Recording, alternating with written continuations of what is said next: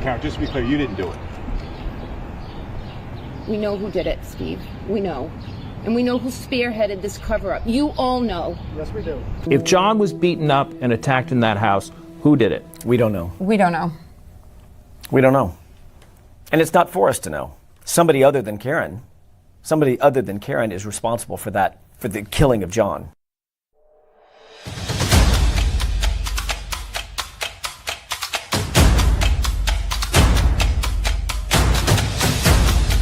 You are listening to the Roberta Glass True Crime Report, putting the true back in true crime.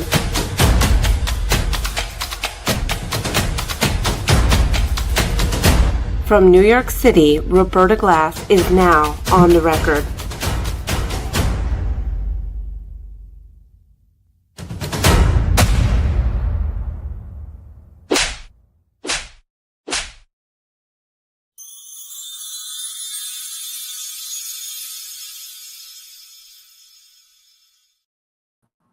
Hey, good morning, everybody. Good morning, Pumpkin. Jude drops. Nice to see you. Confused. Anna Shaw.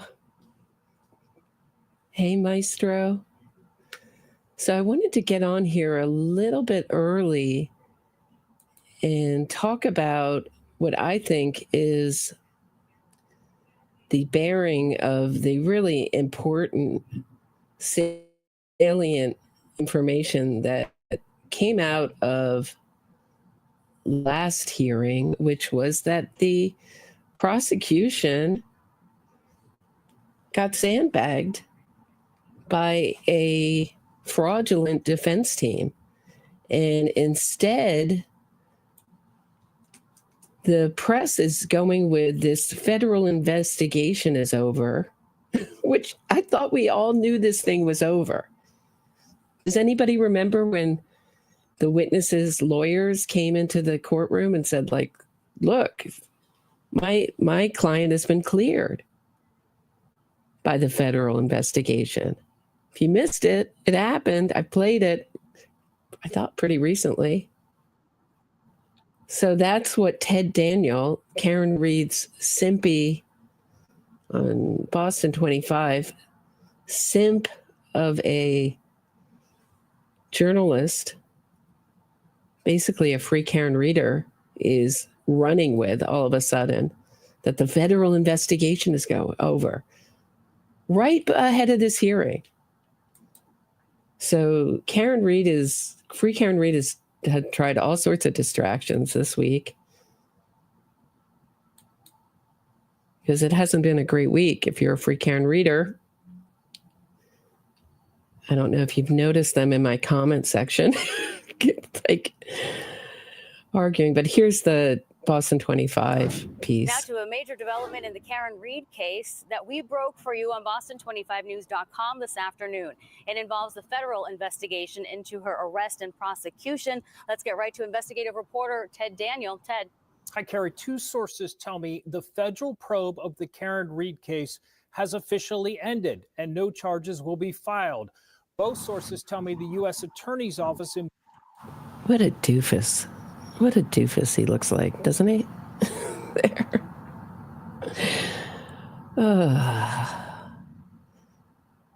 Boston notified state... I mean, here we are. The defense has been totally exposed. Alan Jackson could be getting kicked off the team. Yannetti could be getting kicked off the team. They could never be able to practice law again at maximum. At minimum, get some other kind of small sanction. And let's talk about this federal investigation that we all knew was over months ago. That's the important thing to lead with. And local law enforcement last week. One source tells me the feds communicated this to Canton Police, State Police, and the Norfolk DA's office. As 25 Investigates has reported, the federal investigation was focused on allegations that Reed has been framed for the murder of John O'Keefe. We know that state police detectives were called to testify in front of a federal grand jury, and a number of people that the Norfolk DA's office identifies as witnesses were questioned. See, he knows the power of that. to have a trusted news source say that there are allegations of Karen Read being framed almost makes it real. Feds turned over thousands of pages from their investigation prior to Read's first trial. Thousands of pages prior to her first trial. But it's of infinite importance that they run with the federal investigation is over now. And no charges are coming for anyone. Which we knew with the important witnesses because their lawyers came into court and told us that they were not the subject. They didn't say the investigation was over, but they said they were not being charged. A point that free Karen readers seem to forget. Because you can't trust these. You can't trust the feds, right? I don't know what they think. A lot of it was beneficial to Read's defense. I spoke with defense attorney Marty Kane, a former prosecutor, about all this afternoon. Should the public feel, hey, that they probably did a pretty thorough job, went down every rabbit hole they could? I think it is safe to say that the U.S. Attorney's Office does their homework. They are, if they have a prosecution, they will move forward on a prosecution. But if something came to light that they were unaware of during the time of their initial investigation, which they absolutely have the fundamental right to go forward. This development comes 1 month after a new U.S. attorney for Massachusetts was appointed. Leah Foley replaced Josh Levy, who resigned. The U.S. Attorney's Office declined to comment to us. State Police, Canton Police, Chief Helena Rafferty, and the Norfolk DA's office never responded to our calls. Read's defense tells me they have no comment. Read has a hearing tomorrow. I'm told Special Prosecutor Hank. They have no comment? Okay, just right at the end here, maybe he's going to mention it. Brennan plans to announce all of this tomorrow in court. Yeah, that's the big announcement in court today. The big announcement is that the federal investigation's over. Hilarious. Hilarious. Our news running cover for these fraudulent lawyers, lying lawyers, in my opinion. That's my opinion of them and their behavior in court. I mean, come on. Come on. Also, on WCVB Boston, same story. The federal investigation is over. That's the important thing. That's the important news. You want to hear it? All right, hold on 1 second. Let me pull it up. Let me pull up another one. This is just so absurd. Hey, good morning. Thanks, kitties, for becoming a member. I thought you were a member, kitties. Thanks for renewing your membership. Hey, Manny. There's got to be a ton of money flowing to keep such good PR for Karen Read. It's disgusting, right? Well, that they know that's where the audience is. The audience is in the free Karen readers. It's a much bigger group than our side of the fence. And I just heard, boy, did I get some news this morning that Richard Glossop, who's on death row in Oklahoma, the Supreme Court has set aside his conviction. So that guy is so guilty. I've read the transcripts on that case, and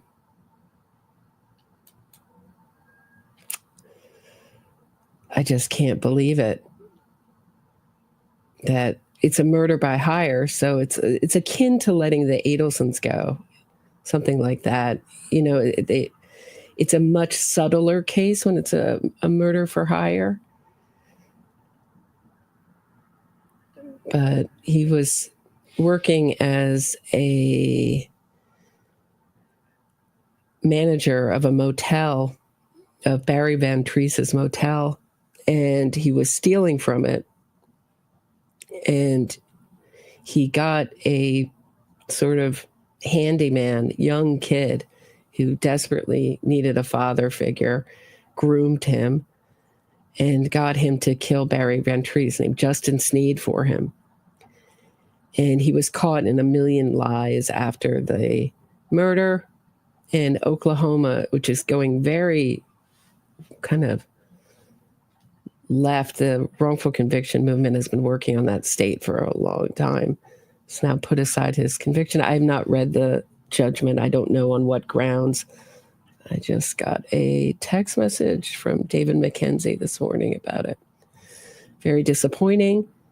And in Connecticut, they let out a cannibal axe murderer over the protestations of the victim's family. So, I don't know. You know, Matt Walsh, controversial figure, but he did a really good piece on the axe murderer. I was not familiar with the case, but what he says about these psychiatrists and their assessments of these criminals is so right on. If I have time, maybe I'll play it, but it looks like I'm running out of time. Here's Karen Reed. Investigates the federal investigation into the Karen Reed case, and the death of John O'Keefe is now over, and no charges will be filed against police or investigators. Reed has long claimed that she's the victim of a cover-up orchestrated by police and prosecutors. Good evening, everyone. I'm Ben Simoneau. And I'm Erica Tarantel. Our David Biedick is live at the courthouse in Dedham with the breaking information. So again, leading with what Karen Reed thinks, and no quote from the prosecutor. Let's just listen to that again. Let's listen to how they lead this up. Tell 5 investigates the federal investigation into the Karen Reed case, and the death of John O'Keefe is now over, and no. It's not a death of John O'Keefe. It's a murder investigation. Charges will be filed against police or investigators. Reed has long claimed that she's the victim of a cover-up orchestrated by police and prosecutors. Where's the other side there? I know what she's claimed. Commonwealth claims quite differently. You won't hear about that in the lead headline there. Good evening, everyone. I'm Ben Simoneau. And I'm Erica Tarantel. Our David Biedick is live at the courthouse in Dedham with the breaking information. David. Erica, good evening. This news will definitely come as a blow to Karen Reed and her supporters, who have long hoped that this federal investigation would expose what they see as an effort to frame her. With that case now closed, we know that that will not happen. Special Prosecutor Hank Brennan is expected to make the official announcement tomorrow about the closed federal case at a hearing here in Dedham, at which several other questions will also be answered. The Commonwealth just provided the court with information that causes me grave concern. The judge's concern is over the prosecution's claim that Karen Reed's attorneys misrepresented 2 experts who testified for the defense during Reed's first trial for the death of John O'Keefe. You and I had never met? That's correct. You did not know who I was? I did not. So number one, what does the prosecution accuse the defense of doing? At last week's hearing, Special Prosecutor Hank Brennan produced documents which he said showed Reed's lawyers had contact with those defense experts and which may have compromised their independence. She's going to want to look at, is there something intentional here? Did they know? Should they have known that this was not accurate if that is found to be true? Number two, what's wrong if the defense did coordinate with the experts? Attorneys do prepare their experts for testimony all the time, but the law requires them to They presented them. They lied to the jury.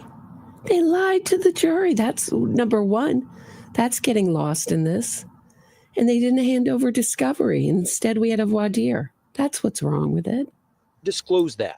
Because that indicates, did they have a bias? Were they working for one side or the other? A bill from ARCCA to the defense. Right. And jurors have a right to know about those biases. And for $23,925. Brennan presented a bill, but question number 3 is, did the defense ever pay that bill? Well, this is some BS right here. So if you're telling a jury, right, that they're not getting paid and the experts are expecting to get paid,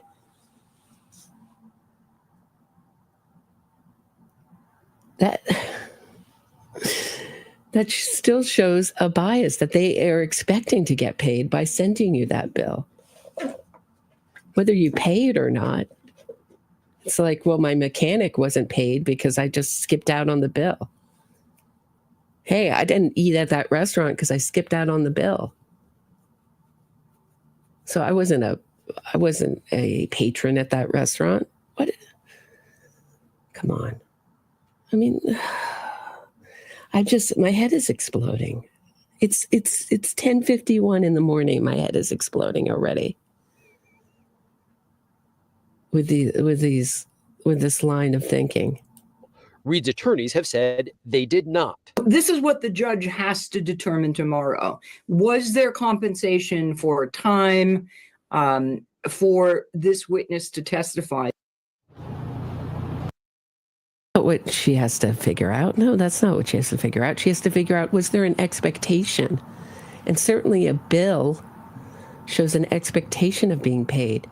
If Karen Reed doesn't pay her bills, was there an agreement to be paid? Why did they think that they were getting paid? And why did they testify that they weren't getting paid in court? You certainly haven't been paid by us. I mean, that was his time to not perjure himself and say, well, we were expecting to get paid. We sent you a bill. But we're not going to send you a bill till afterwards, so I can testify that I'm not getting paid now. At this point in time, we haven't been paid. Come on, are they really going to do that kind of what is the word is Clinton defense on this? Really? Come on, really? Is that what it's gotten down to? Loopholes. All right, I'm just going to go to the hearing. We got a fan. You are muted. And we're muted.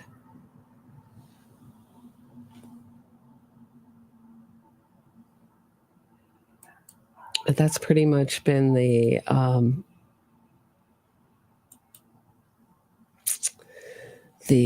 free Karen, the line of the sort of the tone of the press.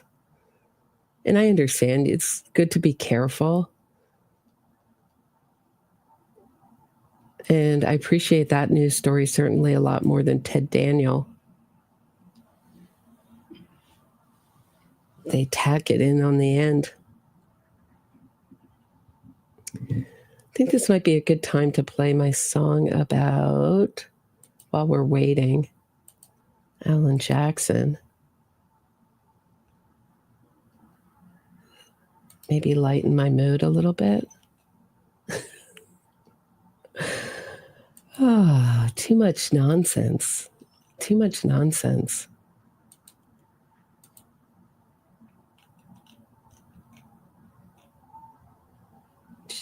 Dewdrop says the defense are a bunch of clowns. Anna Shaw says the defense withheld info detrimental to the case. Right, like very important. They didn't just withhold, they lied about it to the jury. Should I go over it again? But Alan Jackson made a big deal. I'm not getting paid. You've never seen me before. You were hired by a totally different agency. You're totally independent. Said it about 50 different ways when they weren't. I mean, how are they going to get around that? Do you want to go over that again? Maybe that's a better, hold on one second. Let me pull up X.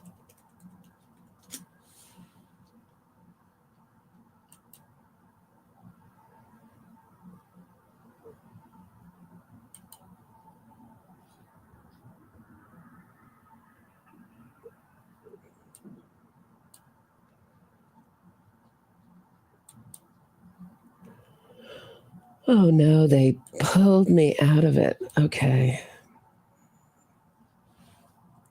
I just cleaned my computer and they signed me out of everything.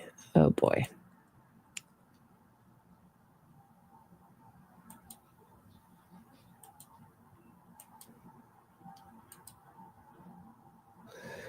Okay, here we go.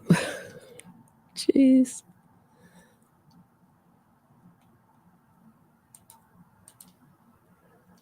Thanks, Tammie, for reposting this live stream. I appreciate it. It's super helpful to this channel when you share things.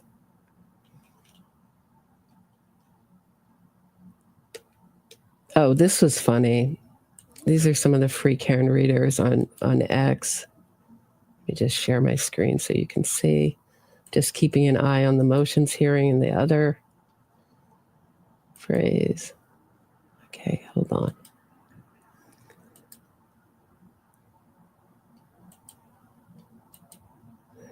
This is Officer Meowf, Jack Meowf. I don't know. I'm calling it now. Hank Brennan's motive for sanctions and accusations. He brought the receipts. It's a little bit more than accusations. Is to impound and put protective orders on everything so they can hide the facts and the effery from the public. Whitey's trial was not televised and made it harder for public knowledge because the FBI was involved. I mean, can you believe this stuff? Here's Julie Carpenter. When the federal government releases information to you under a protective order and specifically forbids you from speaking directly to expert witnesses who contributed to the material in regard to preparation for another trial, you follow that order. Even if you are Alan Jackson, it applies to you. I'm not sure why Karen Reed supporters are missing this highly important detail that came out yesterday and instead focusing on a misstatement of material stored that was that was later corrected, attempting to say nothing said to Jackson in preparation that was forbidden, was hidden by clipping Wolf's testimony or trying to dismiss it by saying witnesses are always prepared. It's not.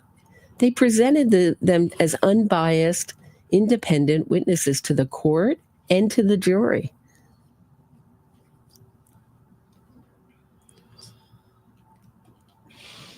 And I was playing this yesterday. Here's Karen Reed.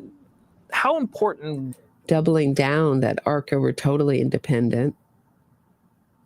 This is a video put together by someone on Twitter. Was those two accident reconstructionists coming in saying no way, no how? I cannot describe the gravity of those two witnesses. First of all, they were unassailable in terms of their credibility and their credentials. There was nobody who testified that was more credentialed to talk about the issues that were attendant to them than those two gentlemen, those two doctors, PhDs. The fact that we didn't hire them. Lie detector test determined that was a lie. They can't be considered hired guns by the prosecution. The fact that the Commonwealth didn't even know their name. They were completely independent third parties who did not know Karen Reed or this case, and they did not know that their assessment was attendant to Karen Reed or this case. Lie detector test determined that was a lie. Central to their testimony, completely credible. I can't describe the gravity of those two witnesses and the impact that it had on the trial and getting to the truth. And what they said echoed everything that we had been learning during the course of our investigation on the defense side, which is that car was not damaged by hitting a human body. It did not hit a person. Lie detector test determined that was a lie. And John O'Keefe was not injured by being hit by a vehicle. Lie detector test determined that was a lie. No way, no how. It didn't happen. As one of the witnesses testified, the physics don't lie. The science doesn't lie. The car did not make contact with John O'Keefe. Lie detector test determined that was a lie. She didn't do this. Lie detector test determined that was a lie. Karen, when the ARCCA information came in that document dump, I guess, what was your emotion kind of reading what they decided? I didn't really know the details of it. Lie detector test determined that was a lie. until trial because I did not have the same access to those materials that the attorneys did because of Lie detector test determined that was a lie. the federal protective order. It was another moment, and there's been so many, that I realized to put it.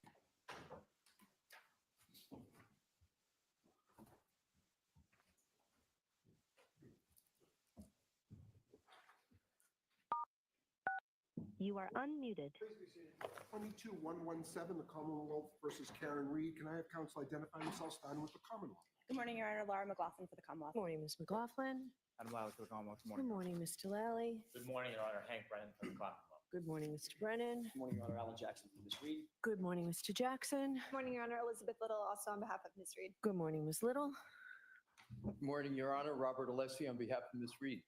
Mr. Alessi. Good morning, Your Honor. David Yannetti for Karen Reed. Good morning, Mr. Yannetti. Good morning, Ms. Reed. All right, so last week, upon hearing of a previously undisclosed relationship perhaps between defense counsel and the ARCCA witnesses, I took a recess here. We suspended. I had heard about email communication, detailed communication, memorializing a conversation regarding an engagement letter and a promise of retainer on March 20th and 22nd of last year, roughly 2 months before the ARCCA witnesses testified. There's another email that was 2 days before the trial and after the voir dire, 2 days before the trial with a list of cases. The Sunday before the witness testified, there's a proposed script of questions and answers and suggestions. And after the trial, there is an invoice or a bill, not just for reimbursement of travel and expenses, but for trial prep. Clearly, the ARCCA witnesses were expecting to get paid. So the Commonwealth, I suspended for 3 reasons. The Commonwealth raised questions of candor with counsel in the court regarding the Rule 14 obligations. And frankly, I didn't think it was fair to have defense counsel stand up and have to answer to that without the opportunity to reflect, to talk to each other, to look at transcripts, to consult with people, and that it made sense to give you some time to do all of that, because what the Commonwealth raised does raise serious issues, not just the rights of counsel, but Ms. Reed's right to a fair trial and all that that entails.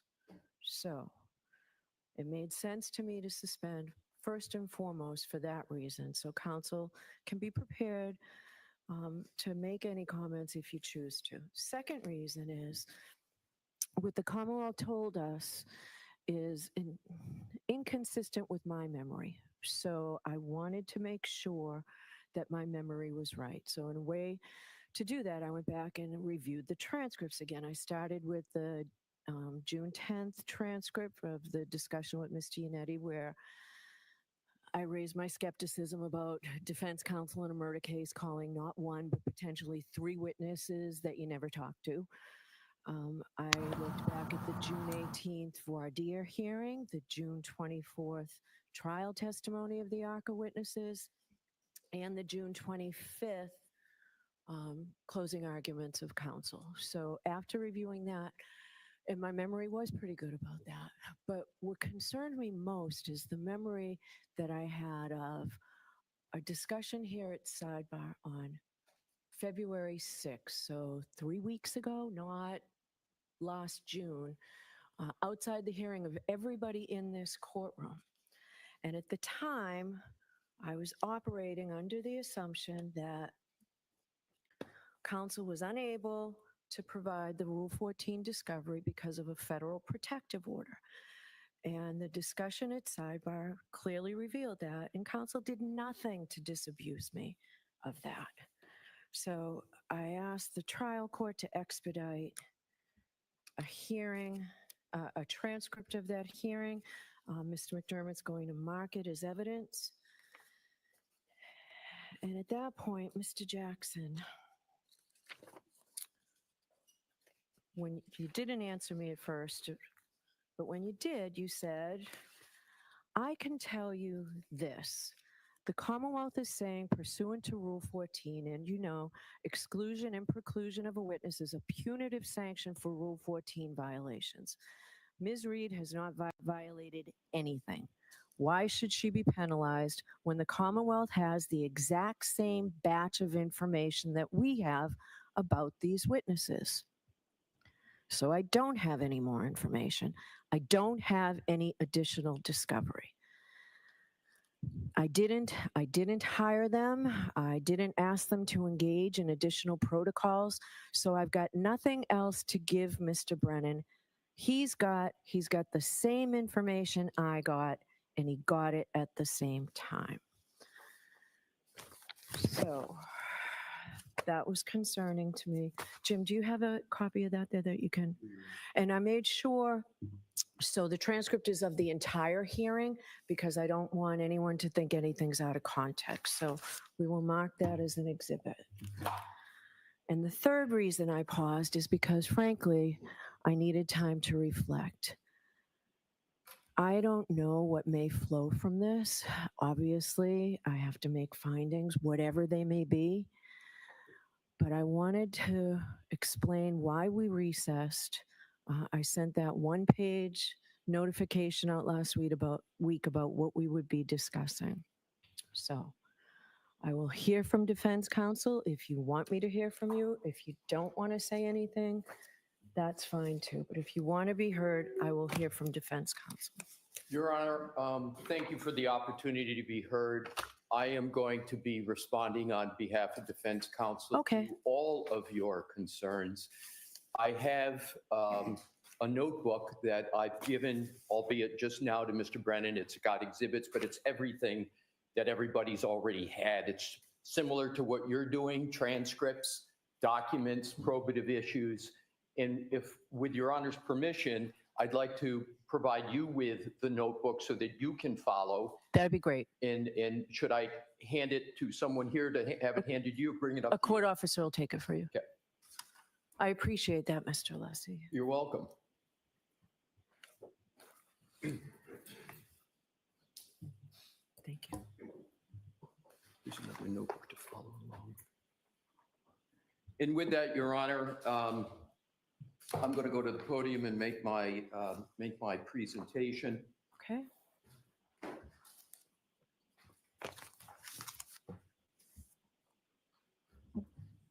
You know what? Actually, I'm going to take 5 minutes to just quickly go through this. That would be excellent. Thank you, Your Honor.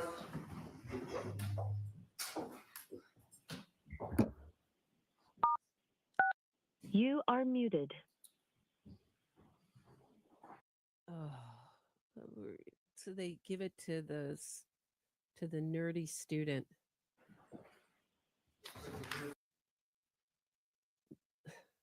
The nerdy student who wants to be in with the cool kids, Robert Alessi.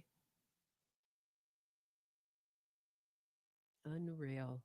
Unreal.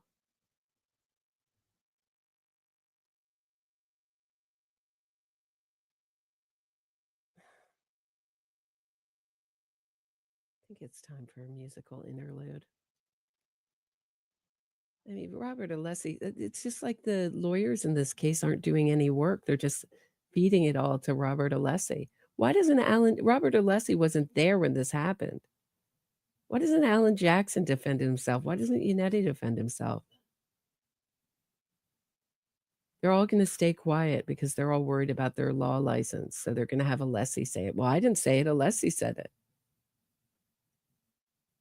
Taking the Karen Reed technique of just of someone in the middle, plausible deniability. Same reason she had John O'Keefe's niece called Jennifer McCabe, and that the whole reason she had Jennifer McCabe and Kerry Roberts there, mix it up. have a little plausible deniability. One person away, blame it on someone else. I didn't say that. I didn't tell the court that. Alessi did. Alessi did.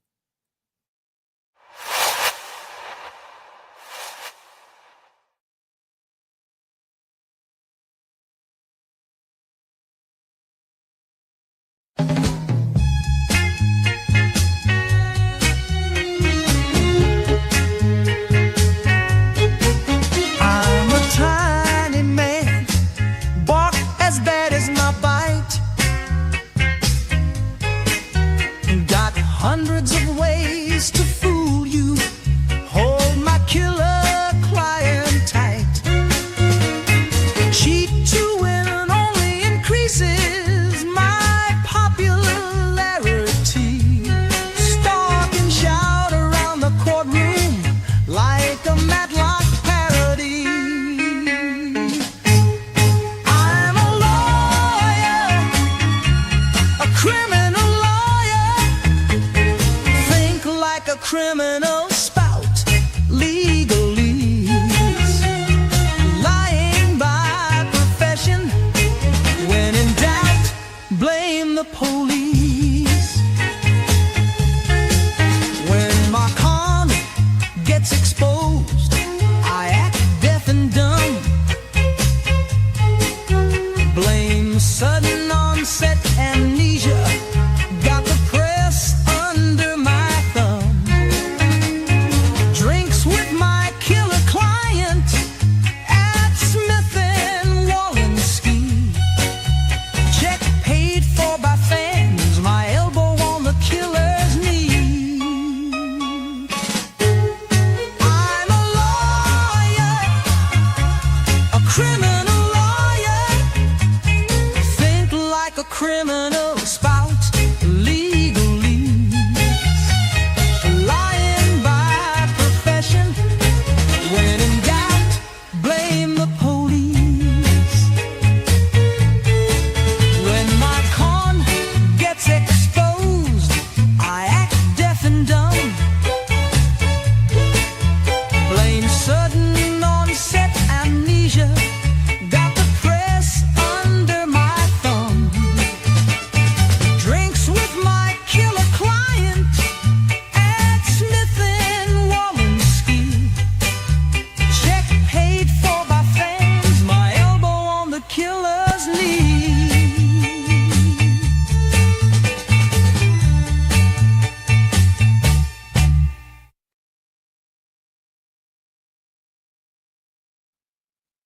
Okay.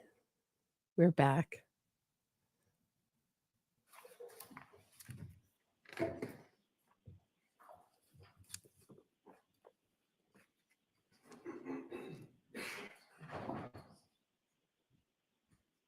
All right, so I apologize if that wasn't quite 5 minutes. I just wanted to see what it was that you had there. Are you comfortable with what's in the notebook? Yes, if I haven't read everything, but I know what each of them are. Table of contents. Yes.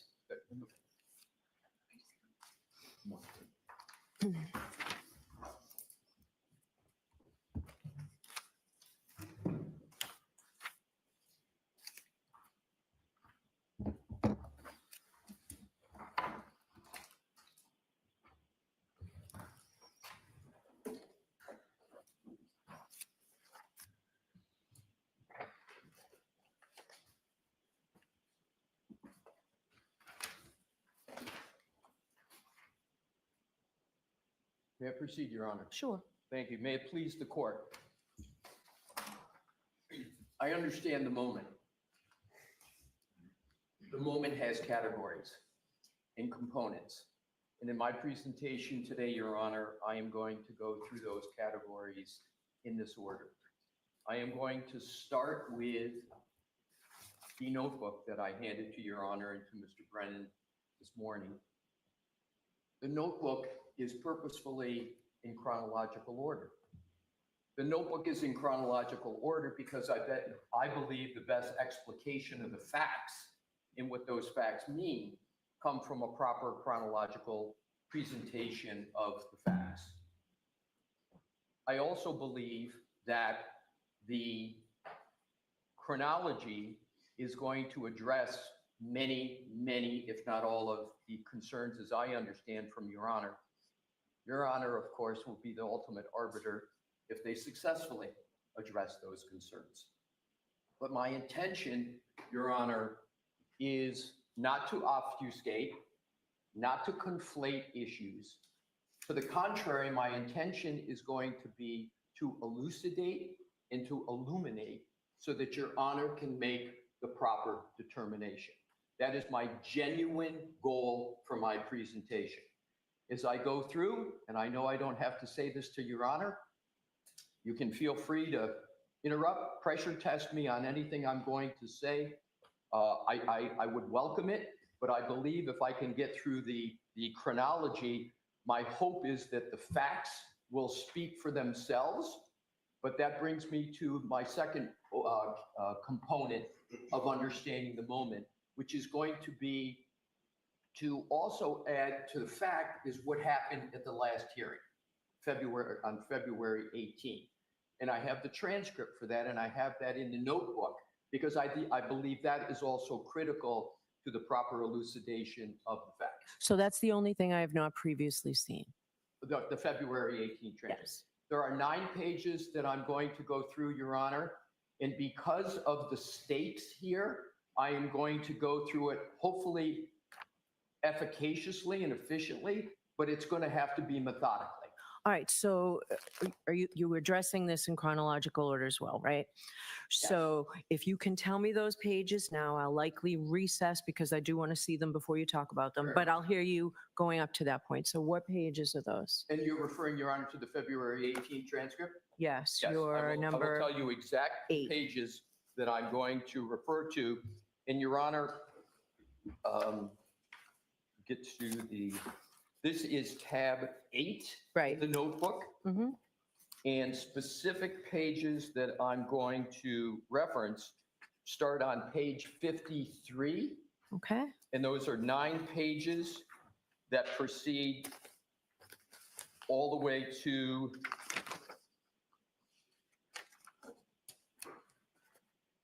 really the substance ends on page 62. Okay. And I appreciate that Your Honor wants to take a look at them because I think it's incredibly important for putting in context what happened at that last hearing. And I think it helps also do a compare and contrast to what the actual facts are and to what the statements were that were made on the 18th. So am I understanding, Your Honor, that you would like me to suspend You my can, brief or keep going? no, you can keep Okay. going and we'll stop so I can read whatever I think I need to read Sure. at certain points, but we should be good to at least start. Thank you. And can I just ask, when was this put together? Started about a day and a half ago and was completed this morning. Okay. All right. Go right ahead, Mr. Lessie. Thank you, Your Honor. So I start with tab 1, which is the March 22nd, or excuse me, go to the bottom, please, the March 20, 2024 email. And this is an email between Mr. Jackson and Mr. Wolf. It was sent from Mr. Jackson to Mr. Wolf. It was entitled Engagement. And so what I'm going to do is, that's where the notebook starts. But I want to go backwards to start in terms of something that is well known. And that is the federal investigation and the products of that federal investigation produced the ARCCA report. And that was in February of 2024. So what preceded this communication was a production of materials from the federal government, about 3,000 pages. Contained in that 3,000 pages was the ARCCA report of February of 2024. There was no index of the 3,000 pages, and the defense came upon that report. They got to reviewing the documents, in March of 2024. And as Your Honor will recall, the trial one started in April of 2024. So it was pretty close to when that trial started. And I know Your Honor knows from both your judicial experience and other experience that when you're entering into a trial of this significance, there's a lot going on. And so what happens is that report's produced in amongst 3,000 pages, it is located, it is read, the significance of it is immediately discerned. The report, basically the findings of the report that the vehicle, and this is the substance is important, Your Honor, because it really informs a lot of the emails. The substance of the report speaks to the issue of whether or not the motor vehicle of Miss Reed made contact at all with the decedent, and whether the decedent's injuries at all reflect a contact with that report. Those findings in that report was set in cement in February of 2024. What do I mean set in cement?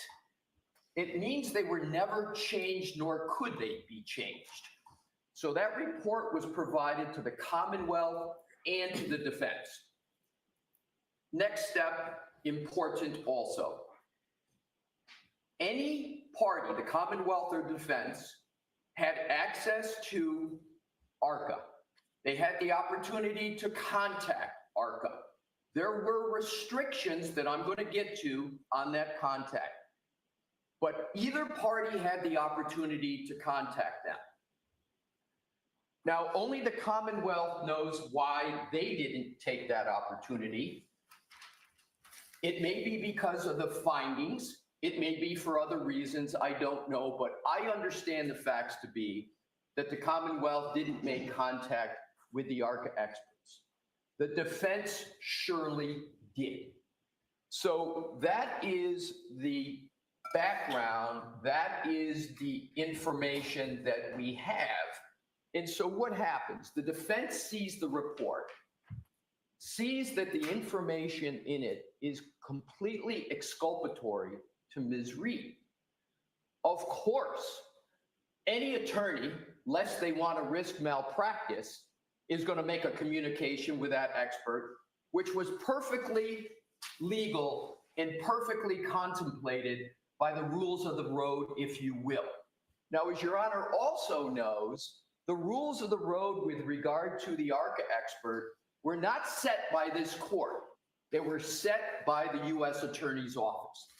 And I'm importantly going to articulate with objective evidence what those rules of the road were. But the one key point is those rules were not set by this court. So the contact was made. This is one of the most unusual situations I've ever seen in my practice of law, meaning you have these experts, you have great exculpatory information, but there are significant constraints on how it is you can interact and utilize those experts in a complete unorthodox situation. Why do I emphasize that? I emphasize that because lawyers in trial practice are used to doing things a certain way. And when there are certain constraints that are imposed upon them, it becomes more sui generis, more ad hoc. And then there has to be sort of new ways of addressing the situation.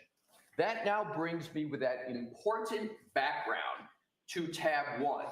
And to repeat, the communications start with a report from the ARCCA experts and their findings and their conclusions that never changed. They never changed from the report they generated until the first communication in tab 1. It may seem self-evident, but given the moment, I'm not going to take anything as self-evident. The defense had zero input into the report and therefore had zero input into the findings. And in fairness to the Commonwealth, nor did the Commonwealth. So with that, we come to the emails on tab 1. March 20, Mr. Jackson to Mr. Wolf. Please note that there is no CC to Mr. Yannetti. Why is that important? When we get to Massachusetts Professional Rule of Conduct 3.3A1, that fact is going to become extraordinarily important. So we have a communication, and it needs to be read in its entirety. Fortunately, it's short. Dear Dr. Wolf, thank you so much for taking the time to get on the phone with me this morning. Pursuant to our conversation, please feel free to forward an engagement letter to this email address. I will get that countersigned and returned to you forthwith, along with your retainer, as required. I have the good fortune of dealing with experts probably every week. And this is classic form parlance. If it's going to be required, you always hope for your client that they're not going to require a retainer. But the language is as required, as. Also, if you could attach a copy of your Dr. Rentschler's and Mr. Klein's CV, I would appreciate it. I look forward to speaking to you and your team soon as we iron out the logistics for your participation in the trial. At that particular point in time, there was no conclusion, no agreement, no knowledge that these folks would actually be testifying. There was certainly the hope, there was certainly the desire, but there was no agreement that they were going to be testifying. That was the Was the federal protective order that was referenced by Mr. Yannetti that said it was specifically outlined and ruled that they could not prep with us for trial. Was that in effect at the time these emails were sent? The answer is, Your Honor, and I'm going to get to it, but I want to answer your question directly. I'd like you to answer my question. Yeah, I wanted to say it. I'm going to answer it directly. What Mr. Yannetti articulated is the rule of the road, not prep, was not a rule of the road. That wasn't the rule of the road, and I have objective proof of that. The rule of the road was there would be no substantive conversations with the ARCCA experts. Okay, that was it. But the answer to your question is I do not know whether the ground rules were in effect, but I can get you that answer, and I will get you that answer hopefully in moments during my presentation. But I do not know the answer.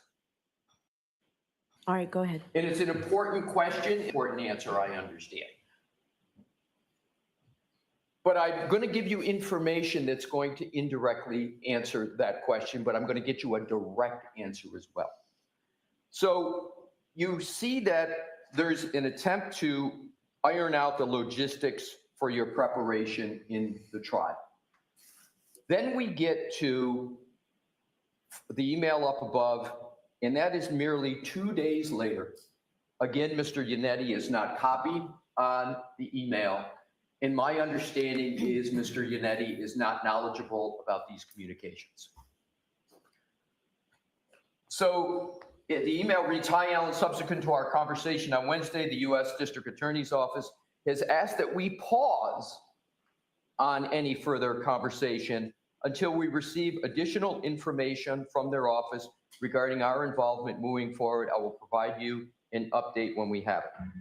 Your Honor, this is not a direct answer to your question, but this is, to me, going to corroborate my point that if there was an agreement and if they were going to be testifying, subject to whatever constraint, this email would not have been sent.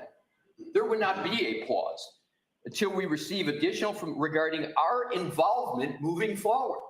The involvement is clearly inchoate at that point. Why would Mr. Wolf be saying, until we receive additional information from their office, the U.S. Attorney, regarding our involvement? This is just talking about mere involvement. So what happens is I call this the pause email, and it's regarding engagement. So Mr. Jackson on the 20th tried to get matters started. He's communicating to see if ARCCA is willing, if they're ready, if they're able, etc. And then we have the pause. The next tab is tab 2, which is the very important June 10, 2024 excerpt of the transcript. But the time in between, Your Honor, the March 22nd pause email and the 6/10/24 transcript is also exceedingly important. What happened between that? Well, to state the obvious, the trial had started. The trial started in April. Mr. Yannetti gave the opening argument for the trial. Do you recall, Your Honor, that Mr. Yannetti never mentioned the ARCCA experts in his opening? I did not review the openings. I reviewed only for the non-evidentiary transcripts I reviewed was only Mr. Jackson's closing argument. Certainly fair enough, Your Honor. Why do I underscore this point? Mr. Yannetti did not even mention the ARCCA experts because the defense didn't even know if they would be testifying. The two most powerful witnesses in support of the I'm sorry, what was the date of the openings? I do not know. I do not have it. It was in April. We can hopefully get that. I can find it. I didn't know if you had it. So, but clearly, Your Honor, it was between March 22nd and June 10th. Right. And so the most powerful exculpatory information from what we consider some of the most powerful witnesses were not mentioned because the defense didn't even know if they would be testifying. If there was an agreement that they would testify, that would have been in the opening. But the uncertainty about it is the reason why it wasn't in the opening. We didn't know what would be happening. So that pause continued through the opening. That to me is so key because I think it's antithetical to an agreement. Now we come to the June 10 transcript. And as I said, I am going to hit head on these areas. I start with, Your Honor, something that's not in the excerpts, but Your Honor may recall that there were a lot of Rule 14 discussions. And Your Honor and Mr. Brennan read this on February 18th at the hearing we just had, that Your Honor was making the point, which I appreciated, that with this very unorthodox situation, the defense was exclaiming, you were saying, I think you're in violation of Rule 14. They said, we've given everything we've got. We don't have anything more. Well, I know you can't, but you're still in violation. So Your Honor fashioned a remedy. Your Honor fashioned the remedy, the Rule 14 remedy, that there was going to be a voir dire, and that the ARCCA witnesses were going to have to come up from Pennsylvania, and they were going to need to sit for a voir dire. I will get to the significance of that, but that's what started, is the predicate for the discussion I'm now going to focus on.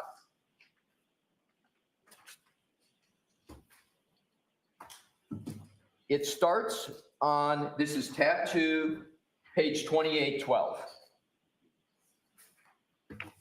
Line 5, the court. Now, regarding the 3 experts from ARCCA, so I've read that report. I can't tell who does what or what the basis of their opinion is. So what have you provided? You're referring to the defense, of course. Mr. Yannetti, Your Honor, we've provided everything that we know. We mentioned to this court at sidebar, these experts did not arise from us finding them. The court, I understand that. Mr. Yannetti, these experts were hired by the federal government and they provided a report to us pursuant to the TUI request. And it was specifically outlined and ruled that they could not prep with us for trial. Court, and it's important not to stop there with what Mr. Yannetti said. There's more to that statement. There's an elaboration of it that is important. The court, so I'm to believe that the defense is calling 3 witnesses that you've never spoken to and putting them on the stand here. And I want to key into your words, Your Honor, because I want to be fair and precise. Your question— That's exactly what I said. Pardon me?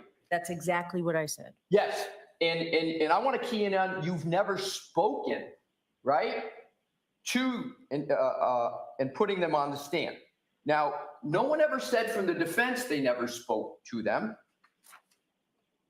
but that was what Your Honor was concluding from what was stated.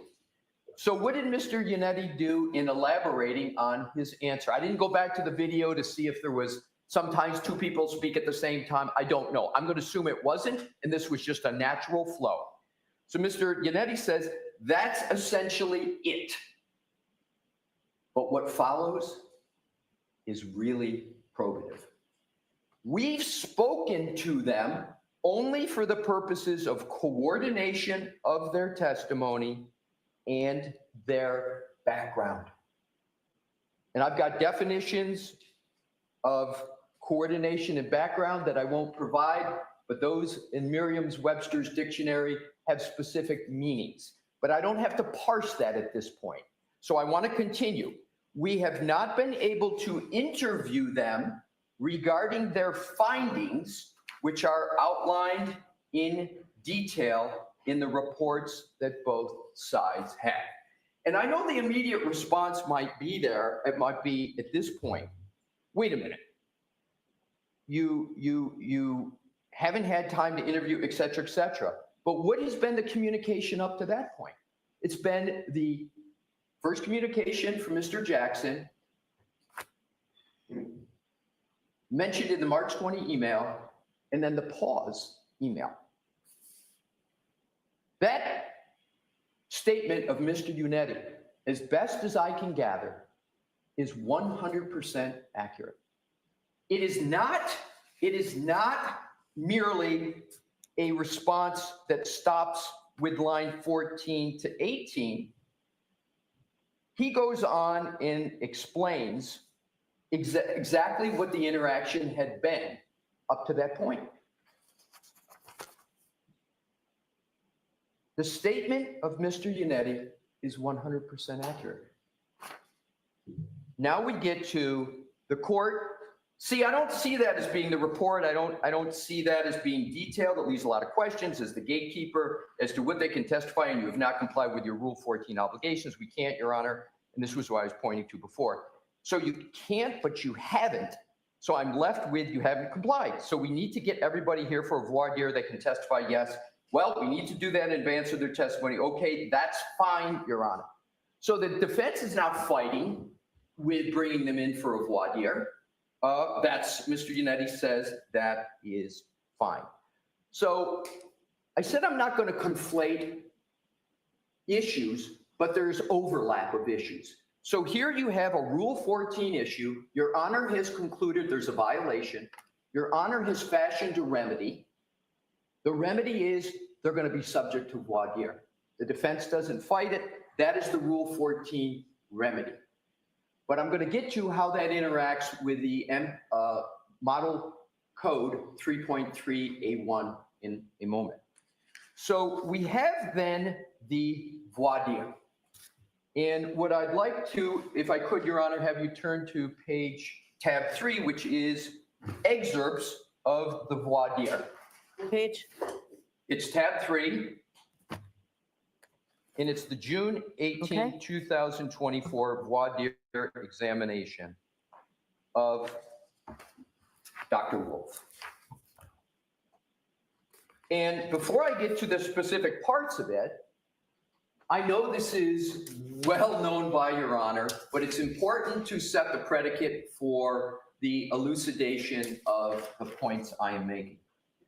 We all know voir dire is the opportunity for anybody to ask virtually any question they want of the witness to be voir dire. Your Honor set no limitations on the topics of voir dire at all. In recalling Your Honor's concerns, right? I don't know who even is opining on what. I went back and looked at that, Your Honor. Pretty fair comment, if I could, from the bench. It was hard to see. But please recall that wasn't the defense's making. We got what was sent in cement, the reports. That's the way they came. We didn't create a report that blended experts as to what they were going to say. That's what got dropped in our lap. So the voir dire was the opportunity for the Commonwealth to ask whatever questions they wanted to ask. There were no limitations. So up to this point, Your Honor, I'm going to use some words of others because I'm going to come back to them after we talk about the February 18th hearing. There was no compensation as of June 18th. There was no promise. There was no reward. There was no inducement unless one tries to define inducement as being the hope that you'll get to have these experts testify on behalf of the defense. There was no favoritism because the Commonwealth had the opportunity to interact with the ARCCA experts. They had the opportunity to call them as witnesses. And we sure know that the Commonwealth knows how to conduct a rigorous voir dire. Please simply recall Attorney Brennan's voir dire of Dr. Russell. That was the opportunity. They had a Dr. Russell opportunity with Dr. Wolf. What they chose to do with that opportunity, of course, is fully the discretion of the Commonwealth. The Commonwealth did not ask numerous questions that someone with the benefit of my hindsight in Monday morning quarterbacking would have asked them. But I would have asked them a lot of questions, especially given the unorthodox situation and given that the defense quickly jumped on the opportunity, right, to interact and call these witnesses. But they didn't take advantage of that opportunity in the voir dire. They didn't ask those questions. Had they asked those questions, they would have gotten answers. Now, Your Honor, I don't say that that in and of itself addresses the Rule 14 issues. I'm going to get to those. But I want to get to the prejudice and I want to get to some of the other important issues. I'm going to highlight, because I'm going to come back to it, Your Honor, page 1-67. We heard at the February 18 hearing, and again, I'm going to come back to it when we go line by line for those 9 pages, not line by line, but many lines. If I could draw your attention, please, to line 12. It starts with line 10 to put it in context. What about human factors? This is the voir dire, direct voir dire. So Mr. Jackson is asking Mr. Wolf the questions. What about human factors? What does that discipline entail? What is human factors? Answer. Well, to give you an example of that, so I do a lot of nighttime visibility work. And then it goes on where, for instance, let's say a pedestrian is coming down to the roadway at night. There's also going to be, that I'm going to get to in chronological order, Dr. Wolf on direct talking about nighttime visibility work, etc. But if Your Honor could just please note the absolute raising of the issue of nighttime visibility and pedestrians affirmatively in voir dire. So that was voir dire, no restrictions, opportunity to ask whatever they wanted to ask. And as a highlight, the voir dire brings out nighttime visibility work. If Your Honor could please turn to tab 4. Tab 4 is the June 22nd, 2024 email, but it's important who it's from and who it's to and who's not on. From Daniel Wolf to Alan Jackson, subject Wolf qualifications. No David Yannetti on this email. And Your Honor, because I've said it so many times, Mr. Yannetti not being on the email, I can tell you from my own experience in this second trial, but this was, I understand, the first, there was a division of labor. There was a lot going on. This is now June. This is in the middle of trial. Everybody's got responsibility for their witnesses. So there's not collaboration going on. It's not the luxury I usually have at my law firm, where you're sitting in a nice big conference room and all the attorneys are sitting around the table all the time, let's say in March, etc. But clearly in June, the trial's going on. But they're dealing with their own witnesses at that particular time. So let's read it because it's short, but it's important. I'll repeat again. This was an email from Daniel Wolf to Alan Jackson. Alan, I spent this time this morning putting together a brief outline of my qualifications. I've also attached my D&T deposition in trial, in the trial parlance. I know it's nothing compared to Andy. I obviously won't say what the response is verbatim, but I gave you a general sense of what my response would be.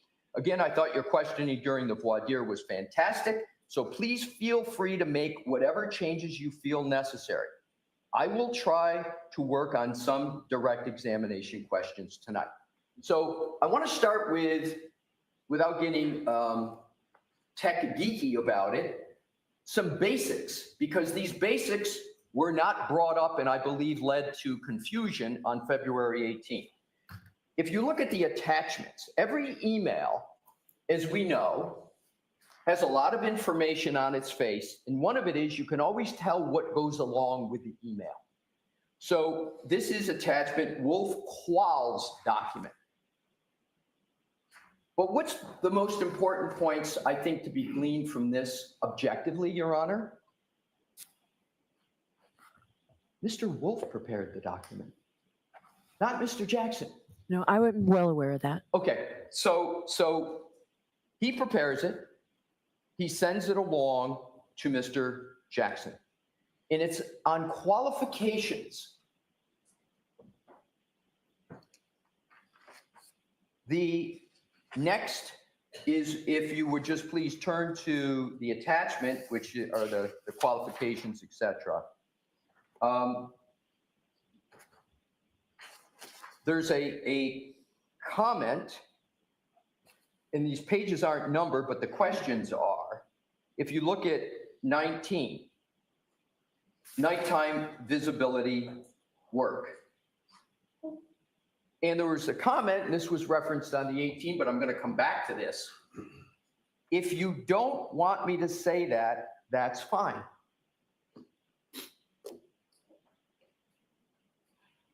That very testimony in that very point was elicited by Mr. Jackson on the direct that we're going to get to. There was no hiding of it. I read that as well. Good. Thank you, Your Honor.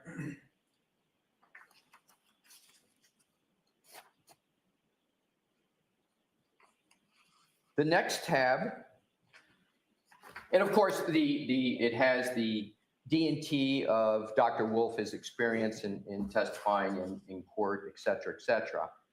I will indicate, Your Honor, that the information in terms of quals, et cetera, all of that, to me, would be basic questioning in a voir dire. But those questions, to the best of my knowledge, were not an issue of concern for the Commonwealth with regard to voir dire. I mean, inquiry, but again, that's what voir dire provides the opportunity for.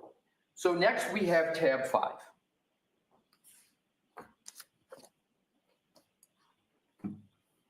June 23rd is Sunday at 2:59 p.m. from JenTheRN to Alan Jackson. Subject Wolf Direct, attachments, Wolf Direct. So it's clear, and then if you turn the page, that is the attachment, is something that has no labeling on it, but I don't think anybody is going to misunderstand that this is what's being referred to in the attachment Wolf Direct. So all the topics that are in this direct were all in the report of ARCCA, the frozen in concrete report of ARCCA. And we will get to this, but what I did was I went and compared this outline. I did too. Your Honor, there's one thing I've learned in the short time I've had in this courtroom is that Your Honor is on everything. And the reason I am underscoring this is because it's going to come to an application of all the legal principles. So I very much and genuinely very much appreciate that Your Honor has, seems like with an exacting eye gone through and looked at all of this. So all of this is what's in the report that everybody already has. Why do I make that point? Because the rule 3.3A1, it has relevance, but it's got more relevance to the rule 14. And we heard on the 18 a very long buildup in an emphasis on the Commonwealth not having access to information, being surprised, et cetera, et cetera. So the point here is, additionally, if you compare the direct examination that actually occurred with this outline, there's not a very close resemblance. The topics are covered. I make that point because of two things. First, Mr. Jackson did not prepare this document. One of your questions at the February 18 hearing was, what's the date, et cetera, and I'm going to get to it, and I'm going to use words, not characterizations. That's why I don't want to go into it too much here. But there was a certain impression made about who had prepared this document. But I want to underscore it was Dr. Wolf who prepared it and sent it to Mr. Jackson. Now I want to get to the timing because I think this is very important for the Rule 14 issue. This is Sunday, June 23rd at 2:59 p.m. The trial resumed the next day, which is going to segue me eventually to tab 6. And if Your Honor would look at the first page on tab 6, it's June 24, 2024. The very next day, probably less than 24 hours after this outline goes to Mr. Jackson, Dr. Wolf is on the stand. If anybody thinks that Mr. Jackson was waiting for an outline from Dr. Wolf to be able to prepare one of the most important direct examinations of the trial until he got it, I think that person would have to have quite a fanciful imagination. I don't think there's anybody here who thinks that. Thank you. So the other important point to underscore is that this was something provided by Dr. Wolf, not drafted one word by Mr. Jackson. So if someone is to say that, and I'm not inferring Your Honor, but someone else might want to infer to say that this is a blatant Rule 14 violation, this should have been turned over, et cetera, et cetera. What happened the next day, one day later, That would have required Mr. Jackson in the middle of trial with an unorthodox situation, trying to figure out what to ask Dr. Wolf, under what parameters, under what constraints, et cetera, that he should have also had the thought, oh boy, I got this in at 2:59 p.m. on a Sunday. I better hurry up and communicate with the Commonwealth and go provide that to him so I comply with Rule 14. I'd like to believe that I'm very diligent about my Rule 14 obligations, Your Honor. I'd like to believe I would have done it. I don't believe I would have even thought of it, came to my mind. We know what the standard is, but I want to underscore the connection in time between Mr. Jackson gets this and when Dr. Wolf is on the stand, because that's really the prejudice time period or potential, if you will, that occurred. Not even to bring in the voir dire that this could have been brought up, all these topics in the voir dire. Not that voir dire satisfies all Rule 14 obligations, but the reason I brought up Your Honor's Rule 14 remedy was it was the remedy, I think, perfectly tailored to the situation to basically say, I don't, as the court, understand. These folks haven't gotten what the court found was their proper discovery. We're saying we don't have,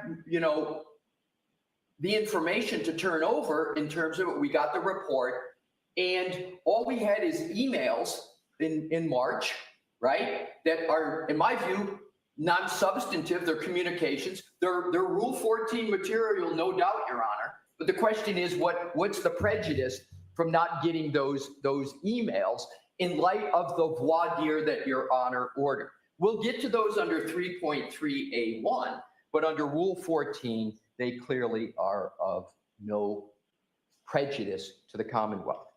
So now we have the trial testimony of Dr. Wolf.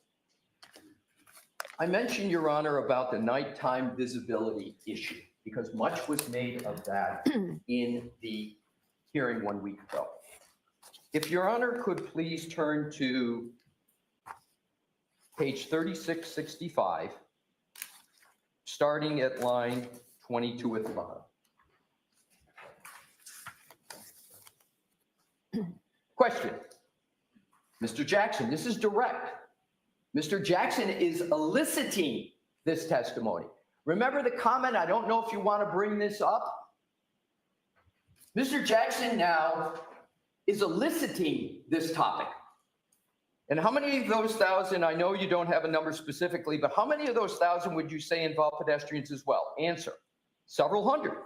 As I mentioned earlier, a great deal of my work is in the field of lighting and visibility. So there is a direct correlation between time of day and pedestrian incidents. Here's the key sentence. We see a rise in the evening and night hours just due to drivers having a difficult ability to try to perceive and recognize individuals. So I certainly see a lot of pedestrian collisions in my casework. Elicited, discussed. Now to some very important communications on direct. If I could ask Your Honor to turn to 3669, please. Line 9. This is again by Mr. Jackson. At the time you did your expert review, Dr. Wolf, and your consultation, you and I had never met. Answer, that's correct. 100% true. You did not know who I was. I did not. 100% correct. You had never met Ms. Little? No. That's correct. Mr. Yannetti? No. Fact. As a matter of fact, you had never heard of this case. That's correct. Page 3670. Line 10. Question. When did your analysis and conclusions, well, let me ask it this way. You finalized your report, you and your team, correct? Answer correct. Question. And that report is contained in a multi-page document that was submitted following your analysis and your opinions and conclusions, right? Answer correct. The defense didn't have anything to do with that. That's correct. True statement. You had never met us, didn't know who we were when we did this. Correct. Now, if you could continue on, Your Honor, to, I believe, if I could be so officious and say this may be some of the most key aspects of the testimony for your honor's inquiry. 6, question. All right, it goes without saying, I'm going to ask it anyway. You haven't been paid by the defense.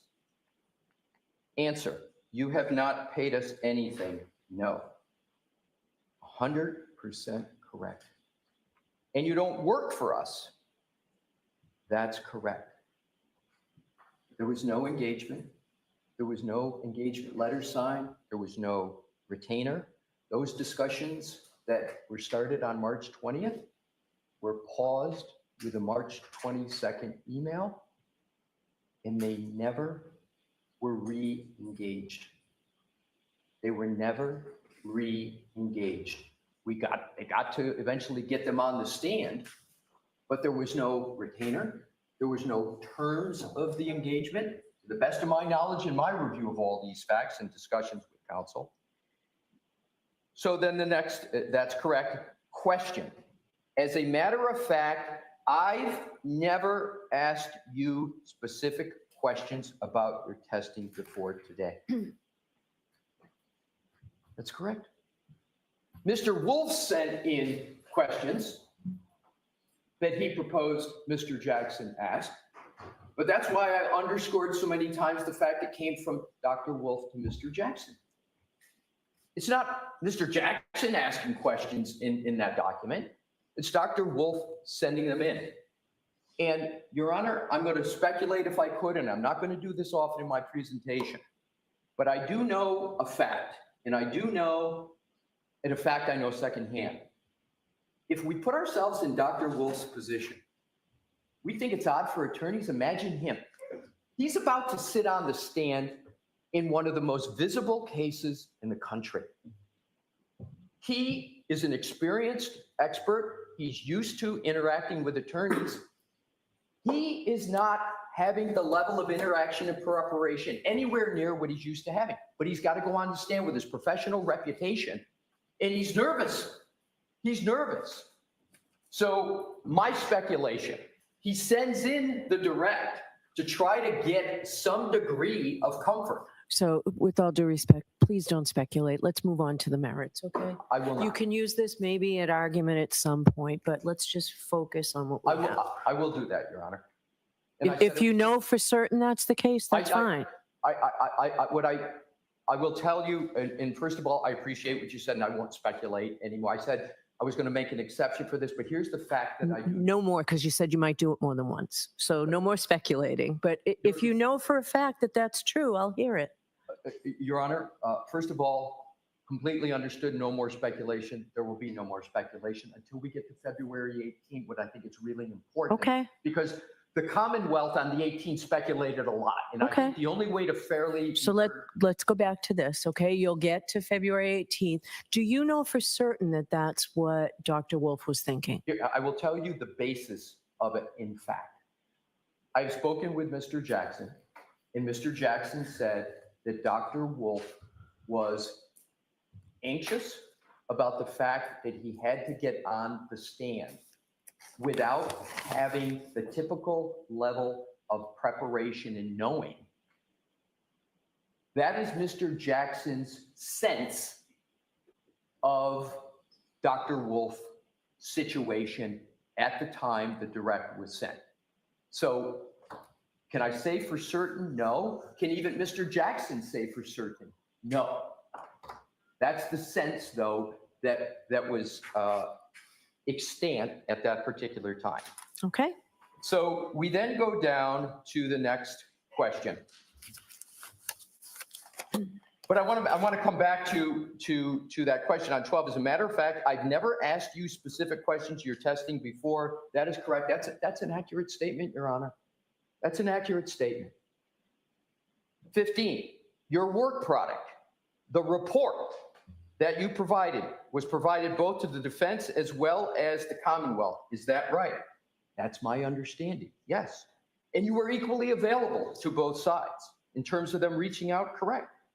Yes. And I called you ultimately after receiving your report and asked if you join us and testify. Correct? That's correct. Why do I point that out? Because it's not only my sense when I said earlier that and I don't think this is disputed, the Commonwealth had equal opportunity to contact ARCCA. That was Dr. Wolf's sense as well. So that is the direct testimony of Dr. Wolf, and I want to just speak to the findings because on page 3676 to 3677, because the findings never changed one iota from the report ARCCA issued in February to Dr. Wolf's testimony. There's been a lot of talk about potential cause and effect of the interaction Mr. Jackson had with Dr. Wolf before he testified. And the key emphasis, and I think should be the key concern of everyone, certainly was the concern of the U.S. Attorney's Office in the federal investigation. They didn't want those findings altered in any way. And the U.S. Attorney's Office basically said, we don't want any more additional testing. We don't want anything. You're going to get these findings and you're going to deal with the findings that they have. So what were those findings? Bottom of 3676, line 25, did you perform an accident reconstruction? Specifically focused on determining whether or not damage to the Lexus was consistent with hitting Mr. O'Keefe. Answer, yes, I think that's a fair characterization. And reversing that, was your accident reconstruction also focused on whether or not the injuries to Mr. O'Keefe were the result of being hit by a vehicle? So it's important to know in terms of, whatever the interactions were and whatever the effect of the interactions were, is that the findings always stayed the same. And what was elucidated at trial, what was presented to your court, was not anything whatsoever different from what was established in cement in that report in February of 2024. So now we go to, and of course, the findings of ARCCA being that the vehicle did not come into Ms. Reed's SUV did not come in contact with Mr. O'Keefe, and the injuries that Mr. O'Keefe incurred were not the result of an interaction with a motor vehicle. So now we go, Your Honor, to the tab 7, which is the invoice. I am going to be very precise and point out some items, hopefully for an efficacious purpose. It says at the top, ARCCA invoice date, July 12, 2024. Of course, by then the trial is over. Your Honor correctly noted in your preparatory statements about these line items that are in it. We don't run from one word or line in this invoice.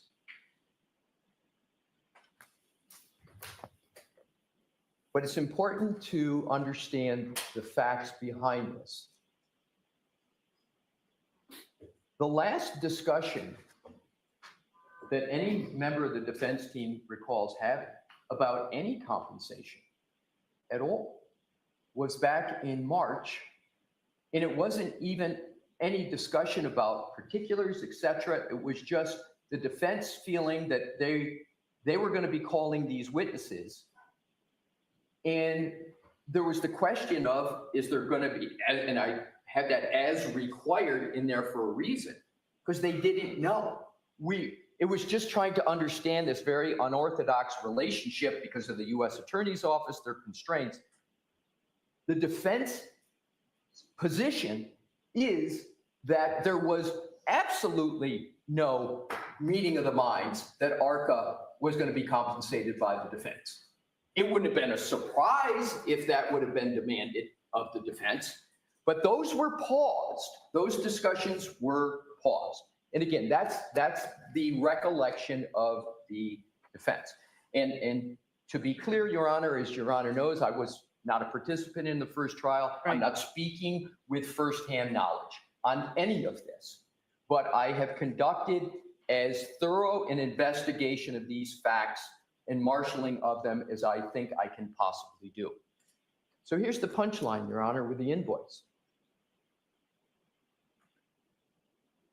Came out of the blue. It came out of the blue. It gets sent to Mr. Jackson's office in July. I can't reveal attorney-client communications, but I can tell you there's one person that was more shocked than most about the invoice coming in and the amount.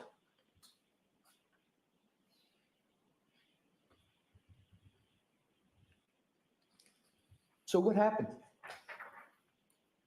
And this is, Your Honor, objective. These are recollections, information. The defense team called Mr. Adam Deitch at the U.S. Attorney's Office. What is this? Can we pay it? We supposed to pay it?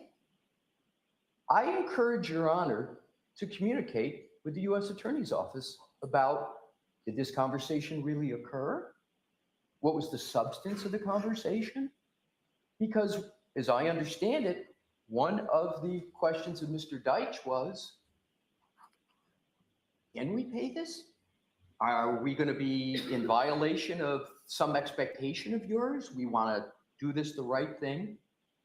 Mr. Deitch said, yes, you can pay. Why would the call go into Mr. Deitch if there was a prior agreement that they would be paid for anything? There would be no reason for the call.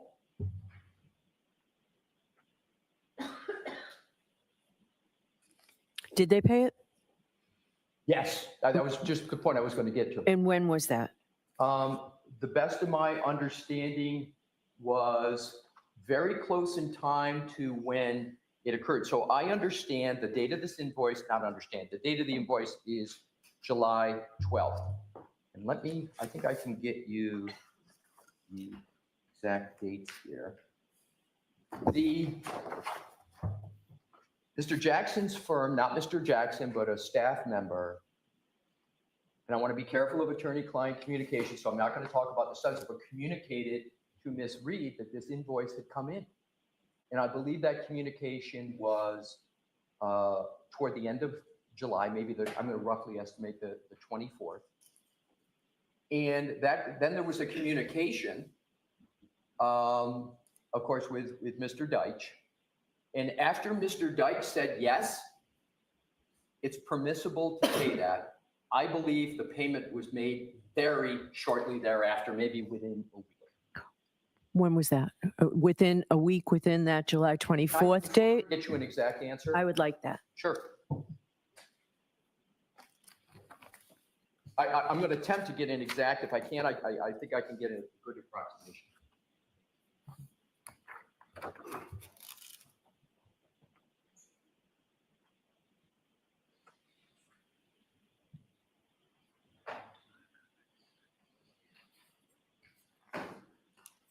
Your Honor, I understand a check was sent to ARCCA on July 25th. Thank you. You're welcome. So there's no doubt the invoice was paid. But the story is not solely about was the invoice paid. The important part of the story, what the facts, is it came out of the blue. And I don't expect anybody to take my characterization 100%, but that's my full understanding. But the call to repeat to Mr. Deitch is, to me, the corroboration of that very point. And it's an important one. It's an important question, and it's important, very important question. But it's an important fact point as well that that call was made. So in terms of The next tab, which I've been alluding to during Okay, my. so this is the one I said I needed to take a I recess was to just read going to that. say the same thing. All right, This so- is now that point. All right, why don't we take a 15-minute recess?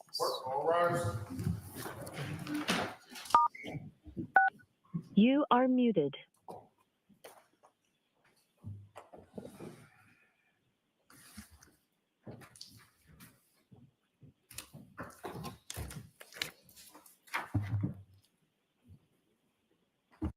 Okay, so I don't like to interrupt testimony, but he essentially argues points that aren't in dispute.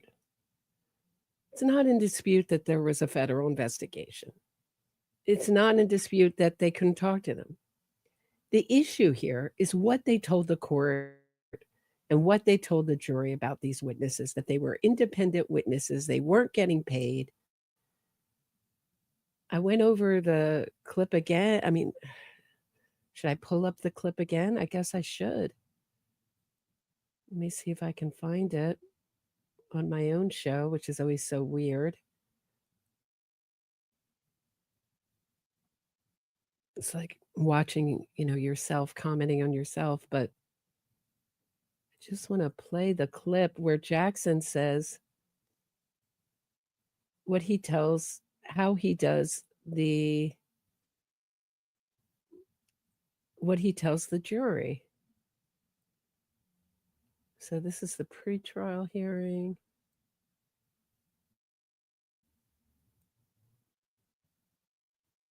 Here we go.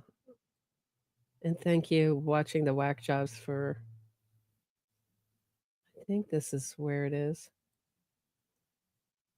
for pointing out. Which I think he should. He won't. And what I'd like to know is, how long has Alan Jackson been using this technique? I'd love to talk to some prosecutors who've gone up against Alan Jackson. Right, my point was, this wasn't the only witness this was done with. Marie Russell, same thing. We just talked to her. We haven't had a chance to talk to her.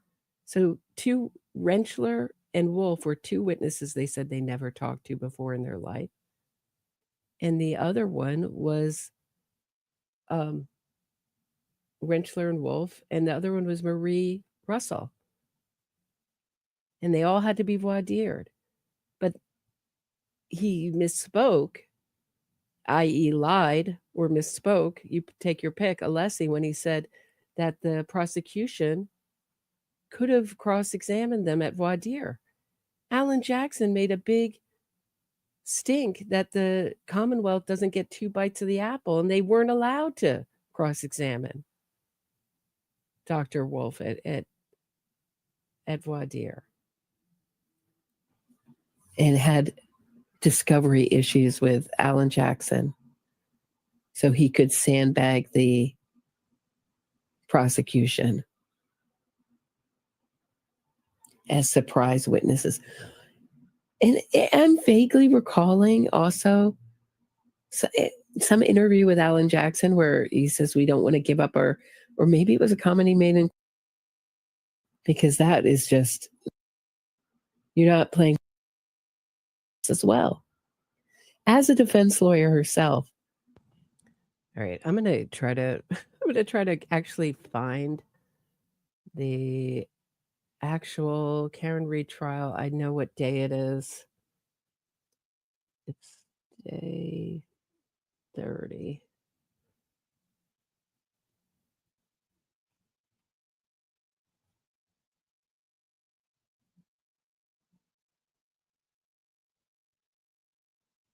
Hold on one sec.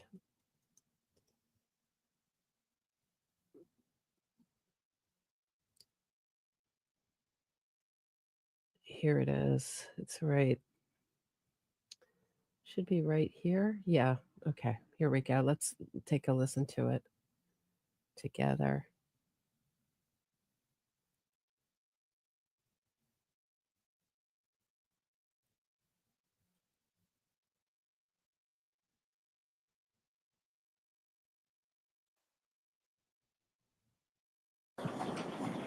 You've been qualified in other courts to testify as an expert in the area of accident reconstruction. Is that right? Yes, sir. You were not hired by the defense in this case, correct? That is correct. At the time you did your expert review, Dr. Wolf, and your consultation, you and I had never met. That's correct. You did not know who I was. I did not. You'd never met Ms. Little. No. Mr. Yannetti. No. Matter of fact, you'd never heard of this case. That's correct. You were hired by another agency not connected in any way to the defense. Is that right? Correct. And not connected in any way to the Commonwealth. Is that right? Correct. So your analysis and your conclusions and your opinions are completely independent of the defense and the Commonwealth in this case. Is that right? Objection. Sustained. Mr. Jackson, you can ask it differently. When you did your analysis and conclusions, well, let me ask it this way. You finalized your report, you and your team, correct? Correct. That report is contained in a multi-page document that was submitted following your analysis and your opinions and conclusions, right? Correct. The defense didn't have anything to do with that, correct? Correct. You had never met us, didn't know who we were when you did this. Correct. You'd never met Mr. Lally, didn't know who he was when you did this. Correct. So your analysis, opinions, testing, and conclusions were requested by a completely separate agency. That is correct. All right. Goes without saying, but I'm gonna ask it anyway. You haven't been paid by the defense? You have not paid us anything, no. Goes without saying. You have not paid us anything. So, but that's different than, obviously they were expecting to get paid. So I don't think it matters whether they got the check, whether they paid yet.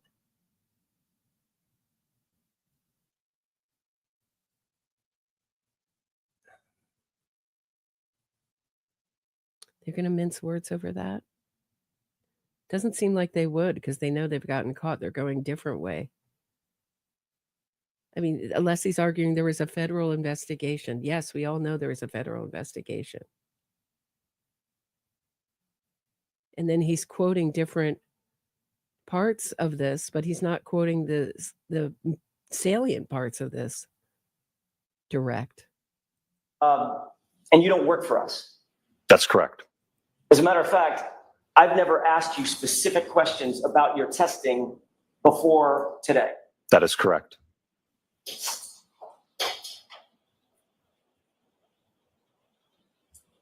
Your work product, the report that you provided, was provided both to the defense as well as the Commonwealth. Is that right? That's my understanding, yes. And you were equally available to both sides? In terms of them reaching out? Correct. Yes. And I called you ultimately after receiving your report, asked if you join us and testify, correct? That is correct. All right.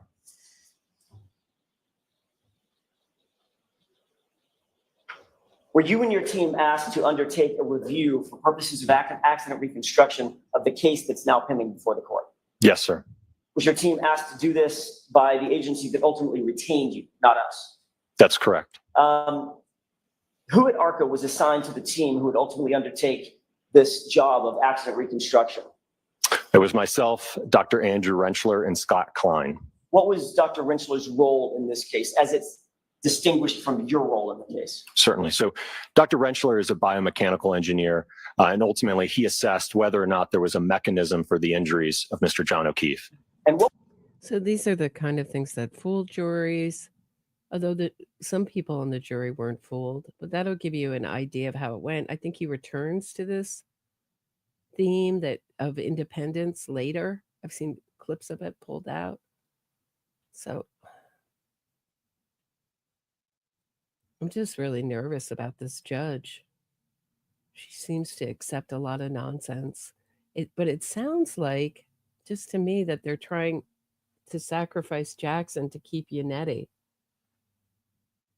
Because Yannetti also presented it to the court that he hadn't talked to them. But the way Alessi's making it sound, it was like it was all Jackson. Like, we'll see how it goes. And then his wife, Daniel Wolf's wife, joined the Free Karen Reed Facebook group right after he testified.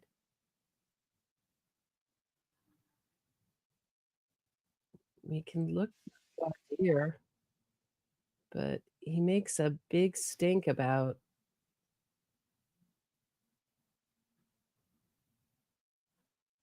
Oh, he was cross-examined. I guess Jackson objected. He was cross-examined. They asked like 2 questions, Lally did. He was. I'm wrong. I just remember Jackson making a big stink of 2 bites of the apple. There, you can't get 2 bites of the apple, and I think Judge may have gone against that. So here's their. Let me show you. I'm just keeping an eye out on the. Still got a fan. But here's the voir dire of Dr. Wolf.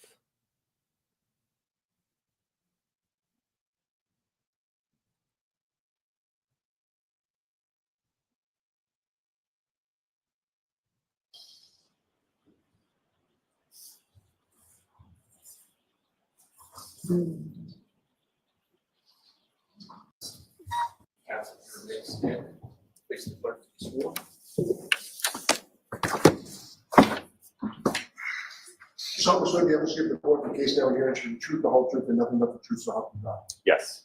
Thank you. Just very loudly into the microphone.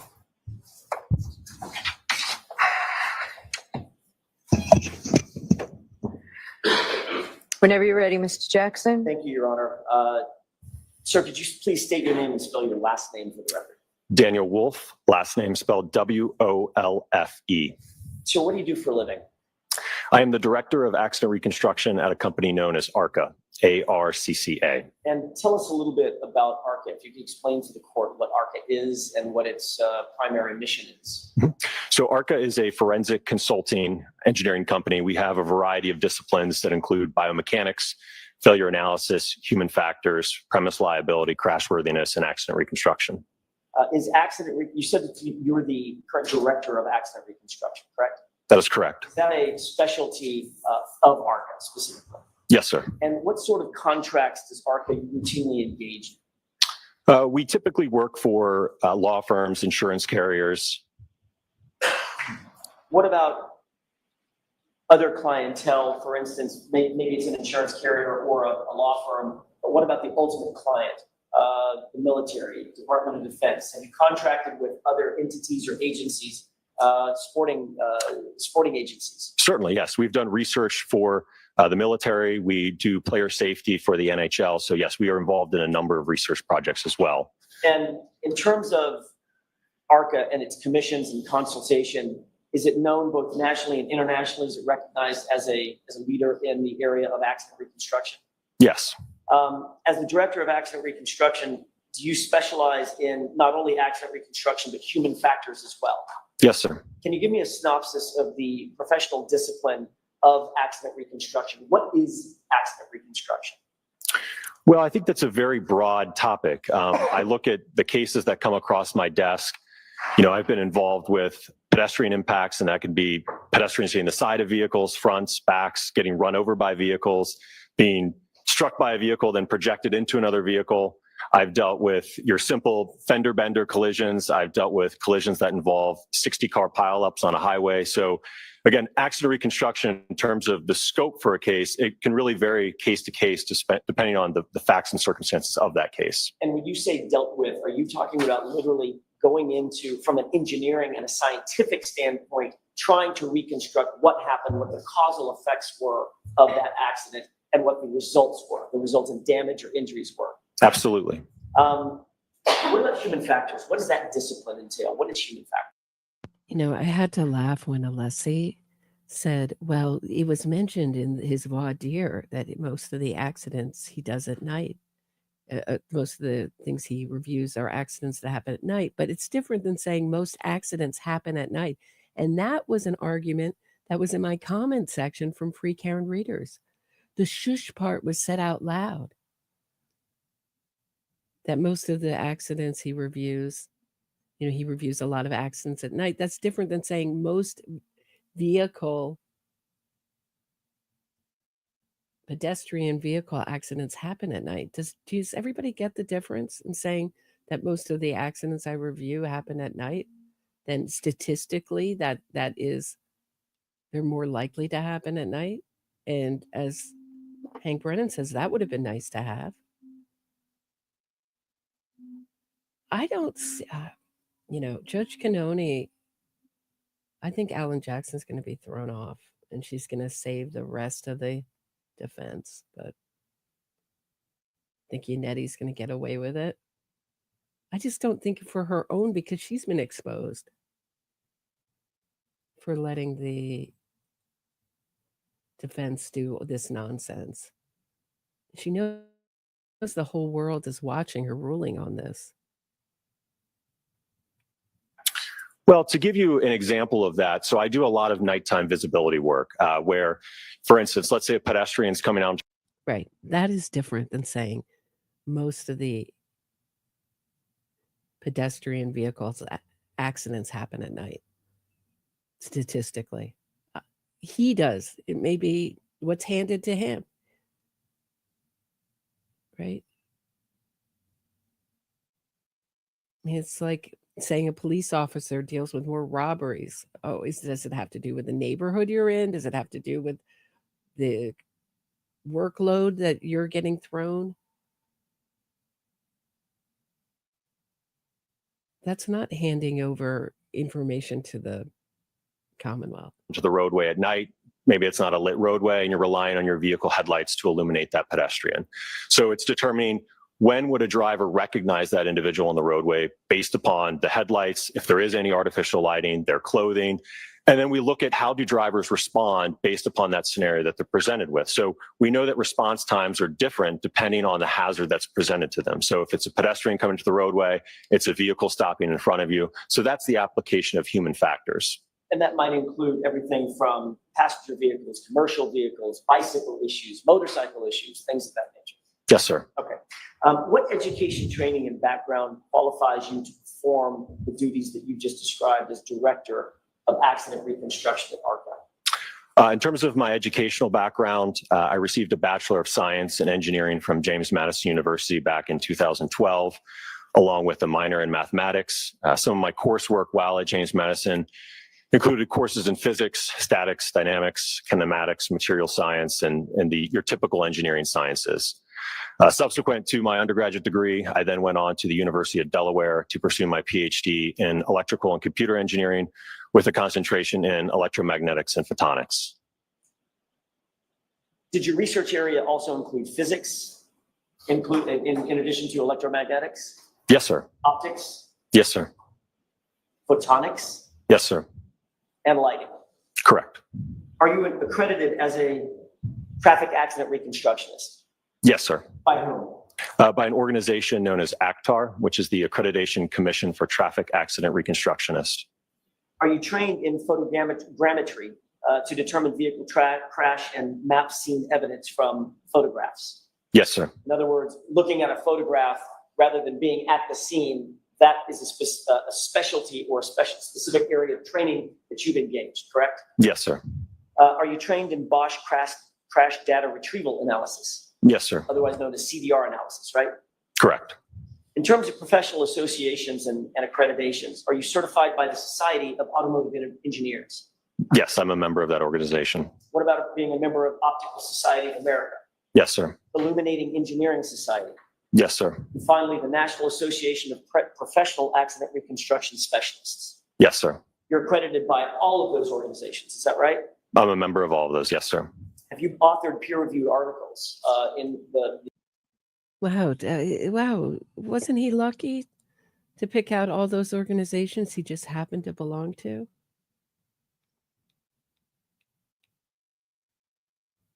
This was scripted, crafted testimony in trial. This is his voir dire, which he told Jackson he thought was excellent. Daniel Wolf told Alan Jackson, I thought your voir dire was excellent. Way to go, Alan Jackson. The area that we just discussed.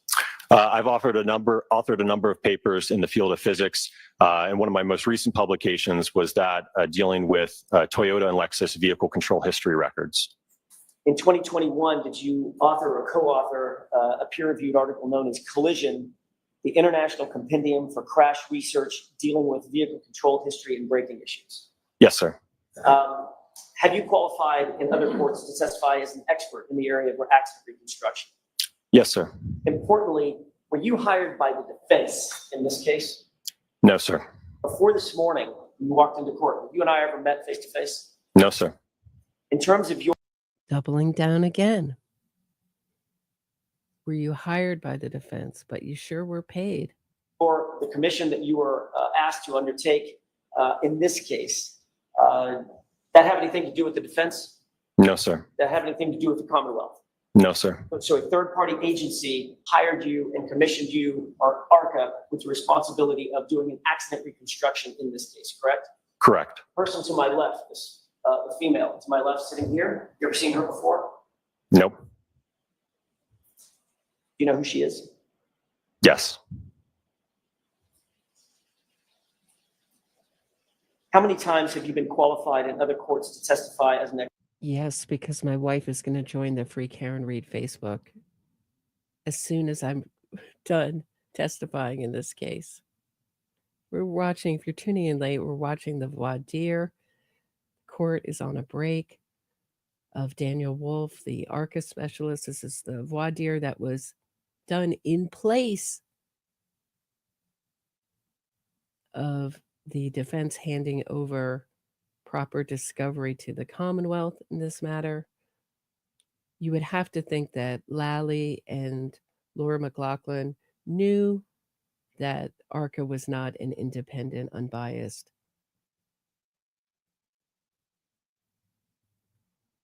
organization, investigation.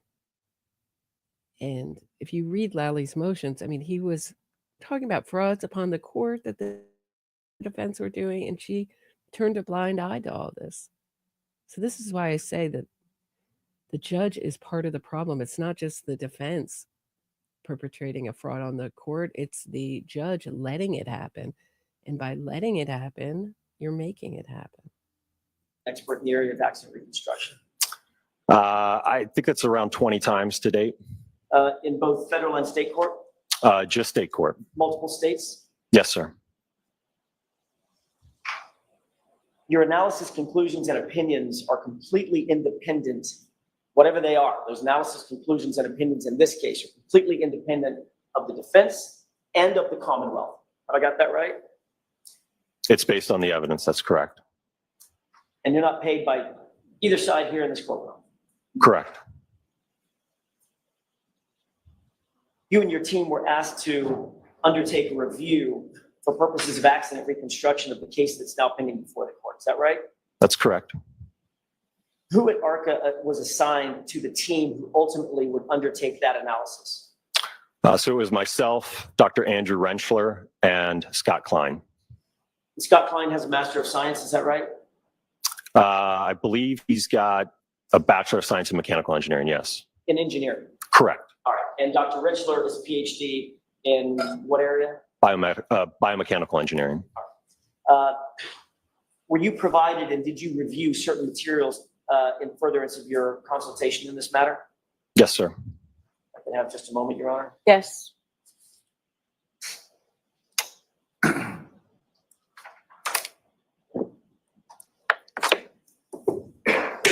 I'd like to use my time efficiently, Doctor. I'm going to read through a number of materials that you reviewed.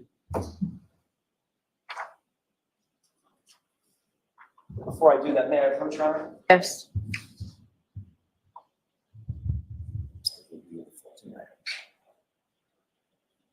I just want you to take a look at the first 2 pages of that document and tell me if you recognize that. Yes, sir. What is that? What are those 2 pages?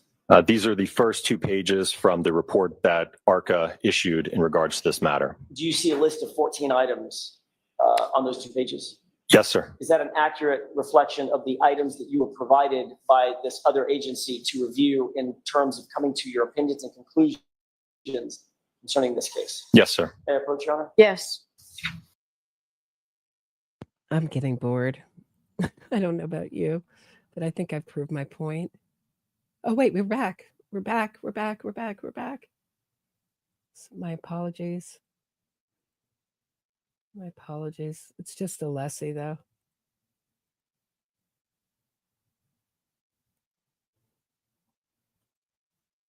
The trial on the 24th. The 24th is the trial transcript of Dr. Wolf, July 12th, the date of the invoice. As Your Honor well knows, we got you when that invoice was paid. And now with all of that, what I am going to do, Your Honor, hopefully productively, with no speculation. Okay, so you don't have to tell me what you're going to do. Just go ahead and do it. So I will just go ahead and do it, Your Honor. Now to the transcript. And as I go through, I start on page 53. Okay. Line 19. And this is Attorney Brennan. Your Honor, my purpose is not to deprive the defense of an expert. I'm going to stop there. That statement is I will carry forward about the Commonwealth's statement that they're not seeking to deprive the defendant of ARCCA as a witness was made 5 times. I counted them, and we'll go through each one and number them. Or deprive the defense of an ARCCA expert in this case. Very important, because from my perspective, what was put in the firing line on February 18th was the ARCCA experts, albeit indirectly. So now we go to page 54, and this is going to be in some points a line by line because the words matter. Line 5, and this is again is Attorney Brennan. Well, what the government worries about is that there is other things that are relevant, like compensation, promise, reward, inducement, whether there's collaboration between one side or the other, and that expert witness that they don't know about and can't ask about. I'm going to stop there. That they don't know about? Really? Don't know about the ARCCA experts? February 12th report? A voir dire? Knowing the purpose of the voir dire was we wanted to have these witnesses testify. And then the next statement, and can't ask about? Really? Can't ask about? Voir dire, the opportunity. Next statement, that there's some bias or favoritism that the expert might have towards one side for whatever reason.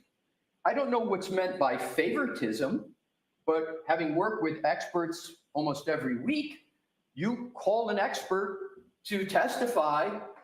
I don't know if I would call it bias, but I don't think it's a stretch to say that if an expert's going to come in and give opinions helpful to your client, that that expert is biased. But this expert was not engendered by the defense.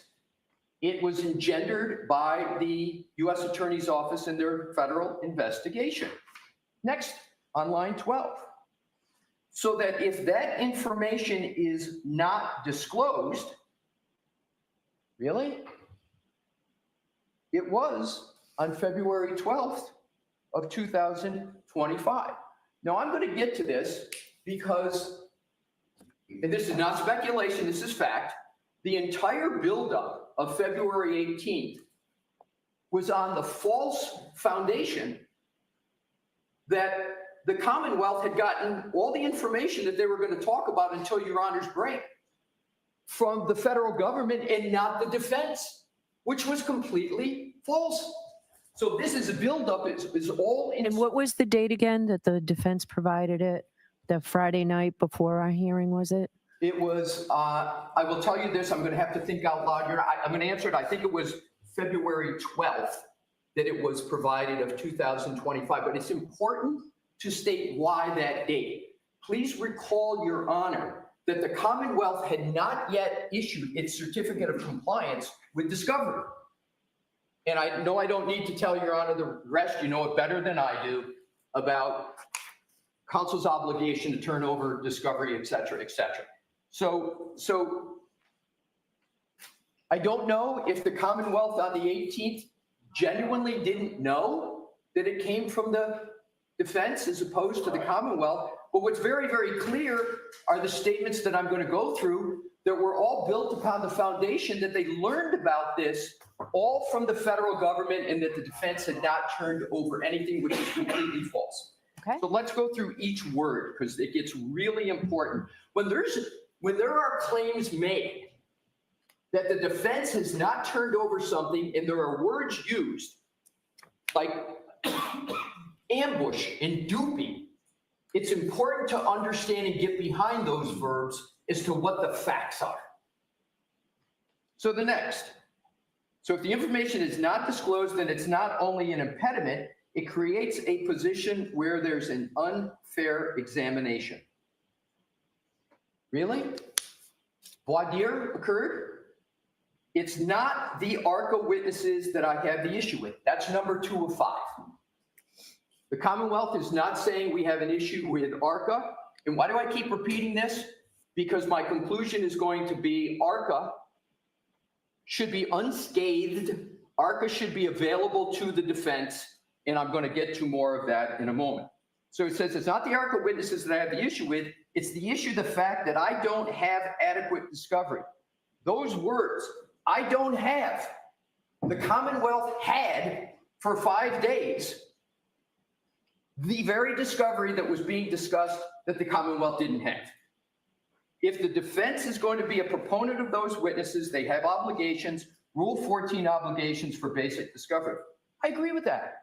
I agree completely with that. And we complied on the 12th. And it's for this trial that matters, Your Honor. Your Honor has commented before that this is a new trial. This is a second trial. I've tried unsuccessfully sometimes to talk about the baseline with the Daubert issues, and Your Honor has rightly commented, well, Mr. Alessi, this is a new trial. Point taken. Now, I wasn't at the last trial, but I've read the transcripts. That's an important point, Your Honor. Mr. Brennan has said before that he, earlier in these pretrial proceedings, that he hadn't had a chance to watch, hadn't had a chance. And believe me, I can empathize with Attorney Brennan on that. It's a lot to digest. He and I are both coming into this second trial new. So I appreciated the comments he had made before. But his comment here is I've read the transcripts, and I'm going to assume that for the very important topics he was talking about, he had read the transcripts. But again, that would be something that only Attorney Brennan would know. But it's an important point to point out. That was the representation. But I've read the transcripts. And then he goes on, and he, on page 55, he repeats what we went through about June 10th and what counsel for the defense had said. So I'm not going to cover that. He's just reading what I took head on before the break. And so we then turn to the continuation of the buildup, which is at the bottom of page 55, Attorney Brennan. Now, I have some familiarity with the federal government. Seemed to me, based on my limited experience, there was much more to the story. And the story is about interactions with defense counsel. That's what was talked about above. So I called the federal government. There's no statement here. There's much more to the story. And I've got the discovery that the defense provided that told the complete story. So there was, and I'll tell you my impression from what is stated here is that counsel made these representations, but the Commonwealth couldn't evaluate them because they didn't have information. So they went to the federal government. So I called the federal government and I tried to encourage them to provide full discovery so that the experts could testify. Another statement so ARCCA could testify. I was resigned to a TUI letter. I've been down that road many times. It's a dark road that never sees the light of day. So I filed a TUI letter, comprehensive TUI letter. And it was delayed. And over a long period of time with requests and deadlines, I finally received a response that was unresponsive.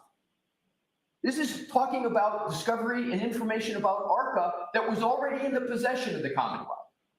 And it was striking that it was noted it was unresponsive just when I read the materials. I don't know which materials Attorney Brennan is talking about.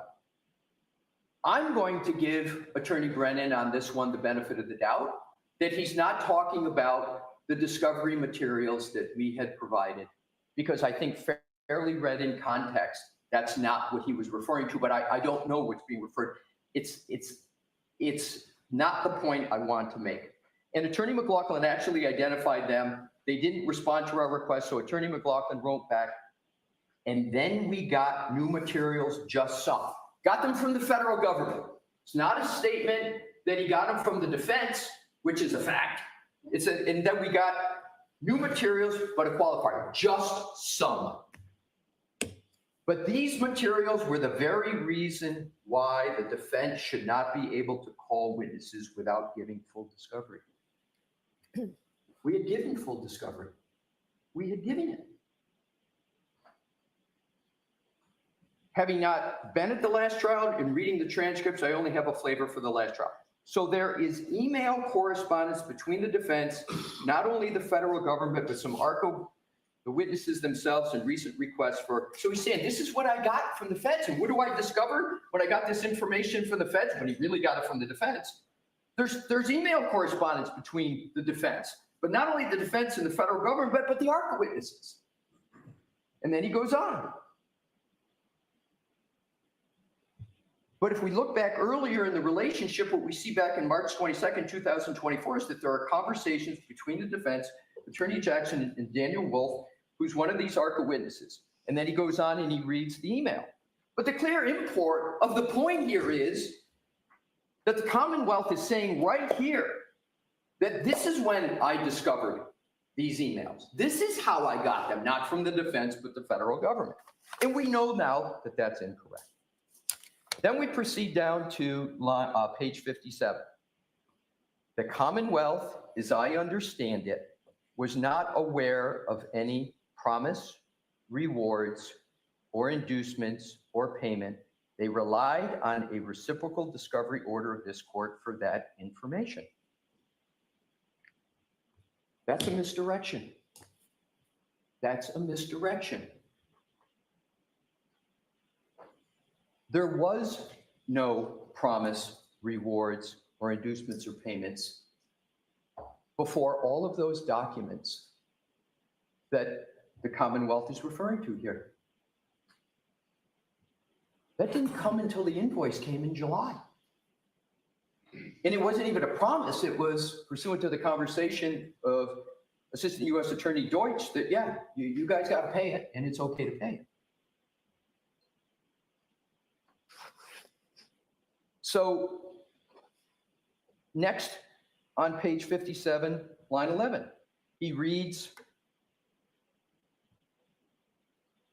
response, hi, Alan. Subsequent to our conversation on Wednesday, this is, I think he's reading from the March 22nd, but one of the disquieting aspects of this February 18th discussion is it's not chronological, doesn't have dates. So it's kind of hard to follow, but it certainly gave the impression, clearly, not the impression, it was stated that these came from the government, and I'm going to get to it when Your Honor was asking very apt questions about dates.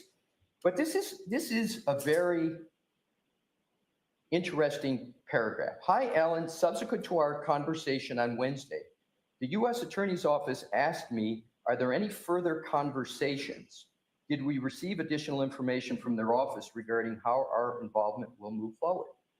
Your Honor, I'm going to please ask you to turn back to tab 1 of my notebook, because this was a purported quote of the March 22nd email.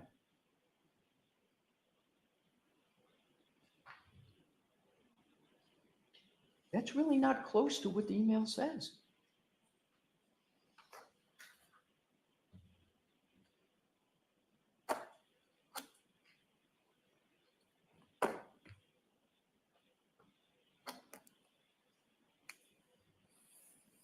It's not totally incorrect, but here's what I'm going to do, Your Honor. I'm going to assume that the court reporter's transcription was not accurate and that Mr. Brennan accurately, because I'm going to give Attorney Brennan the benefit of the doubt, because I can tell you that I've had my statements in court not completely correctly transcribed by a court reporter.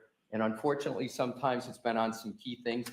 I don't think this is key at all, but I just note it. But it says, Mr. Brennan goes on, now it's the opinion that troubles me. It's relationship, and the Commonwealth should have an even playing field. That's number 4 of the time he's not having any trouble with the ARCCA experts. Saturday, June 22nd, Daniel Wolf wrote, Alan, I spent some time this morning putting together a brief outline of my qualifications, blah, blah, and this is just a repeat of what we have already heard. Here now comes the important points. Page 58, line 2. Now, this isn't information provided by the defense in reciprocal discovery. Oh my. This isn't information. She's talking about all these emails. This isn't information provided by defense in reciprocal discovery. This is information provided by the federal government after numerous requests, jury requests, and an insistence, the best I can to get as much information as I can. It's incorrect statement number 2, and it's an important one. Down below, unfortunately, it gets even more incorrect. Defendant provided an outline of questions and answers for the direct examination. Please put this in context, Your Honor. The Commonwealth appears to be believing that they got the information from the federal government, not the defendant. So they've got the outline, and they're now accusing the defense of having essentially drafted the outline. Defendant provided an outline of the question and answers for direct examination. My, that's not a fact, but if that were true, that would be very bad. So what I'm going to do, I had no idea it's this late. So it's 1 o'clock. We're going to break for lunch. We'll stop back up at 2. Okay, Your Honor. Right. Do you think, I have no idea how much longer you're going to be, Mr. Alessi. Do you have an idea? And I'm not rushing you. Do you have an idea? Because we do have the other motions. If we can't get to them today, we'll spend those 2 days next week with them. I'm going to answer your question. I think I can conclude in 45 minutes because I have to get to the law, the 3.3A. I have to. I'm not rushing you. I just wanted a time That's my frame. best answer, and I will say this, Your Honor. I share your interest. I'm presenting some of these motions, and I have a strong desire not to be back here for that. So I share the goal, believe me. Okay, so we'll see everybody at 2 o'clock. You are muted.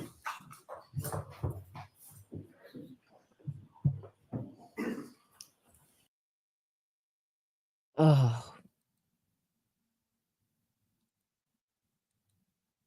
That blaming the court reporter. I know that I share Mr. Brennan's frustration in that I haven't had my, or something like that. I haven't had my words typed correctly by the court reporter. He's going to blame the court reporter. Court reporters who, let me just tell you, in New York are in desperate need of court reporters. We saw in the Karen Reed trial, we didn't even have a court reporter. We had, I'm not exactly sure what the word for it is. It's a little different where they talk into a thing, so that we didn't have a typist. We had someone repeating what the witnesses said and into a little device that would get transcribed because it's a very special skill. There's a huge dropout in court reporters school. It's like 90 plus. Very few people can do what court reporters do. And he's going to throw them under the bus and say that it's their fault. They weren't accurate. It's not that Alan Jackson lied to the court, lied to the jury in a trial. And what would have happened to Alan Jackson had Karen Read been acquitted? We found out later he lied to the jury. There's double jeopardy. You can't try Karen Read again. There's no appeal for the Commonwealth.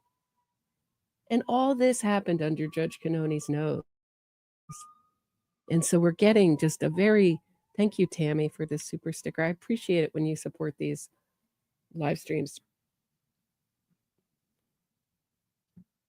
Because they are, they are unmonetized, as you know, or maybe don't know.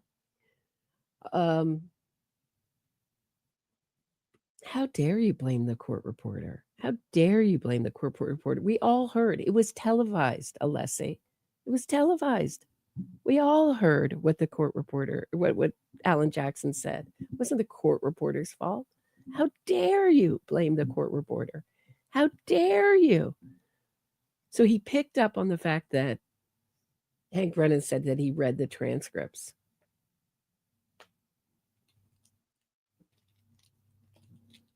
And he's saying that that this was the transcripts are wrong.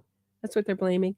Then they're going to go to this other area that the Free Karen readers all jumped on, which is Hank Brennan initially misspoke and said he got them from the feds and later corrected himself in the same hearing minutes later that he got these materials from the defense. And whoever said that this is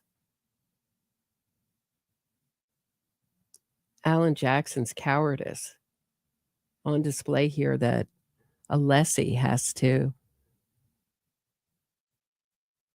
go up and defend him, is right on. He knows silence is golden.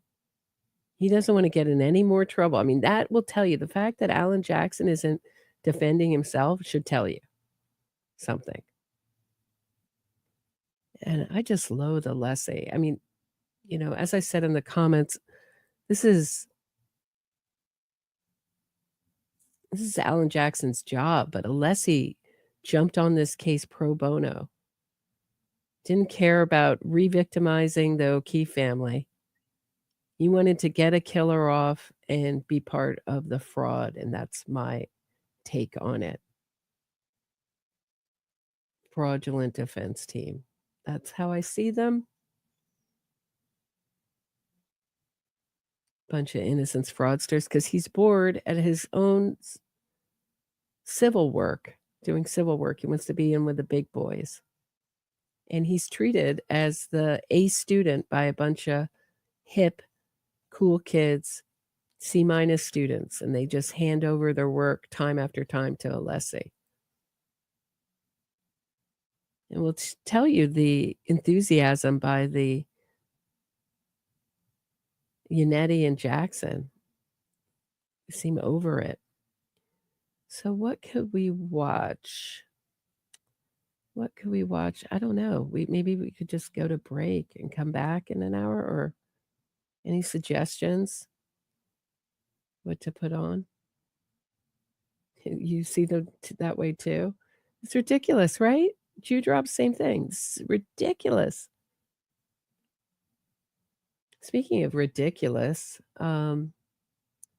this is not related, but boy, was this shocking. Let me play this. Let me see if I can find it.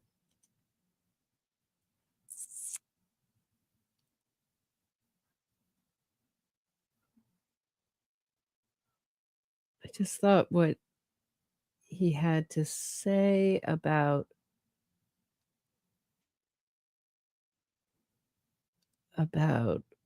this case. Hold on. No, this isn't it. Hold on 1 second. Please hold.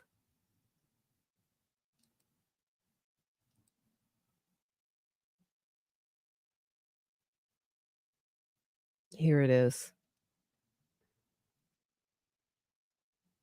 So the justice system just let out in Connecticut an axe murdering cannibal. And what Matt Walsh, this is Matt Walsh. I know he's controversial. I know a lot of people don't like him. But what he has to say about psychiatrists and being part of the problem, what he's really talking about is innocence fraud, essentially, is so important that I just thought I'd play this on the break. They've let out a cannibal who promises that he'll call someone if he feels the need to eat human flesh again. I mean, over the protestations of the victim's family. They ignored them and they listened to these psychiatrists who said he's all better, no problem here. Take a listen. I hope I'm queued up correctly. Drugs and so on are relatively.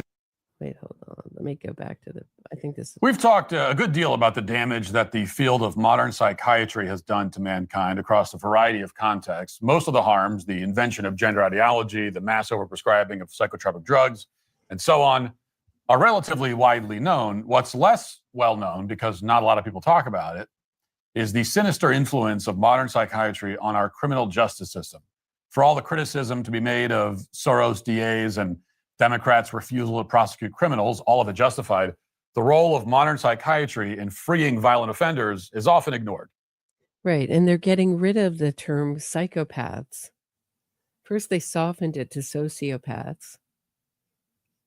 And they're getting rid of the concept altogether because psychopaths cannot be rehabilitated. And they don't like that. The ideology pushed by the wrongful conviction movement is that everybody can heal and get better and change. And we all are really good. We just make, they call it, don't judge someone by the worst mistake. They call things like axe murdering someone and eating them a mistake. And we saw it in the Sarah Boone trial where they wanted to call her a narcissist, but then they saw that she had domestic violence claims, and then they said, well, then they gave her the diagnosis of post-traumatic stress disorder. That's another thing. And then when these people get out and reoffend, they blame it on prison, on post-traumatic stress of being in prison. They have a million excuses for killers. And as Matt Walsh will say in this, a complete, how does he put it? Indifference to the suffering that they cause, that these criminals, murderers cause. But it's very much a crisis in this country, and it's been one for a long time. It was all the way back in the early 1970s when a man named Charles Meach beat a 22-year-old grocery store clerk to death in Anchorage, Alaska. He was found not guilty by reason of insanity and shipped off to a mental institution. But just 7 years later, Meach was released, and psychiatrists claimed that Meach had made a full recovery. He promised he wouldn't murder anyone in the future, and that was good enough, apparently. After all, why would he lie? I mean, what had Charles Meach ever done to prove himself untrustworthy? I mean, aside from the whole beating someone to death thing, but aside from that, like, why would you trust him? So he was released on the honor system. He pinky promised not to murder ever again. But shockingly, the promise was short-lived. 2 years later, Meach purchased a revolver and murdered 4 teenagers at a campsite just for the thrill of it. Now, reforms were promised after that massacre, and the same thing when people are, quote unquote, set free because they've been, quote unquote, wrongfully convicted, i.e. there's an innocence fraud campaign to release them. They'll say the same thing. So when they reoffend, they'll say, well, they were just traumatized by prison and being wrongfully convicted, because don't go to the area that they might have actually been guilty. And we just let out someone who is going to reoffend. They say they were just traumatized. Traumatized. Everyone's traumatized. Post-traumatic stress disorder.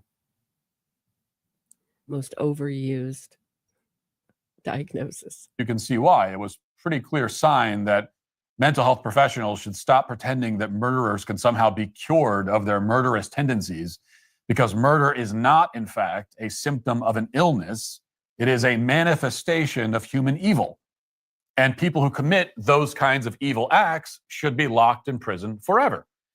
But psychiatrists were not dissuaded. Instead, our sainted mental health professionals, with the help of mostly Democrat-controlled state governments across the country, have continued to embed themselves into the criminal justice system. Their psychiatric facilities now function as safe houses for violent thugs like Jordan Neely, for instance, who did not go to prison even after he assaulted an elderly woman, punched her in the face on the subway, broke her nose. Instead, Neely was offered intensive outpatient psychiatric treatment, quote unquote, which was supposedly cure him of his addiction to terrorizing random people on the train. And, well, we all know how that turned out. Any rational person who looks at incidents like this will recognize immediately what's going on. Left-wing prosecutors have found a kind of hack, an end run that enables them to release extremely dangerous criminals, even when their guilt is beyond any doubt. All the prosecutors have to do is find some hippie psychiatrist to sign off on a treatment plan, and then pretty much anything is possible. And they just released the Slender Man killer, that woman, and said that it sounded like she was faking her schizophrenia. She's on no medication. Did anyone listen to that hearing? One mental health professional after another that I wouldn't trust with anything. They could release some of the most dangerous and depraved criminals on the planet who committed their crimes not too long ago, based solely on the pseudoscience of modern psychiatry, which is completely subjective and often relies entirely on the promise of the criminal not to reoffend. There is no crime, and I really mean no crime, so heinous that the criminal cannot be released back into society if a psychiatrist claims that he's been successfully treated. And if you think I'm exaggerating, then please consider the case of Tyree Smith, which has to be one of the most outrageous miscarriages of justice we have ever seen in American history. And Tyree Smith confessed to the brutal murder of a 43-year-old homeless man in a vacant apartment in Connecticut back in 2011. And Smith was apparently distressed about losing his job at Starbucks or something before he began hearing voices in his head. And the details of his crime are so horrific that I'm sorry I have to share them with you, but it's important that you have the full story. So here it is. Smith. So before we hear the whole story, it's not just subjective. It relies on what the patients say. So the killer's not the most reliable narrators. And if they say they hear voices, they hear voices.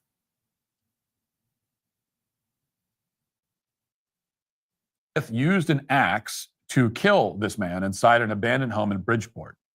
He then hacked up the man's body, removed several of his organs, an eyeball and some of his brain, and then ate them at a cemetery nearby. Okay, so this is an actual axe-murdering graveyard cannibal we're talking about. Something straight out of a horror film.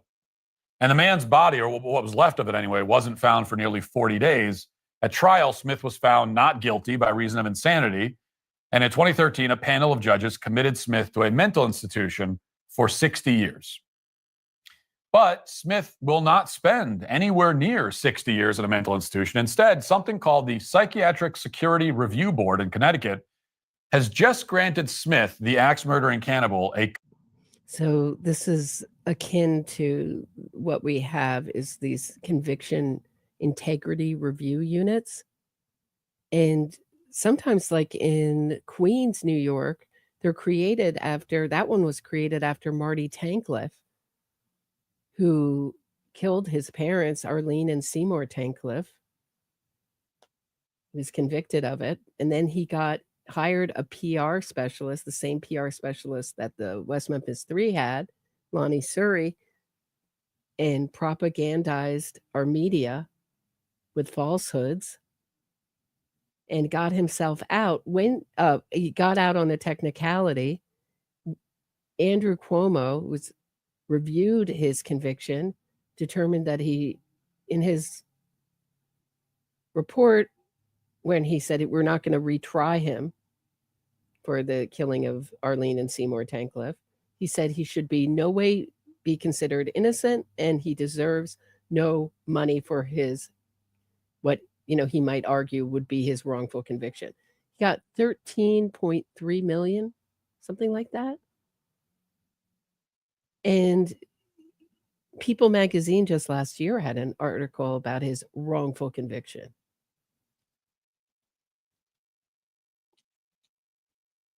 So that's just like a get out of prison free card, that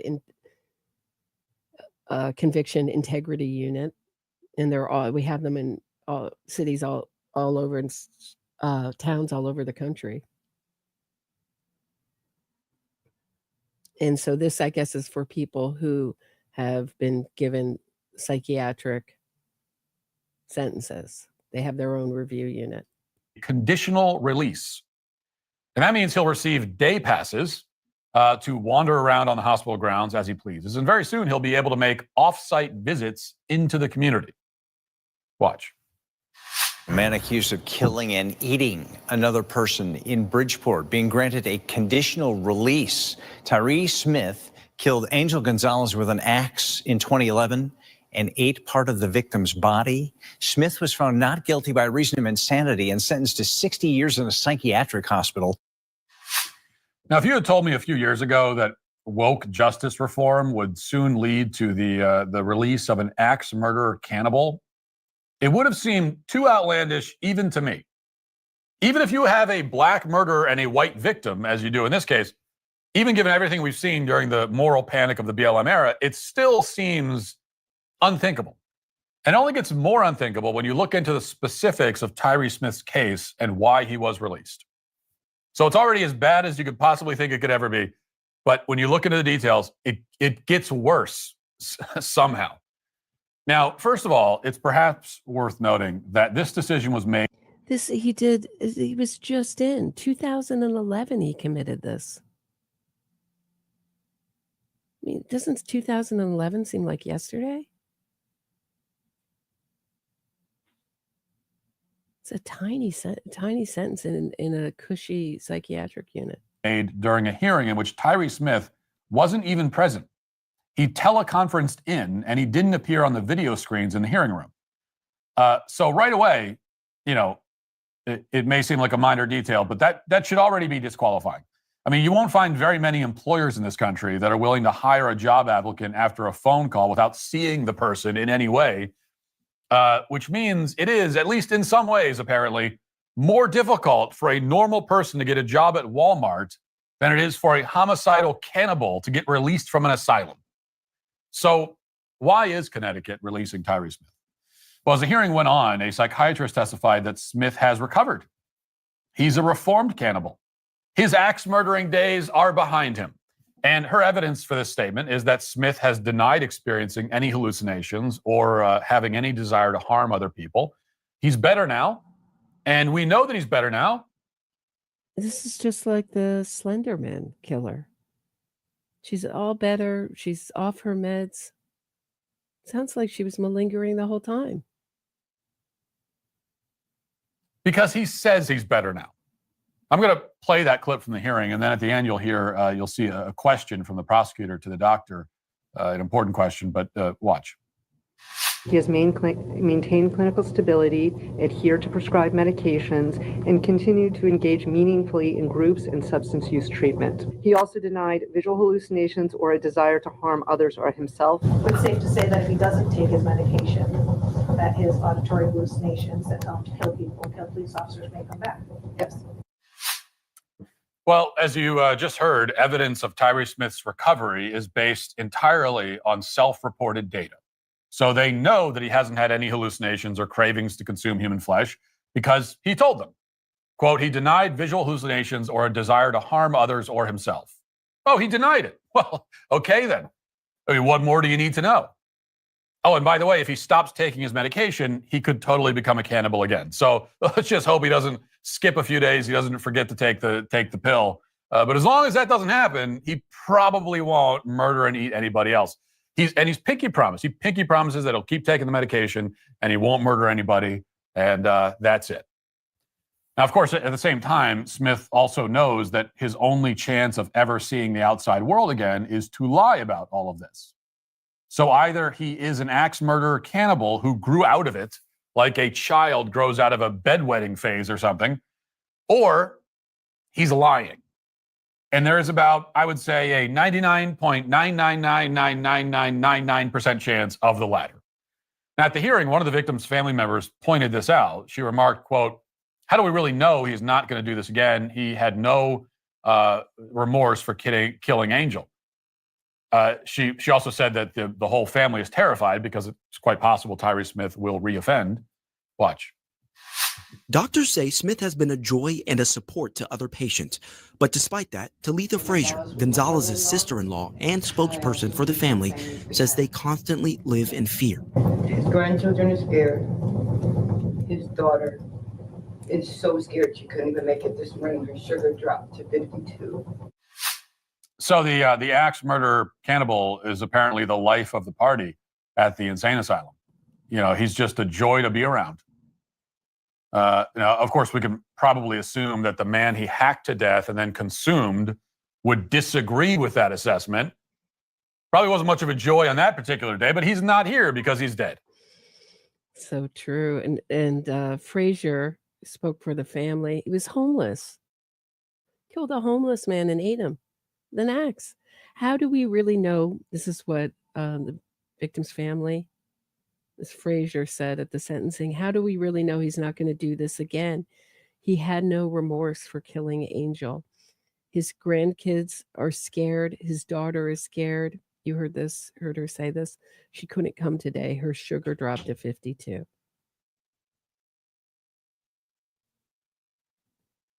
And just to re-victimize the victim's family by making them come in and argue this and go through this fear.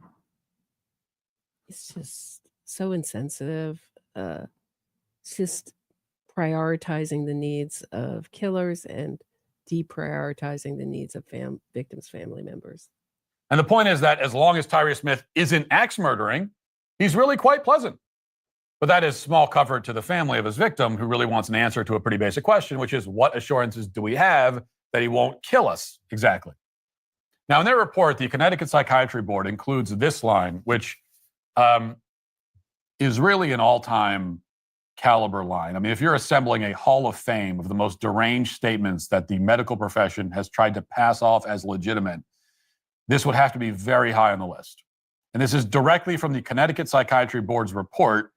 I am not making this up, I assure you. Here's what it says. Quote, he denied experiencing cravings, but stated that if they were to arise, he would reach out to his hospital and community supports and providers. Close quote. Yes, cravings.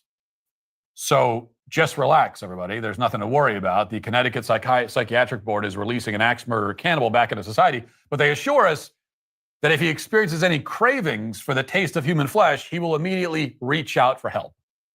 So they're going to release him, but they'll say on the way out the door, hey, make sure to reach out if you ever feel like eating someone's brain, okay? And that should do it. I mean, what a relief.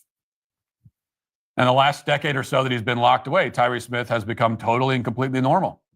There is zero likelihood that Tyree Smith will, say, order Uber Eats and assume that the delivery driver is the meal. I mean, that's not going to happen because, or at least if that did happen, he would reach out. He's going to Right, and we're going to assume also that that someone's going to be available 24 hours to him in case he has these cravings. just reaching out to let you know I want to eat somebody, I guess is what the email will say when he sends it. Of course, all of this discussion about whether Tyree Smith is reformed actually misses the point anyway. Even in the Fantasyland scenario where an axe murderer could be transformed into a functional tax-paying member of society, he still should not be released. He should be in prison as a matter of basic justice. You killed a guy and ate him. So on top of segregating this maniac from society, he also needs to be punished for doing a very bad thing. If he's truly cured of his schizophrenia and murderous tendencies, then fine, great, then ship him directly to a maximum security prison where he should live out the rest of his days. And the idea that he belongs in civilized society after brutally murdering a man and then eating him is only appealing if you're the kind of person who, for one reason or another, sympathizes more with killers than the victims who are killed. And that is the kind of attitude that defines a lot of psychiatrists. For example, I looked up one of the Yale psychiatrists who testified for the defense in Smith's original trial. Her name is Reena Kapoor, pronouns she, her, hers, of course. She's written a lot of articles about her time working with murderers who were found not guilty by reason of insanity. And here's a direct quote from one of those articles. It's about how an inmate, a murderer, asked to take a walk with her while in prison and apparently left her very hot and bothered. Quote, JM and I never did take a walk together. In fact, neither of us ever mentioned the idea again. As far as I know, JM does not speak of me longingly or wax nostalgic about our year of psychotherapy. As for me, I have had some time to reflect on things, and I am plagued by one last question about JM's request to take a walk with me. Why did he ask to take a walk in particular? Why not ask to see a movie or have lunch together? Close quote. Now, it reads like an early 2000s MySpace post or LiveJournal blog from a teenage girl who's infatuated with serial killers, but it's not. It's an excerpt from an article published in the Journal of the American Academy of Psychiatry and the Law. And so this is how a lot of doctors in the field of psychiatry conduct themselves. It's the kind of thing they fantasize about. And in Tyree Smith's case, they have taken their ideology to its logical extreme. Now, of course, they don't want Smith to live anywhere near their neighborhoods, right? They're not buying him a house to live next door to them. They just want you to have to deal with him. This is bleeding heart liberalism in its final, horrifically deranged and monstrous, and also, I guess we would say, literal form. Although, as I've pointed out, this isn't actually due to an overabundance of compassion or sensitivity. It's exactly the opposite. These decisions are fueled by a kind of psychotic indifference to the immense human suffering that will inevitably come as a result. The people who made this decision know that there is a high likelihood that this man will butcher another person, and they just don't care. They are just as psychotic as he is. Right. Everybody I know who I grew up with, who became a psychiatrist or psychologist, they were the most crazy. How about anyone else? In Russia, they send their cannibals to fight in war to inflict horrors on the enemies of the state. That happened several times in just the past few years during the war in Ukraine. But in the US, psychiatrists want cannibals to inflict those horrors on other Americans. You know, when modern psychiatry was just getting started in 19th century Britain, something called the Alleged Lunatics Friends Society formed. And they saw psychiatrists as completely illegitimate, as totalitarians who just wanted to imprison people without due process. And there was indeed a long period of time where psychiatry was used to imprison people who were not dangerous and had done nothing wrong. You could just accuse them of being insane and throw them in an asylum without any due process. Well, we now have the exact opposite problem. Psychiatry has done a 180 flip. Deranged lunatics are being freed as a means of circumventing the criminal justice system. The common thread here, the thing that ties together these two extremes, is that in both cases, psychiatry is a cover to inflict horrors beyond comprehension onto the public. The reality, and this reality... All right. They're part of the problem, though, in our justice system. That's what I was saying. I don't know if I'd go that far. I don't know if I'd go that far, but I see his point.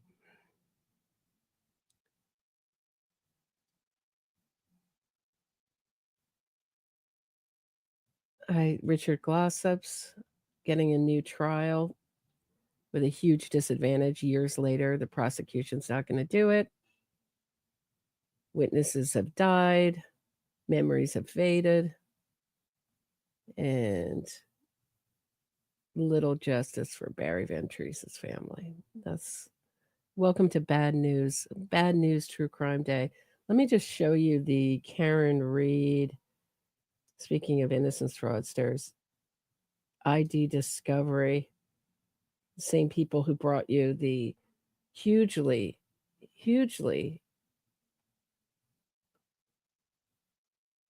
incorrect mockumentary, I'd call it, about the West Memphis 3. Here's Karen Reed.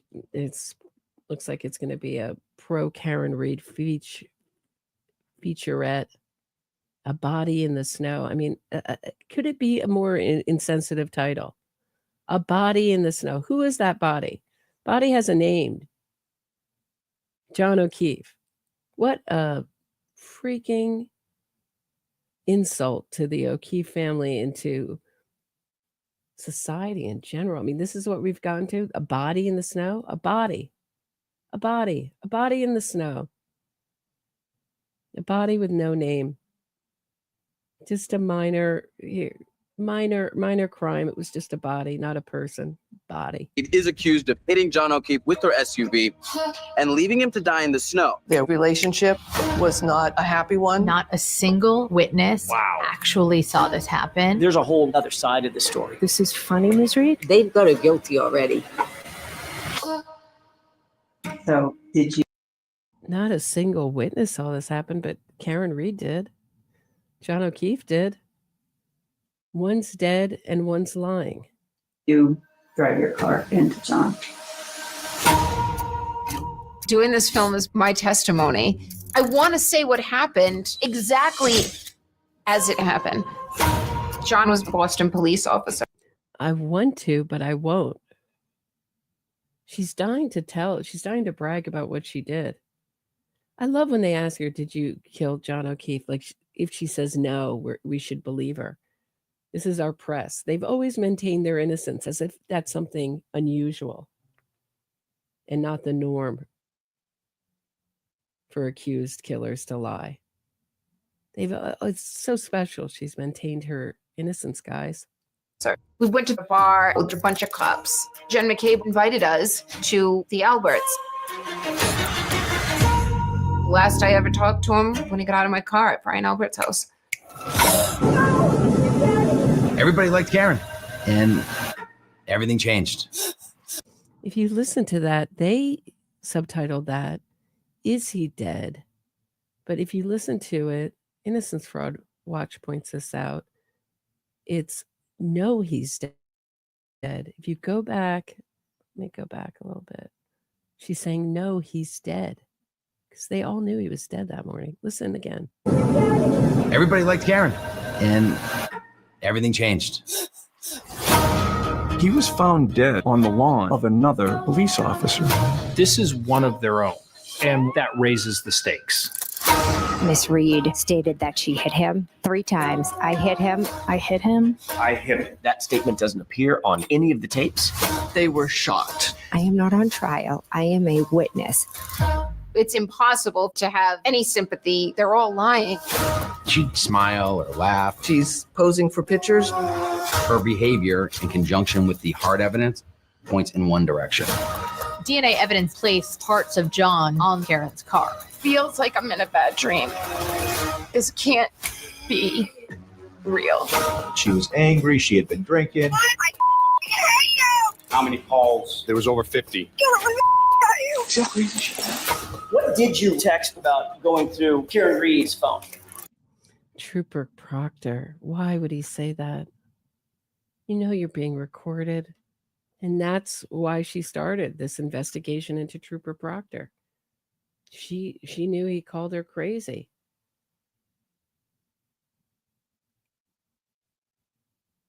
Start a federal investigation, get his phone, embarrass him. No news so far. There were gasps. One of the most uncomfortable moments of this entire trial. Shame on you, sir. Elle magazine wants to feature me. She was the happiest murder defendant in America. You're either pro Karen Reed or you are pro police. It's become a civil war. Then I'm pro police. This justice system will never be the same after this. I can't believe what's happening to me. Those are our options. Really? Those are our only two options: pro police or pro Karen Reed.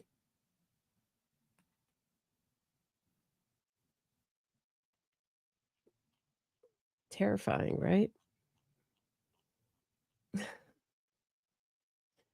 Pro justice. Pro O'Keefe family.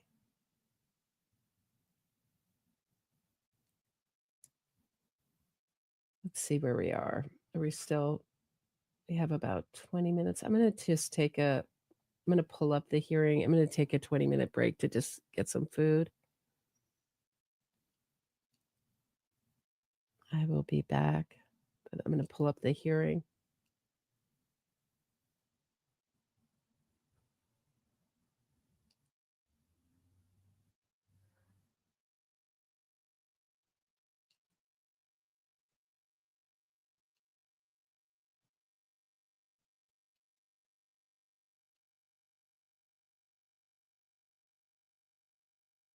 Huh. Did they start another? Hold on. Sometimes they cut it short, Boston. No, they're still live. Okay.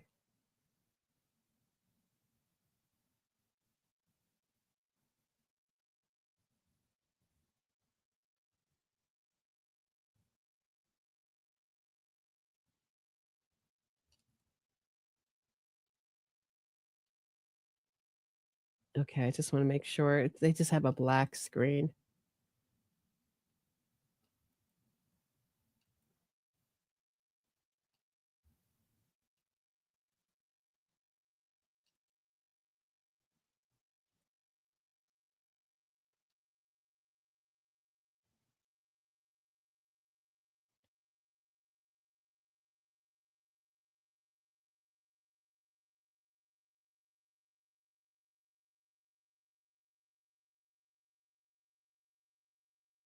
Right. I mean, pro police means that we're going to side with them no matter what. And you can't always, they're human beings. You can't always side with the police. Just can't. I mean, but because our media is so anti-police, nobody would want to take that side. That's what they mean.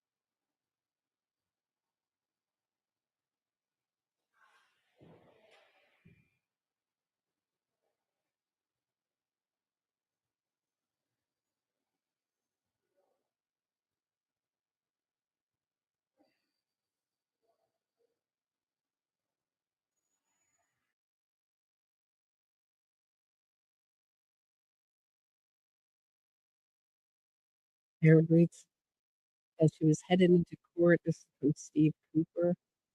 Breaking news. Karen Reed headed into court moments ago told me she isn't so convinced reports the feds have closed their investigation and no law enforcement members are facing any charges in connection with it.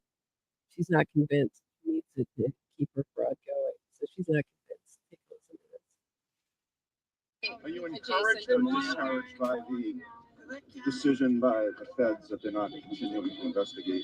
I don't know that I believe that. You don't believe it? No, I do not. And I have good reason not to. You don't believe that? That's Yeah. good luck, Karen. From the horse's mouth.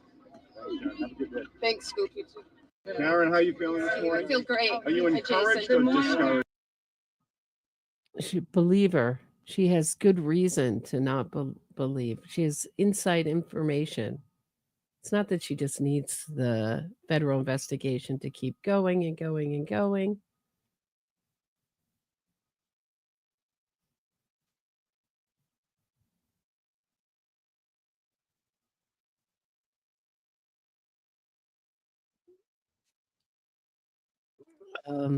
Here is the way the mob treated, or the crowd treated, Free Karen Reed crowd treated John O'Keefe, brother Paul O'Keefe this morning.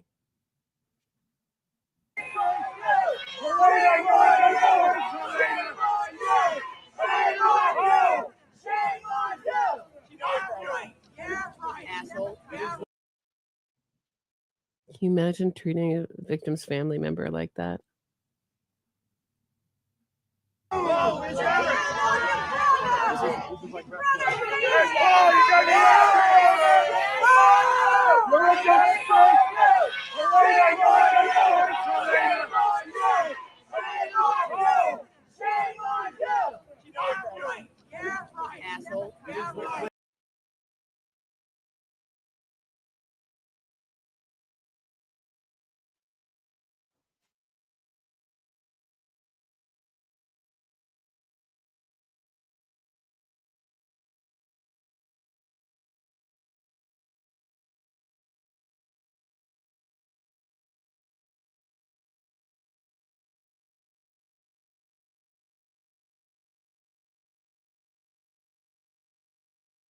Karen Reed on her way out says she's looking for more clarity. This is Ryan Welsh reporting.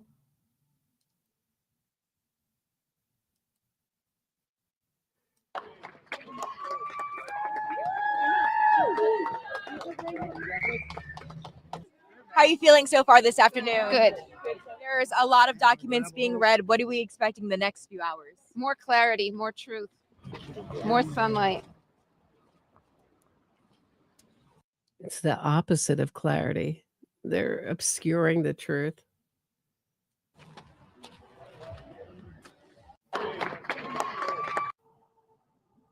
Creepy. Creepy. Creepy, creepy.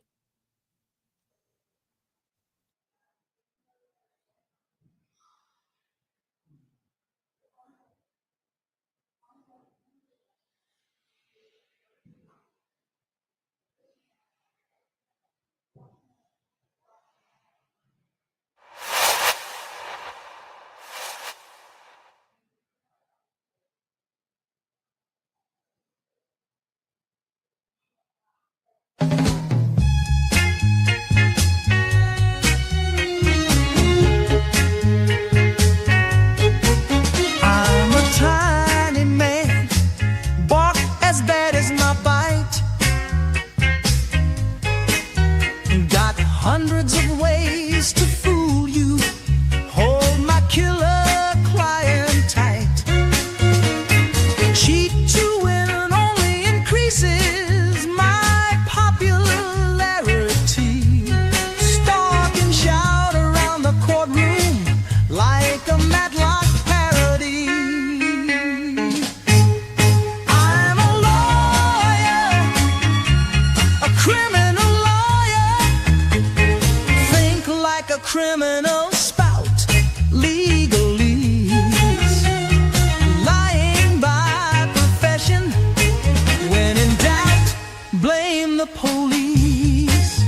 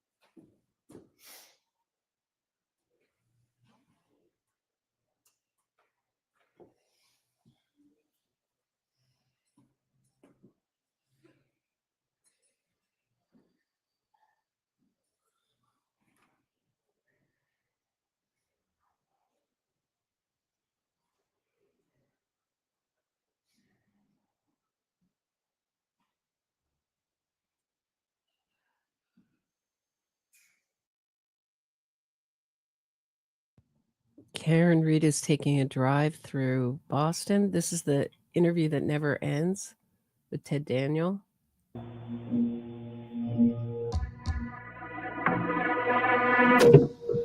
How many nights do you think that you've stayed at a hotel since this legal saga began?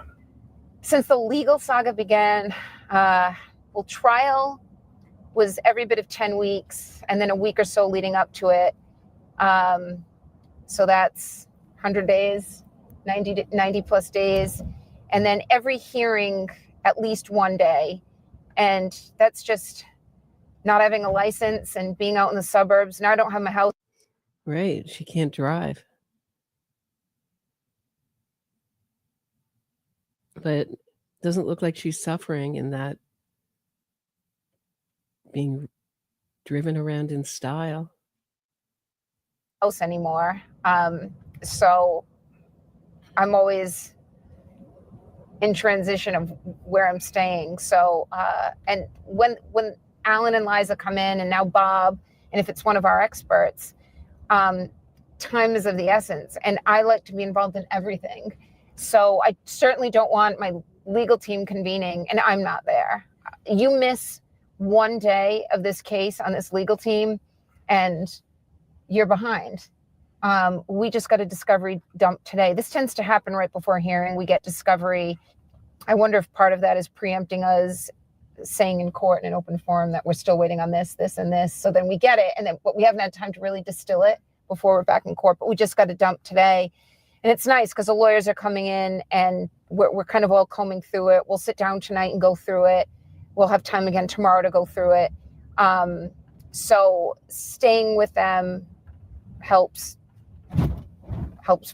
foster this logistically.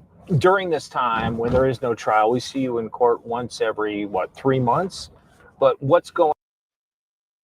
It looks like Judge Cannone is not going to make any decisions today.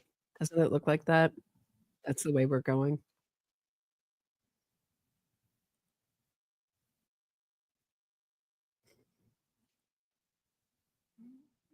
Going on when we're not seeing you? This is it, right? This is it.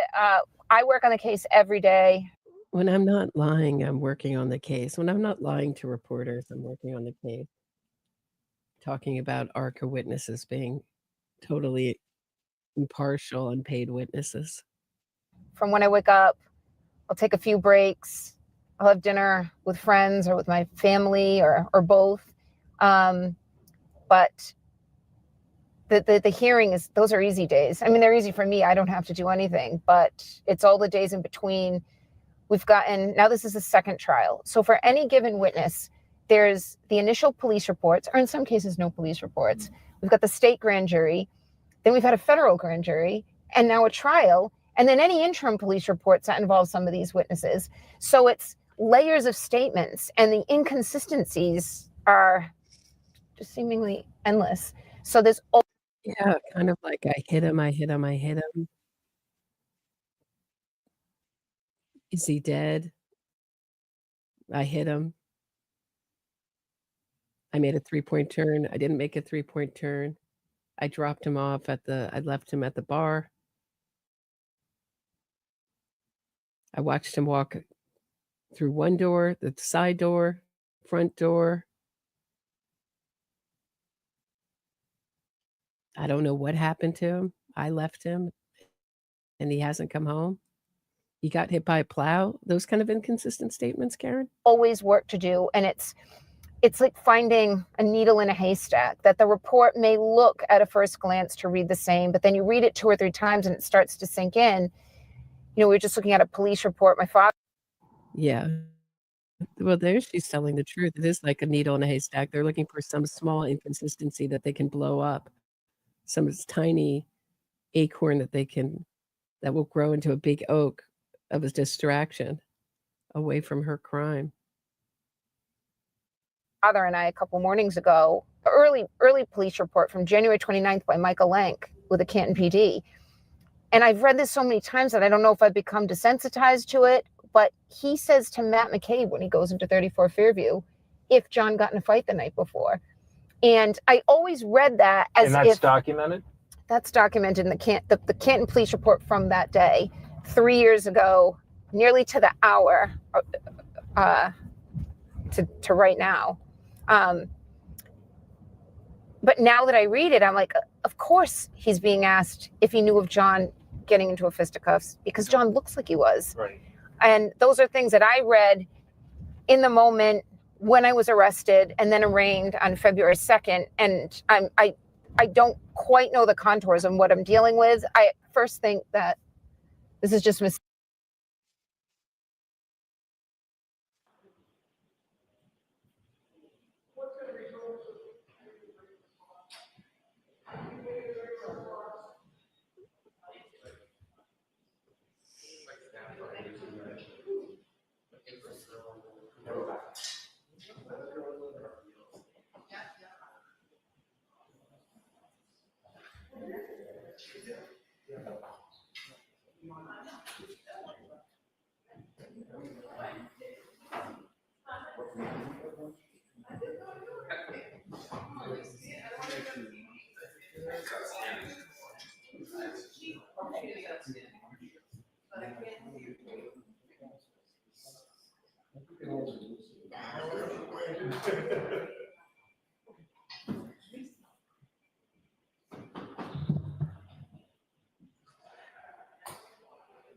But basically, the defense tactic is delay, delay, delay. Just keep talking so no decision will be made. The fact that Alan Jackson isn't saying, oh, this is a big misunderstanding, and having Alessi talk for him is very telling and should prick the eyebrow of all Karen Reed trial watchers.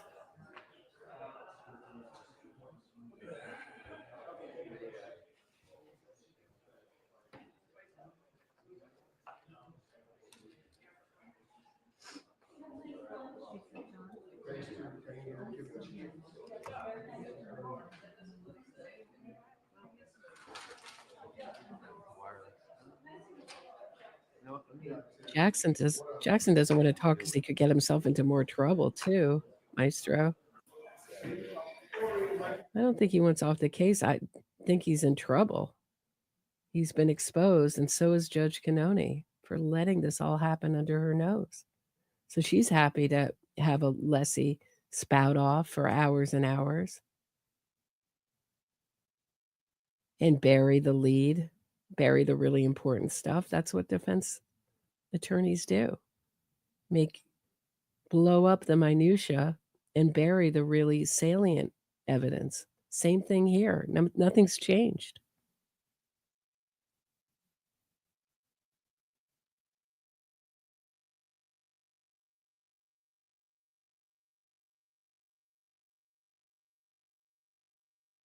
I'm with you, Dewdrops. I wanted to move forward too. I don't know why Judge Cannoni lets Alessi do these self-indulgent motions. I mean, it's just extremely self-indulgent.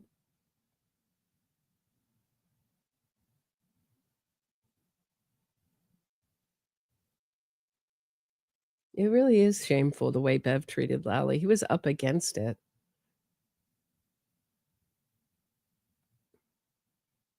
And she just made one ruling. She ruled out all the interviews were thrown out first trial.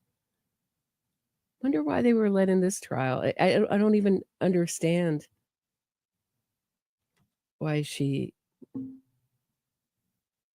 rejected that motion. Now they're all coming in.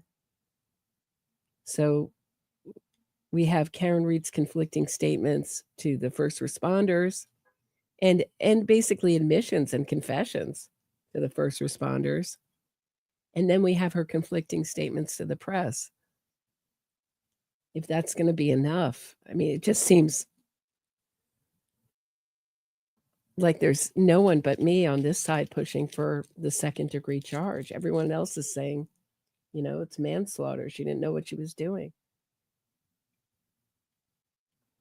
It'll be like a miracle if they get any kind of conviction in this case, especially on second degree, the first charge, second degree murder.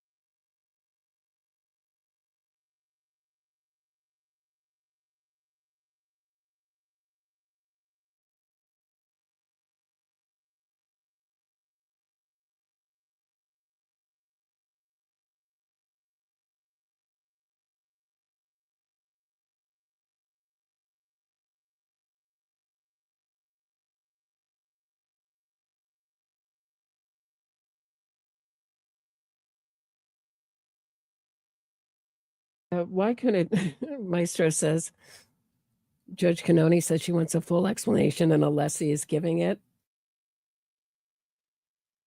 Why couldn't she just say, I want the Cliff Notes? Alessi gives even a brief, when he tries to keep it brief, is so long-winded.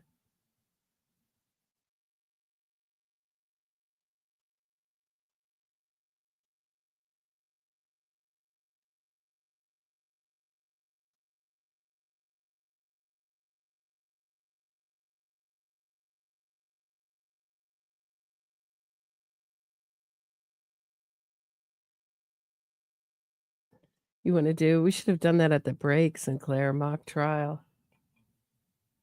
I would have brought up same things that Hank Brennan did, but I would bring in the way they presented it. Yannetti saying we haven't talked to these witnesses, we can't talk to these witnesses, and then getting very thrilled when there's a voir dire.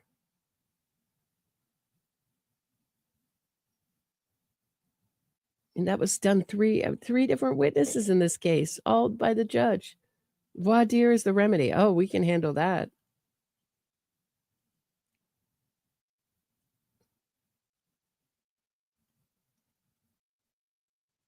What is she waiting for? What kind of, I mean, Alessi hasn't presented anything. He's blamed it on the court reporter. He just goes over facts like they're in dispute. Well, this was a federal investigation. Yes, we get that. Fed said it was okay to pay them. What does that have to do with anything? You presented it to the court that they weren't getting paid. Didn't matter if they hadn't been paid yet. I mean, that means that every time I eat at a restaurant, it's free. So I have the choice to skip out on the bill. I mean, what are we talking about here? So crazy. Craziness.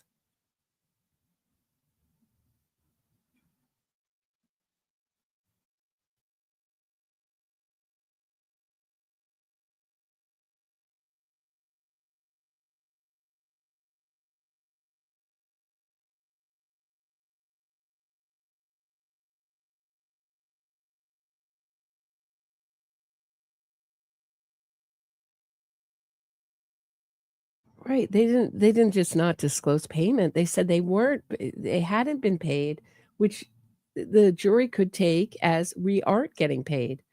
When you say you're not getting paid by us. No, we haven't been paid. Come on. Everyone knows what that means. That means that you were paid by another entity to do a job. You were working for another entity. Who would think that they were getting paid by the defense? Yeah, I have a copy. You are unmuted.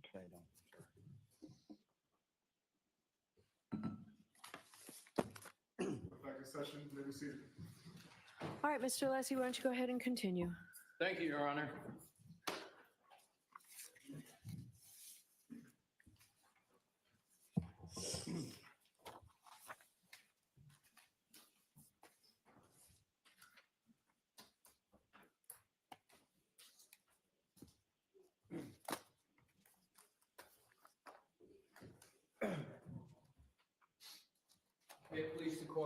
first want to thank Your Honor for the generous amount of time you're according to me. Need to thank me. Just go right ahead, sir.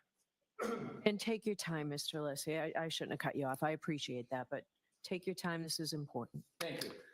So, Your Honor, I left off with page 58 of tab 8, which is last week's hearing. And what I want to do is to go to, because I'm going to go backwards ever so slightly because it's an important segue to returning to page 58. So I referenced the court to page 57, line 11, where the Commonwealth said, response in quotes, "Hi, Alan, substance to our conversation on Wednesday, the U.S. attorneys," and he's quoting according to quote, and it's good to have, if Your Honor can be, having tab 1, which is the March 22nd email, because I'm going to compare and contrast tab 1 to where I am on page 57. And Your Honor, I'm sure will recall that I dubbed tab 1 the pause email. Yes, so I have them, and rather than me going from tab to tab, I'm going to use my copies. So go right ahead. Perfect. So I'll just refer to them, Your Honor, as the date. Is that what's best for the court? Yes. Okay. So the March 22nd email, I've dubbed the pause email. Yes.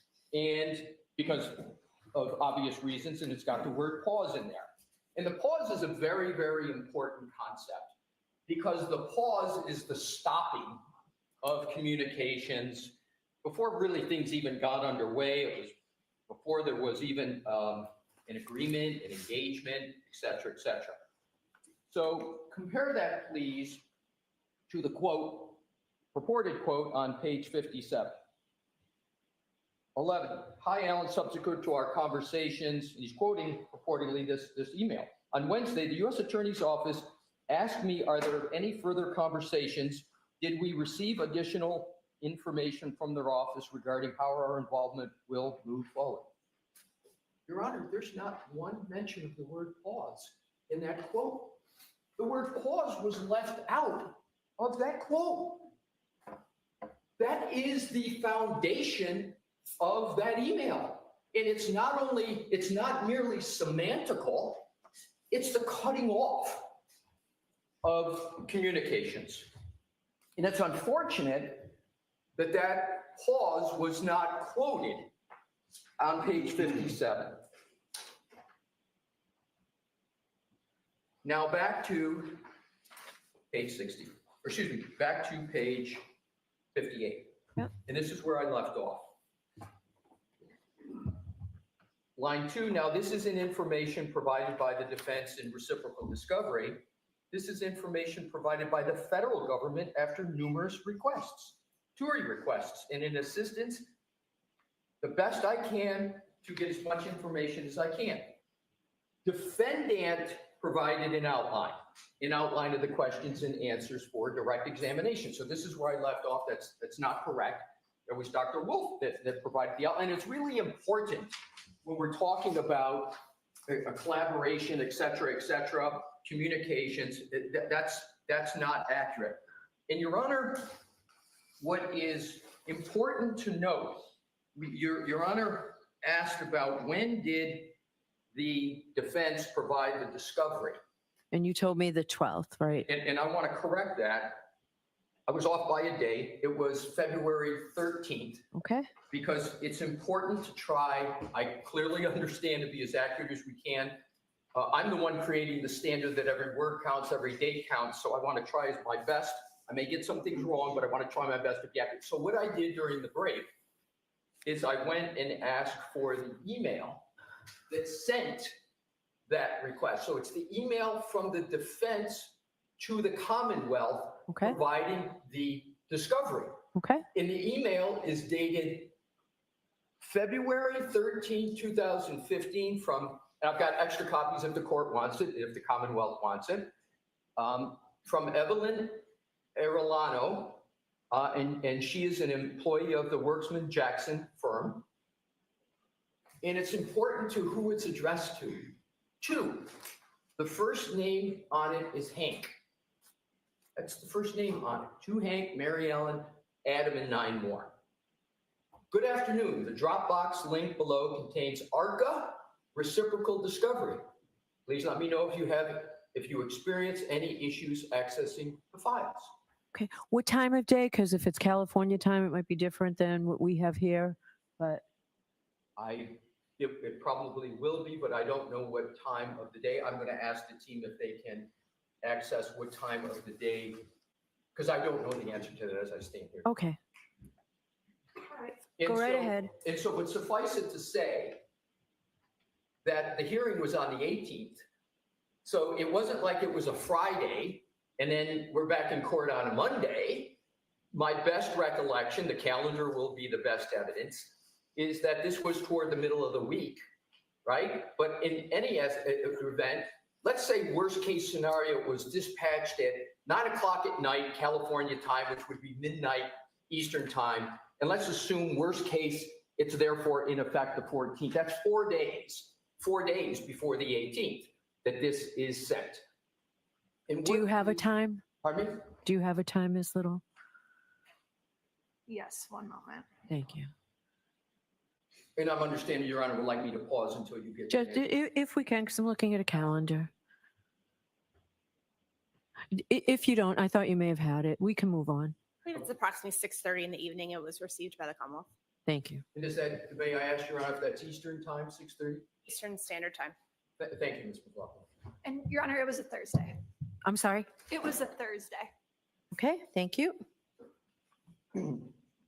So also, in big bold letters, at least on the printout, the subject is Karen Reed - ARCCA reciprocal discovery. It's not like it was buried what was being sent. I mean, this was a lot of things, but it's right there, ARCCA reciprocal discovery. Was it just these pages that we've been talking about, or was it a lot more discovery? May I confer with counsel? I think I know the answer. It was just the pages, Your Honor. Okay, thank you. So it's not like this, ARCCA is amidst a sea of other topics, right? This is the driving force of the email. And so, Your Honor, the question, and I'm going to keep moving on, but the question becomes, and I'm going to ask it more than once, but hopefully not too much. How is it that the Commonwealth on the 18th understood incorrectly, I think it's undisputed it's incorrect, that they got these materials from the federal government? We don't know the answer to that question, but I respectfully submit it's an important question. Was it an honest mistake? Was it just, as happens sometimes in lawyers working together, there's a lack of communication, there's a miscommunication? Is that the explanation? But I think truth and justice on these topics, since we're being so exacting and appropriately so, we should have an answer to that question. So we move on to page, so there we have on page 58, we have another incorrect statement. We have two of them right up off the top, and then we continue on to page 59. Your Honor, understandably, says the court. What is the date of that? Mr. Brennan, it's not dated. When I said it, what was I talking about? I believe, Your Honor, you were talking about the outline. Just give me a second. Let me make sure. And Your Honor, if I may, I want to give you the second, but the basis for that answer is page 58, line 7, where the statement is, and what follows is all about the outline. Okay. So, Your Honor, appropriately and understandably says, what's the date of that? Here's the answer Your Honor got. It's not dated. It's not dated. Now, let's please just go back to tab. We're talking about the outline. Let's go back to the outline.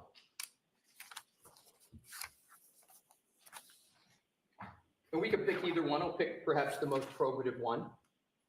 I'm not going to refer to the tab because Your Honor says you have these. This is the June 23rd email from Daniel Wolf.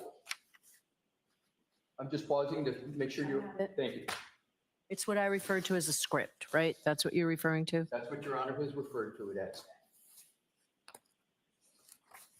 Yeah, so that itself is not, I understand it's with the email, but it's not dated separately. Well, Your Honor, I was going to get to that, but there's context for that. Hey, go ahead. The context, you're correct. The outline itself is not dated. However, the attachment, keep in mind, we produced these materials. Okay. So we deal in e-discovery all the time. And when you look at the attachments, everybody relies upon the attachment line, especially if it's a Word document. So it's wolf_direct.docx. So you know this email has an attachment. We fortunately have a file named direct. Your Honor has referred to it as a script. There is no other document that was produced that comes anywhere near close to this being the direct. So I don't believe there's any reasonable basis other than the other email on the quals that came the day before, 2 days before, the day before June 22nd, which has the same attachment wolfquals.dcx. Can I ask you a question just because I don't understand? So what I have separately is the script and then something saying qualifying the expert. Is this all one document? No, Your Honor. So what is the date of the, so you're saying what I referred to as the script was sent on the 23rd? That is correct, Your Honor. What was the other one? When was that sent? The other one was sent the day before on June 22nd. Okay. I'm just going to give it the name that the email has. I think it's wolf_quals document. Okay? So there's two emails. One's just the quals. The other, I respectfully, Your Honor, I know what you're calling it. I'm just going to call it what it says. Sure. The title is direct. So it doesn't matter which one you're talking about. To me, it doesn't matter whether there's a date on the actual quals document or the direct document. We produced them in this fashion. And I believe the only reasonable conclusion is that the outline is what is sent under the June 23rd email. And Your Honor, the reason why I persist in this is because if Your Honor goes and looks at the, and this is important for the context, if you go back to the June 22nd email, okay. The last sentence is, I will try to work on some direct examination questions tonight. So you know that when the direct comes in the next day, I think the only reasonable conclusion to make is that that direct outline was created after the 22nd or on the 22nd or after, and certainly by the 23rd. So that's what the Commonwealth had in terms of the information. So in conclusion on this point, but I think an important one, it's not dated, but here we go back to, Your Honor, the TURI request is a recent February response, but they, and I'm assuming the Commonwealth meant the federal government, send random documents. There's no real accounting. But there is an accounting on the face of the emails that I'm going to ask you to hold that thought. I just have one other thought about Yes, this. So we're talking about Saturday, June 22nd, what was sent as an attachment with the email, and Sunday, June 23rd. So this was before the witnesses testified, right? And you are saying that this was disclosed prior to the February 18th hearing. But was this disclosed prior to the witnesses' testimony? The answer is no, Your Honor. All right. That I just wanted to be clear. That's how I see it. I just wanted to give you the opportunity to tell me if that's not accurate. No, that's 100% accurate. Okay. And I'm going to get to that. To me, that's a Rule 14 issue, not a candor to the court issue. Okay. So So now if we could please go back to page 59. I'm there. Thank you. There's no real accounting. Now, I'm not saying that undermines the conclusions of ARCCA. There's another okay, so to speak, with ARCCA. Or I'm not saying they're not qualified witnesses, but it certainly shows some bias. I went over a lot less of it, blah, blah, blah, blah, blah. And here's the next one. Another comment. He's quoting, would it be fair to say, because you had a lot of nighttime visibility work, your cases frequently involve pedestrians? Now, and then yes, unfortunately, there is a direct correlation between the time of day and pedestrian facilities. Statistically speaking, most pedestrian facilities occur during the evening. Fatalities. I'm sorry, thank you. Fatalities occur during the evening and night hours. End of quote. And then the Commonwealth adds a commentary. That would have been nice to have. They had it. They had that. What's the objective evidence that they had it? I go back to the voir dire. They had it 4 months ago, 4 months before last Tuesday. They had it before we turned over the discovery. And what's the objective evidence that they had it? Is the voir dire of June 18, 2024 of Dr. Wolf that I referred to earlier, page 167, line 12. This is Dr. Wolf. Well, to give you an example of that, so I do a lot of nighttime visibility work where, for instance, let's say a pedestrian is coming down the roadway, et cetera, et cetera. But that's not the end of it. They had it twice.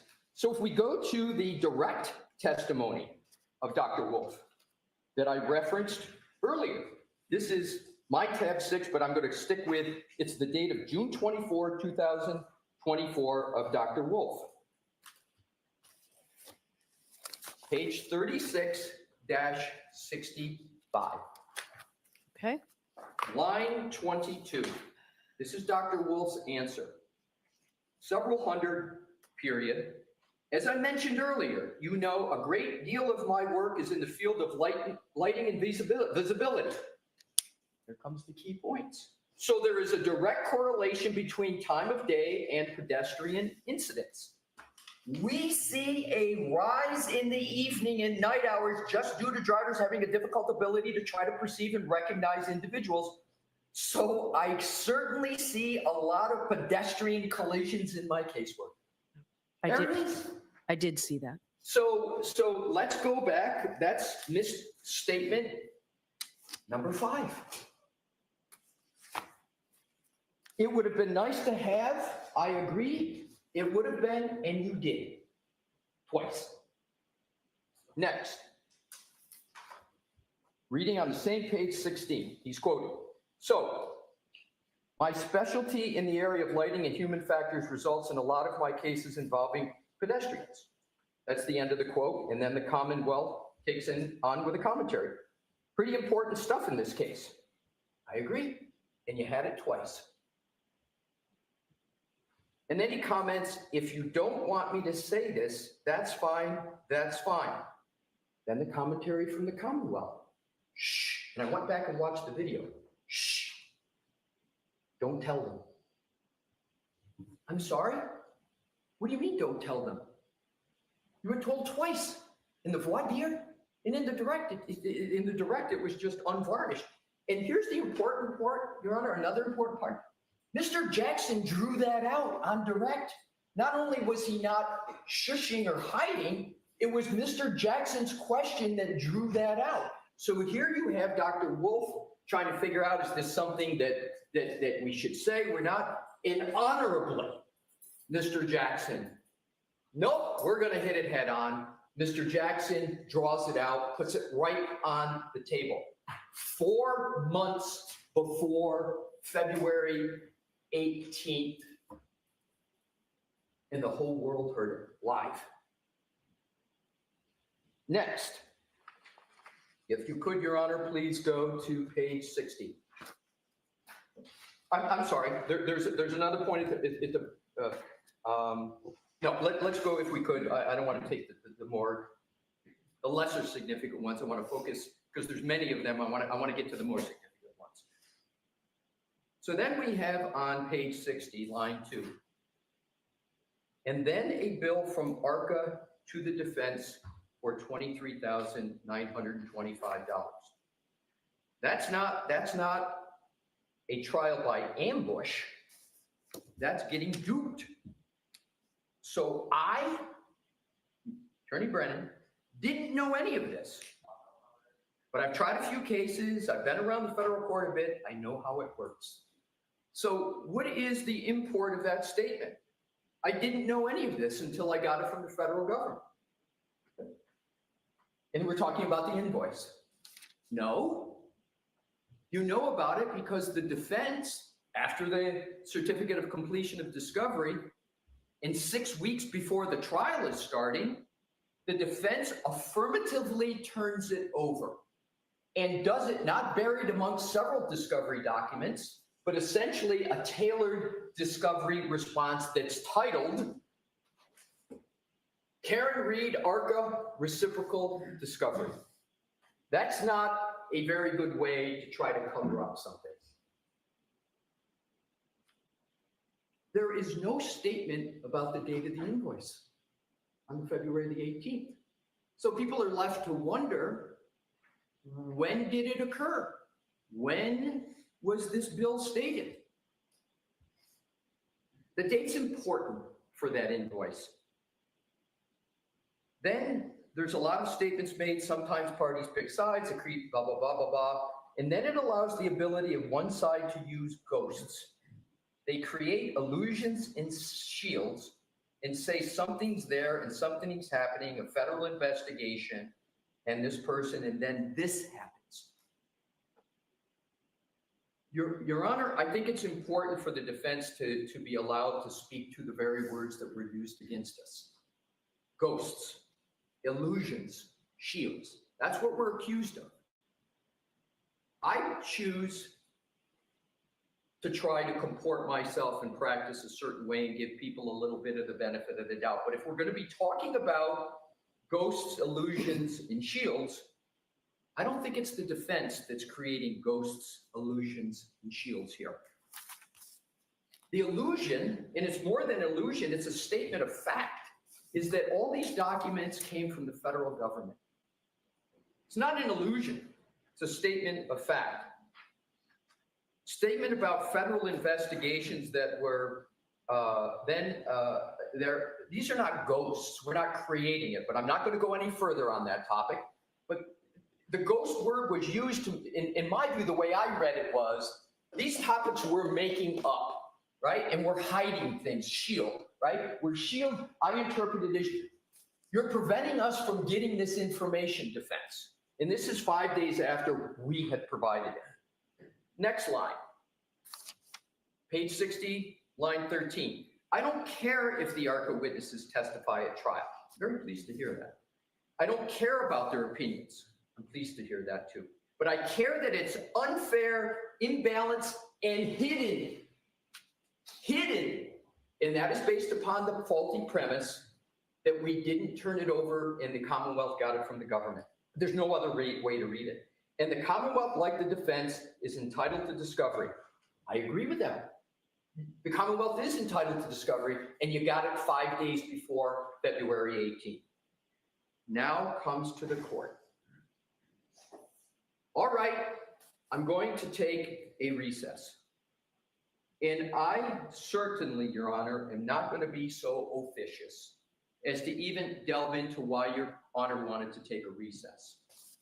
But I will tell you what I thought and what I believe occurred. Your Honor listened to a completely counterfactual rendition of some of the most important issues of the day and frankly of the moment in this trial. And the reason I've got a little bit of an inkling is because what happened when the court came back. So what I concluded, after all of this and the court saying the break is, after all of these inaccuracies and piling on of inaccuracy after inaccuracy, there's a cause and effect in my mind between the several and serial inaccuracies, the break right in the middle, and then the court comes back. And I understand, I don't really, and I'm going to get to this, see the justice in terms of this presentation to the facts. And that's what we're going to be talking about, facts and representation. So here's what the court says. After hearing all of this, and I want to underscore something, Your Honor, and I'm not going to get too lofty with due process and notice, but it's important to hit some of these points. All of these topics that were raised were not in a motion. They were not in an affidavit. And I've had this issue before with other motions under what's required in an affidavit. In this case? Or are you just saying generally you've had this issue in other cases, or do you mean this case? Other cases, Your Honor. With there not being an affidavit, right, where someone's got to be very, very careful about what they say. But in this information that Your Honor had to be subjected to was not in anything that we had notice of, these topics. We had no notice that this was coming. There was no affidavit that someone had to swear to that all of these facts were correct. And Your Honor takes the break. So we didn't get an opportunity to stand up and say, you know, what I'm being given the very fulsome opportunity to say today. So Your Honor comes back. All right. So the Commonwealth just provided the court with information. And I don't even want to repeat these words because it almost pounds on to the prejudice to the defendant. But Your Honor well knows what Your Honor said. But it certainly had the words in there that were very, very difficult on the defense. And you say, so for that reason, right? So the Commonwealth just provided the court with information that causes me, and then it goes on.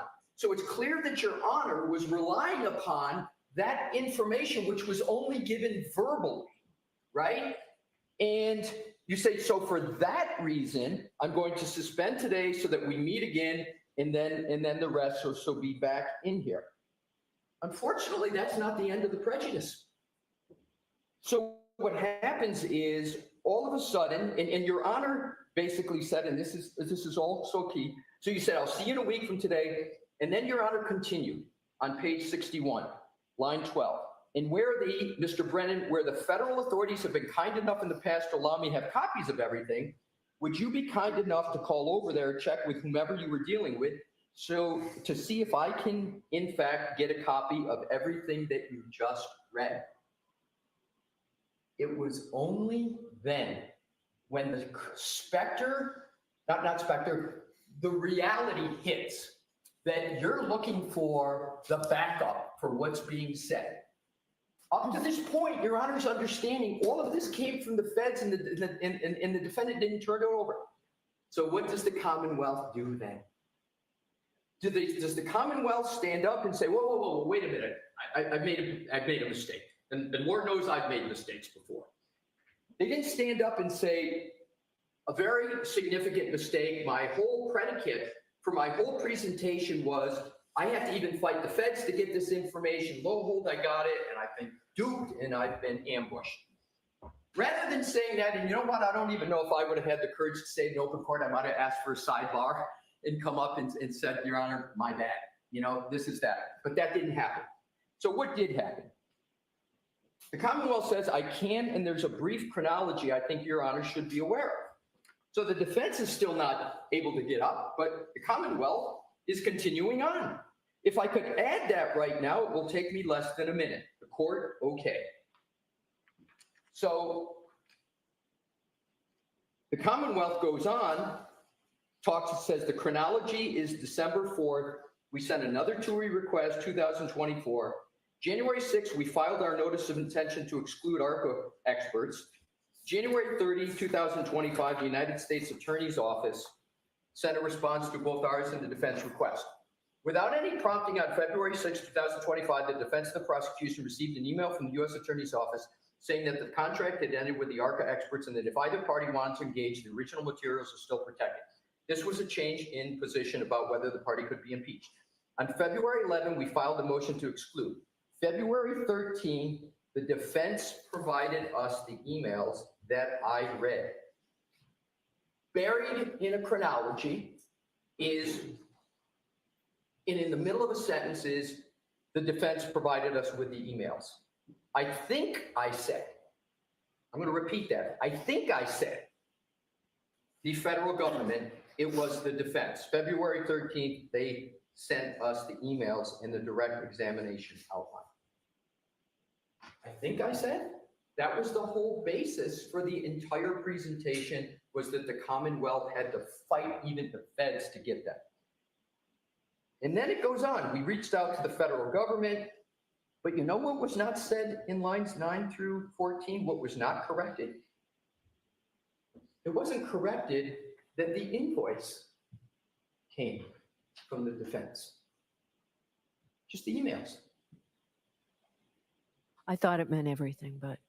I don't understand how that conclusion can be drawn, Your Honor. It didn't say the defense provided us with all of the entire production. The defense provided us the emails that I read. There was no email with the invoice. The invoice was discussed as a separate item, and I can go back to it. When the Commonwealth was talking about it, they never connected it to the emails.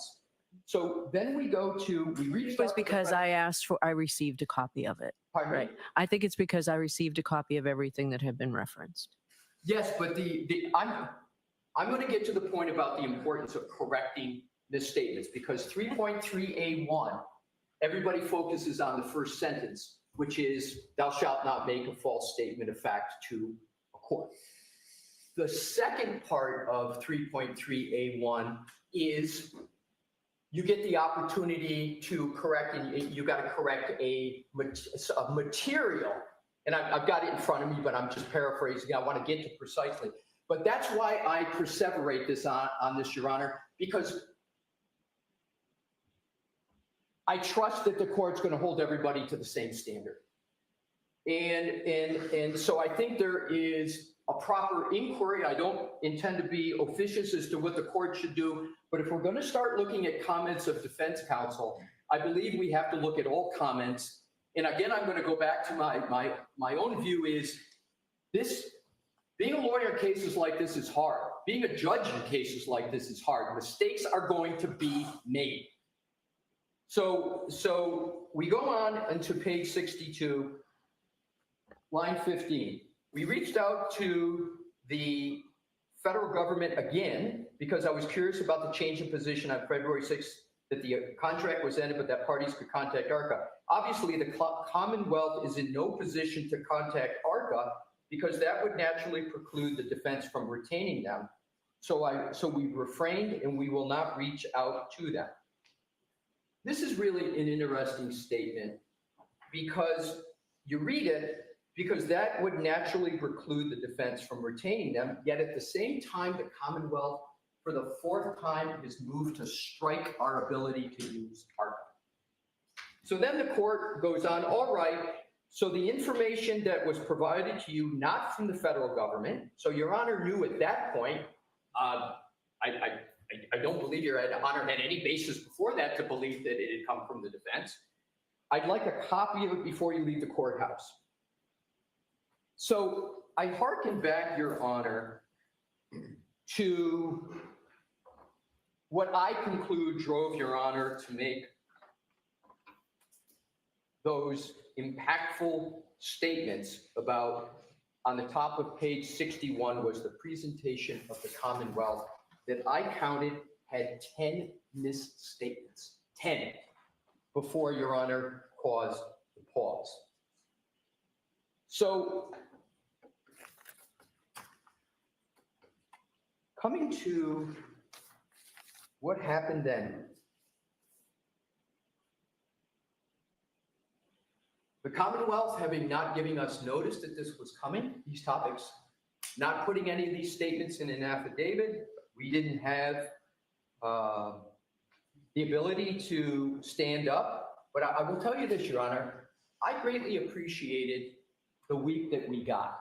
because I do believe that Your Honor intended that counsel be given, defense counsel and defense, a fair opportunity to go look at this. And that's the way I'll speak for myself.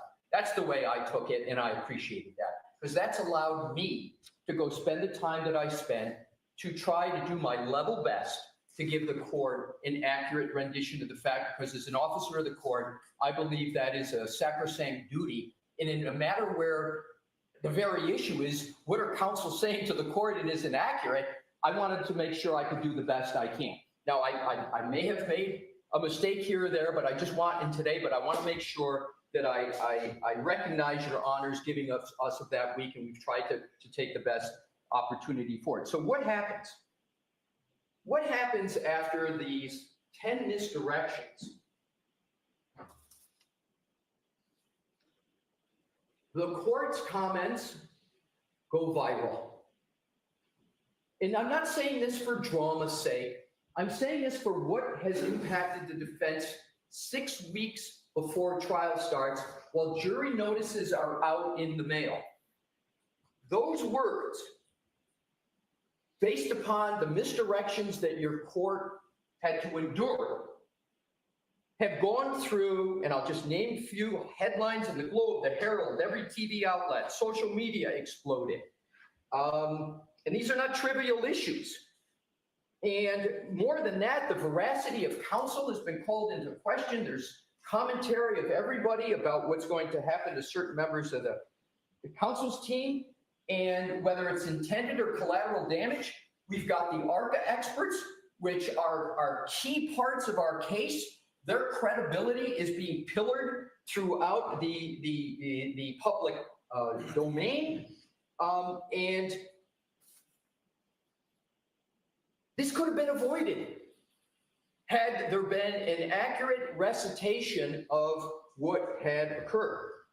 And Your Honor, I don't know if this can be remedied. But it surely shouldn't have been exacerbated.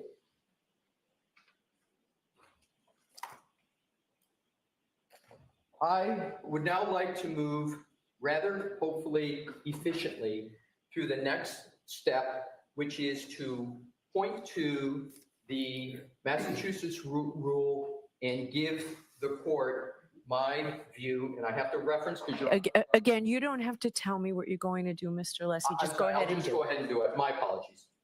So now let's just turn to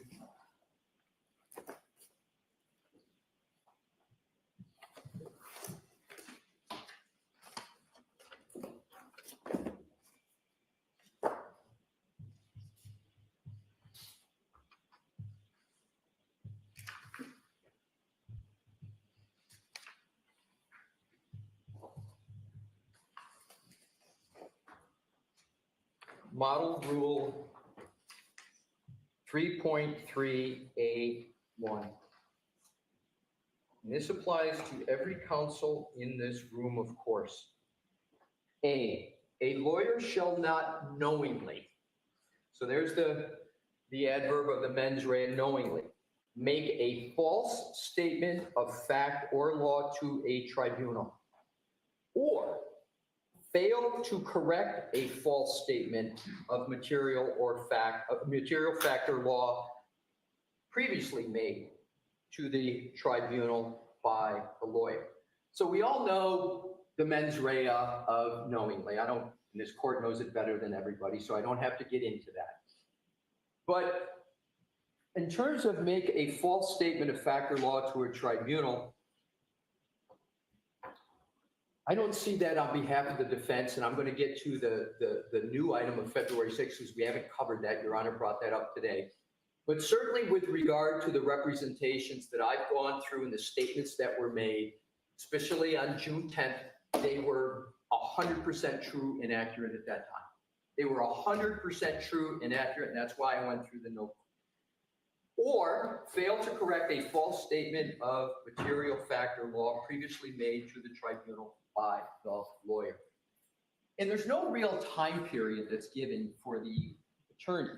But here is something very important, Your Honor, and I'm going to parse the grammar because it's what you do in construing a statute. It says, or fail to correct a false statement of material factor law previously made to the tribunal by the lawyer. So the is a definite article. So it's like an adjective, it's a definite article. Lawyer is the noun. The lawyer refers to the lawyer who is perhaps made a false statement of fact or law to a tribunal. So it's sort of like you make a misstatement, it happens, but you got to correct them, right? And what they talk about is, what do you have to correct? You have to correct a false statement, so it has to be false. It has to be knowingly false, of material fact or law. And material has been interpreted in the context of 3.3A1 to be a statement of fact or law that caused a court or adjudicator to have relied upon it for a determination. Essentially what the case law talks about, that it's influenced the judge's decision. So let's go back and even let's assume hypothetically that on June 10th, there were misstatements made. It's not any misstatement. It has to be a failure to correct a material. You have to do it knowingly, and then you have to fail to correct a false statement of material fact. In terms of what Your Honor had, it's the same lawyer that we're talking about in both clauses, and that is why I spoke about Mr. Yannetti's statements on the 10th, about what he knew, the fact that Mr. Jackson was handling the ARCCA experts. So it's important to be analyzing what lawyer is saying what and which lawyer is to be making correct to correct the statements. So I go to the analysis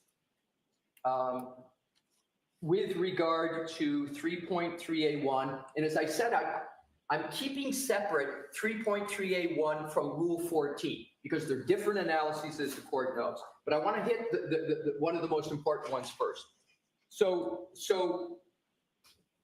there's not a false statement of fact or law to the tribunal, and I will stand here as long as Your Honor needs if Your Honor feels differently based upon what I've said, or fail to correct a false statement of material fact. So what I'd like to do, Your Honor, is now go to what Your Honor brought up today, because I was prepared for the June 10th. I wasn't prepared for the February 6th. Do you need time to that? I don't. I have taken the time. I appreciate the offer.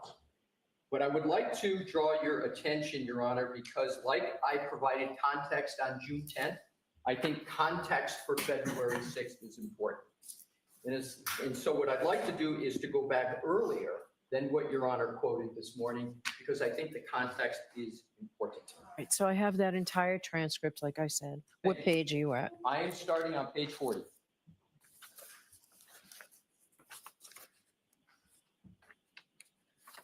Okay. I start with line 1. Mr. Brennan, correct. I had a conversation with one of the two prosecutors I spoke to, and the only means of trying to obtain information they suggested was through a TUI request.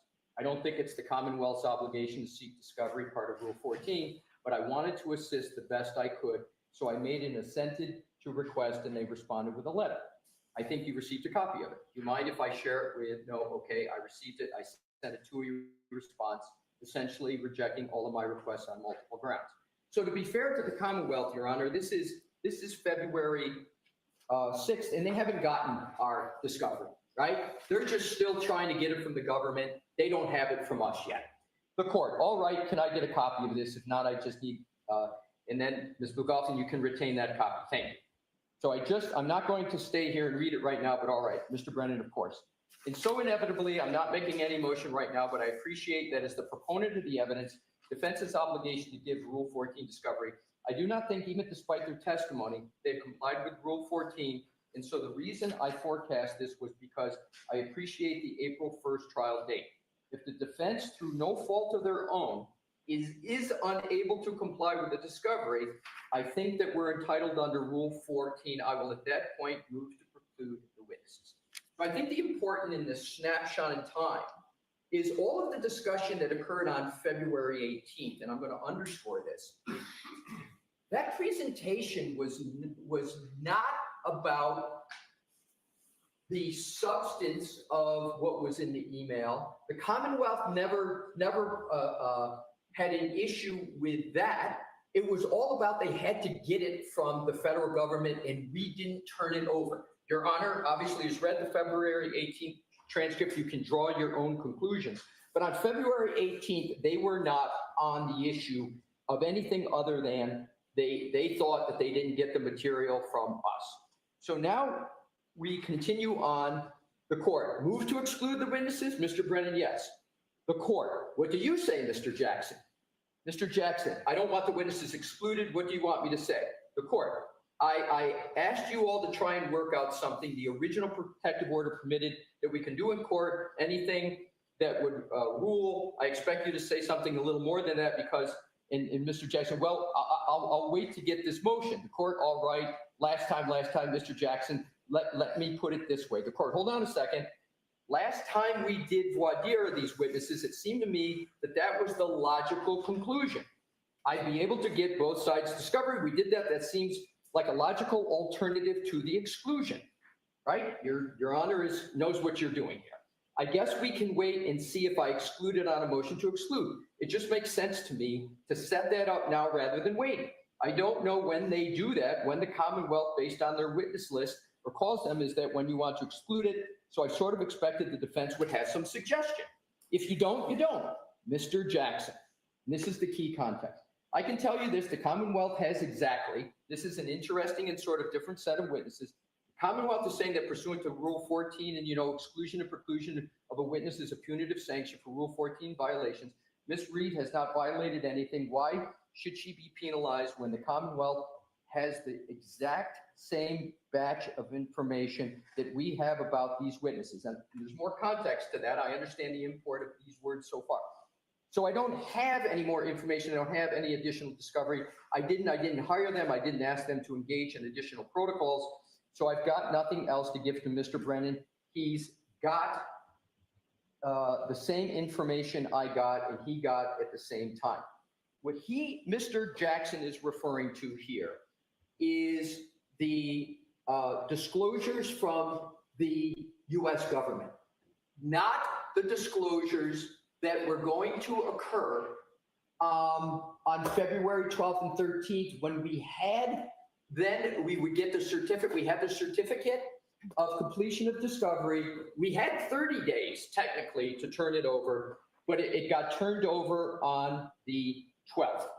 So then it continues on, is important. The court, if I don't exclude it, with other side be seeking a voir dire, we would not seek a voir dire because they're eminently qualified and there's no other discovery to give.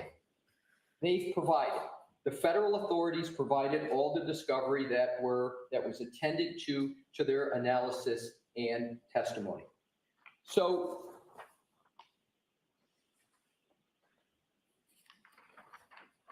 what we have in terms, Your Honor, this is important, and I'm going to go right back to 3.3a.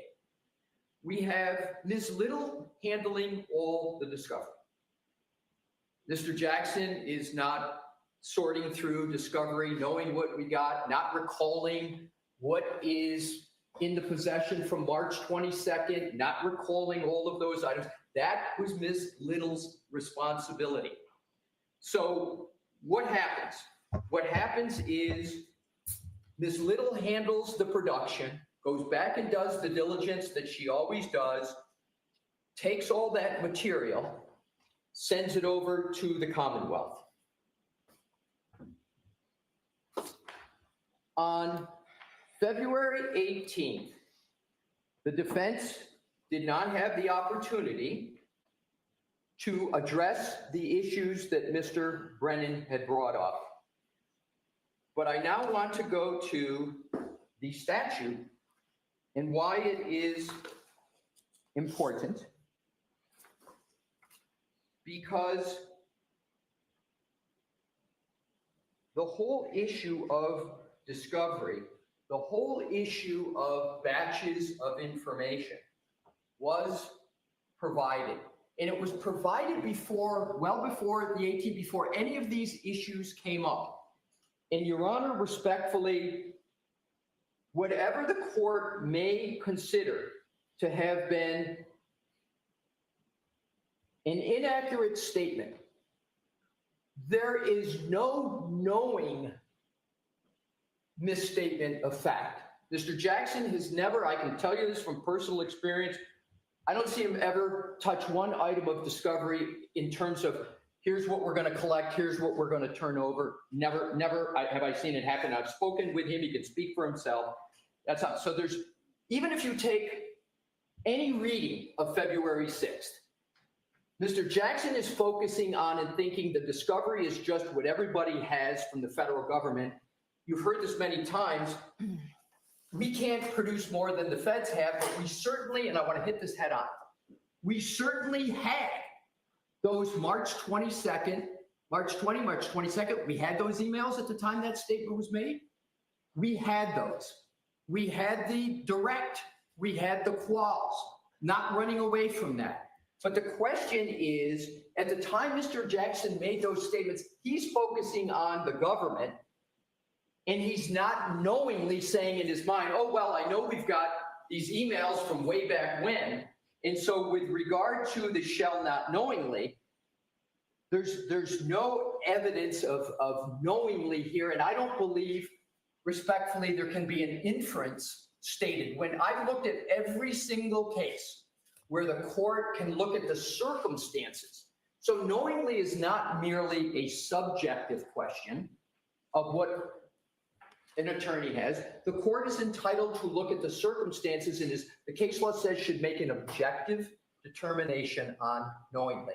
But the cases, and I can give them to Your Honor, the cases are legion, that the court cannot draw an inference from no fact to conclude it was knowing.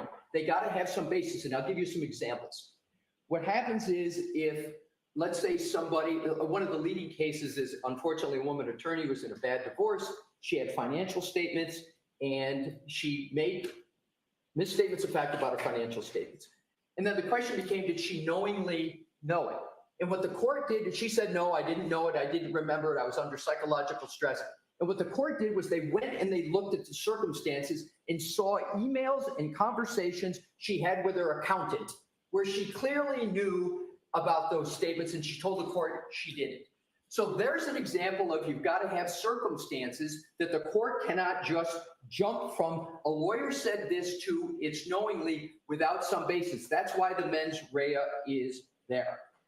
So in turn, and that's the February 6th, respectfully, that's the only aspect, and I went through all the others, that even comes close to a false statement of fact by Mr. Yannetti or Mr. Jackson. In sum, Mr. Yannetti's statements on June 10th, all completely accurate, all completely accurate.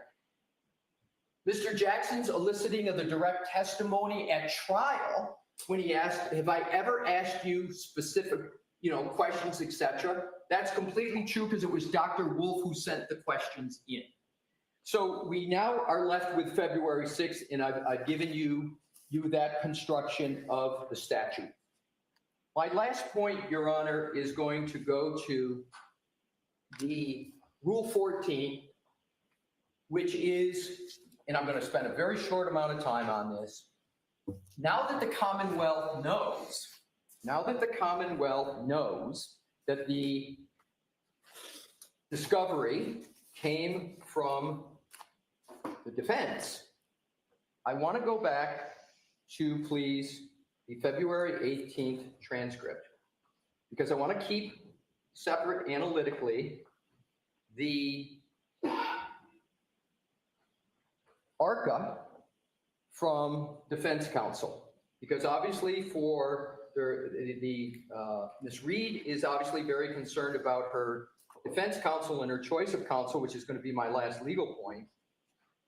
But in terms of what occurred, I want to go to and quote the Commonwealth on the transcript.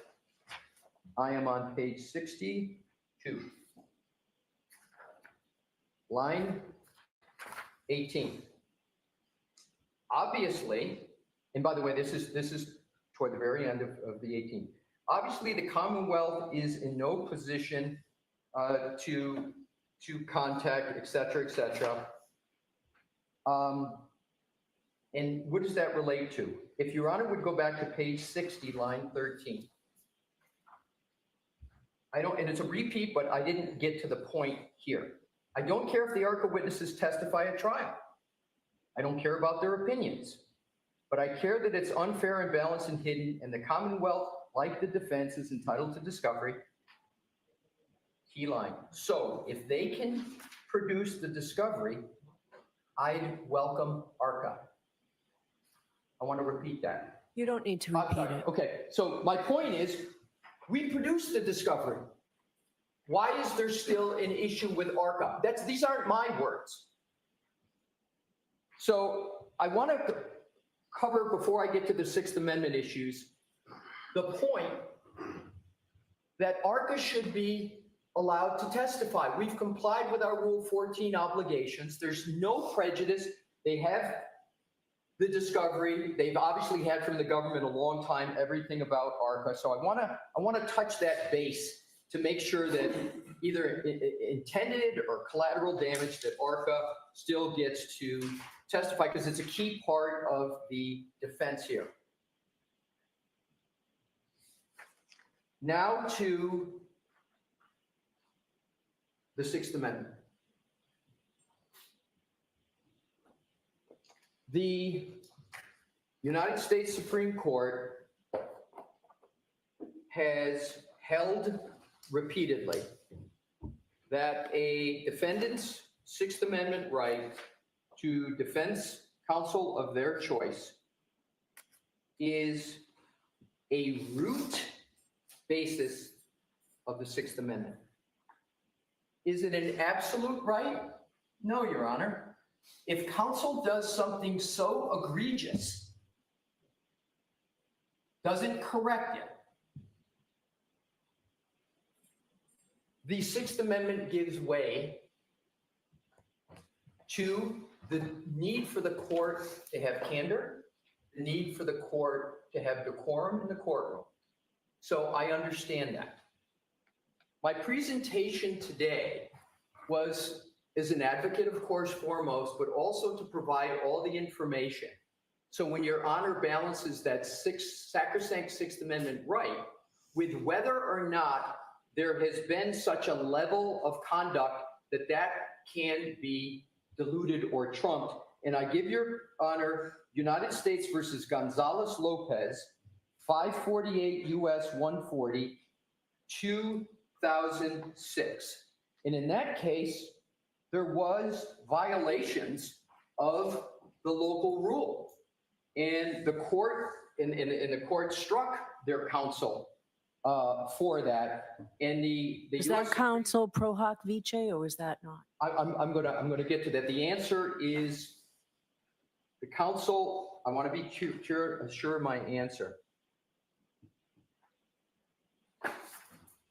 Yes, and I'm going to read my conclusion because it doesn't say pro hoc vice, but I'm going to read you a part of it that says, during the hearing, however, the magistrate judge revoked Lowe's, that's the attorney, provisional acceptance. So I believe that's the parlance of pro hoc vice, but Your Honor, I'm pretty sure, but I'm not 100% sure. And then the following week, et cetera, and then the revocation occurred. And yes, it was. So the Supreme Court holding, government conceded that Gonzalez's Sixth Amendment right was violated below, where the court denied pro hoc vice admission based on perceived violations of a local court rule. All right, so pro hoc vice was not permitted in. It wasn't a revocation of pro hoc vice. There's a difference. There is obviously. A difference, and both occurred in this case. Okay. There was both. Good point, both. So Your Honor, and there are other cases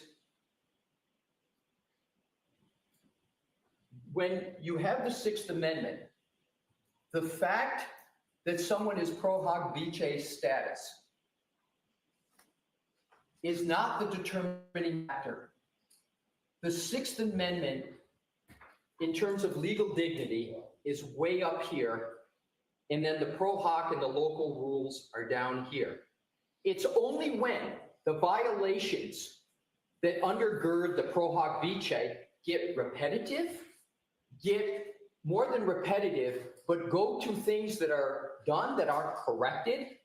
And the issues that I've seen in my research, Your Honor, is that they have to be so, the violations have to drive so much to the core issues in the case.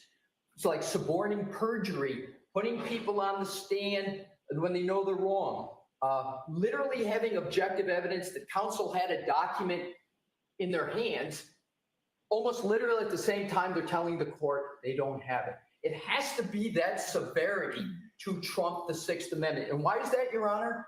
Because the court has alternative remedies for if they really think that is happening. And that is going to be my last point on the Sixth Amendment. The case law is replete with the trial court having to be careful that whatever they do, even if they believe there's a basis for some sanctions, that the court look to do them post-trial so that there is not for the trial the bleeding in of those issues into pretrial matters. And the case law, there's a mention of that all the time. It encourages the trial courts to make sure that they're very, very sensitive to that issue. I don't think the courts are being all that sensitive and empathetic to the lawyers, but I think what they're doing is appropriately trying to make sure the defendant gets a fair trial, right? And the defendant is not adversely affected by whatever the counsel may or may not have done. But I want to be very careful and clear, Your Honor. I'm not saying that is sort of like mitigation. I'm saying, importantly, the time I spent that there was not these violations. If any occurred, they were corrected. And on Rule 14, there's no prejudice. And therefore, I conclude, Your Honor, and I would urge the court. What happened on February 18th? There were some misstatements and they weren't cured. I don't want this to turn into, and I'm not making this argument, I'm not making an equivalence argument. I'm not saying, okay, now let's turn to the Commonwealth. To the contrary, Your Honor, and I hope I've provided a factual and legal basis. I don't want any of this to continue. I don't want scrutiny of the Commonwealth statements on February 18th unless there's going to be continued scrutiny of the defense counsel. And I don't say it as a camouflage or a shield. We've got a lot to do between now and April 1st. The last thing I'm sure the court wants or anybody wants is to have something happen where that date can't be met because of whatever actions come out of this. My hope is that we all understand we make mistakes. Mistakes have been made clearly by both parties. And I would urge that the parties, not talking about the court, the parties take a breath, a deep breath, and focus on the matters that are important, which is how can we prepare to make sure that the presentations to the jury are candid, truthful, and most importantly, effective so that jury can make the best decision. There's a lot at stake here. The issues are momentous, and that is the focus of the defense. And I, again, conclude, but I would ask that I have, if anything said, if Your Honor has any concerns, I would really appreciate hearing them so I can take them on. Mr. Jackson, Mr. Yannetti, any questions Your Honor has, I would greatly appreciate it. My presentation notwithstanding, if there's still concerns with the court, we will take them on as best we can and certainly candidly. Thank you. All right, I appreciate that. Before I give the Commonwealth an opportunity to respond, I need 10 minutes. All rise. So we've just had a flat out threat in the court, veiled threat by Alessi that he's going to basically move for sanctions against the Commonwealth for misspeaking and correcting themselves. as if that was about who they got the information from, which was corrected within 5 minutes. And the years of deception, year-long, more than a year long of deception over the ARCCA witnesses being independent, unpaid, unbiased witnesses. And lying to the jury, like that's equivalent. What a monster Alessi is. Sorry. About to jump out of my skin. What a monster. Imagine just doing this for fun. It's not his job like Jackson. He's just doing this for fun. Seeing if he can get a killer off. And he sits there and he spouts off in front of the O'Keefe family with absolutely no sensitivity to their suffering and just is enthusiastically increasing their suffering. Every hearing.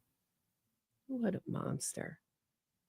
Because he wants a bigger career for himself and he wants to be in the in crowd.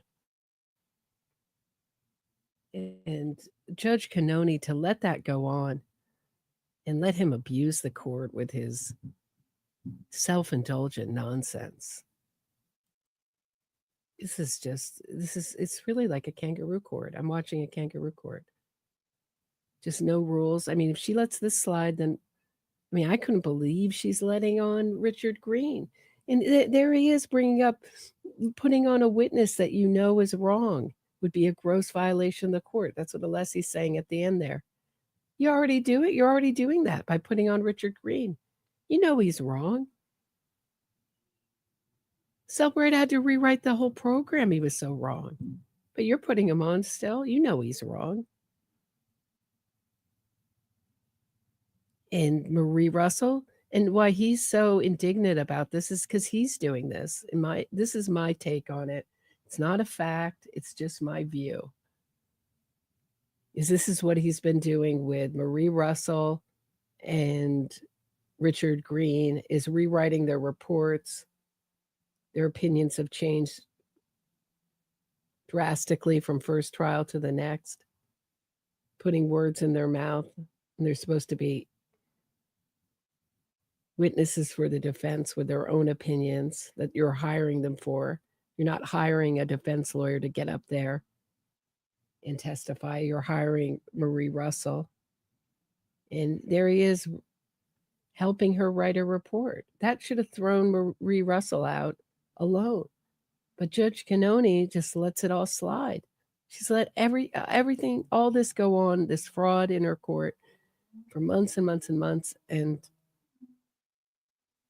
Hank Brennan, I'm hoping I'm hearing the same kind of language I heard on the 18th.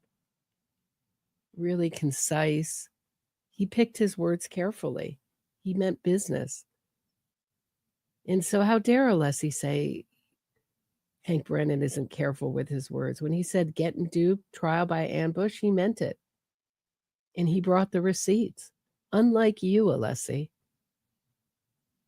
Sorry, I'm just so annoyed. Maybe we should have a musical interlude. Cheer me up. I just can't take it. I mean, it's absurd. To let him go on that long. I mean, it's not just take over the court. I mean, you looked at the press. They were just begging him with his eyes to stop talking.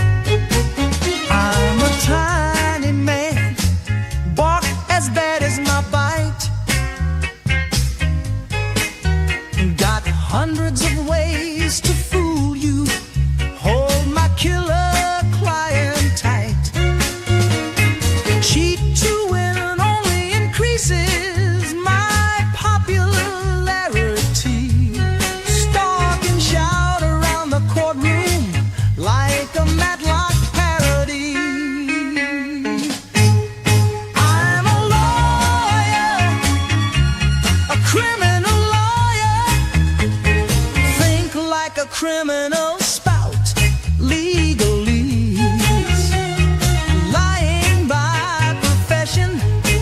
When in doubt, blame the police. When my con gets exposed, I act deaf and dumb. Blame sudden onset amnesia, got the press under my thumb. Drinks with my killer client at Smith and Walensky. Check paid for by fans, my elbow on the killer's knee. I'm a lawyer, a criminal lawyer. Think like a criminal spout, legalese, lying by profession. When in doubt, blame the police. When my con gets exposed, I act deaf and dumb. Blame sudden onset amnesia, got the press under my thumb. Drinks with my killer client at Smith and Walensky.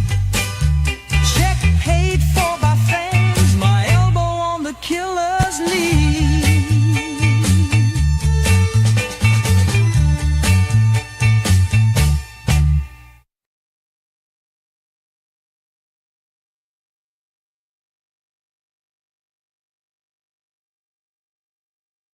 Okay, waiting for court to get back.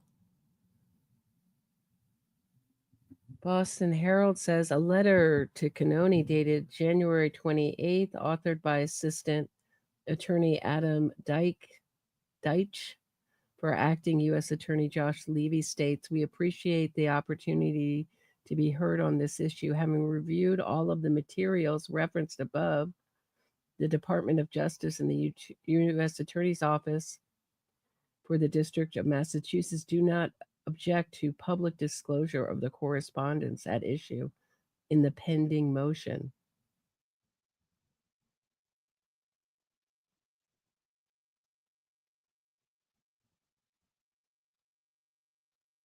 So this is the complex saga surrounding the Karen Reed murder case entered uncharted waters Thursday when the defense argued communications from the U.S. Attorney's Office regarding the case be brought out into light, and the DA demanded a set of notes from a Boston scribe. This is how the Boston Herald describes what went on in court. There was no representative from the U.S. Attorney's Office in court. Oh, this is an old one. Thursday, before Norfolk Superior Court Judge Cannoni, but federal prosecutors in an earlier letter do not oppose a defense motion to release a number of communications related to the case. The release of these documents was opposed by the Norfolk DA's office. The second motion was the prosecution's motion to compel all recordings and notes from Boston Magazine reporter for a story on Karen Reed. Cannoni took the arguments under advisement but did not make any rulings during the hearing. Reed of Mansfield is a financial analyst. First argued a motion filed by Norfolk prosecutors to keep 8 letters indicating an investigation into the Norfolk District Attorney's Office under seal. Judge Cannoni took a break in the proceedings to review the letters and decide what parts of them Reed's defense attorney David Yannetti could reference when arguing why they should be kept public.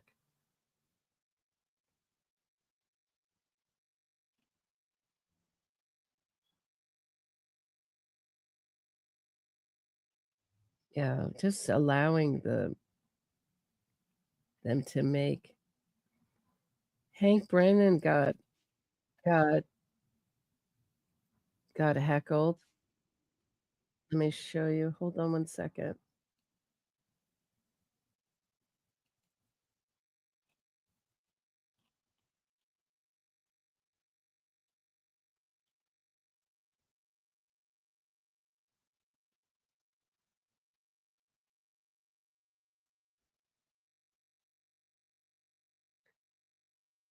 I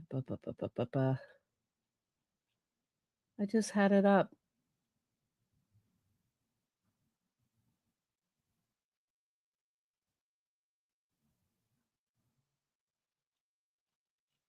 Hold on one sec.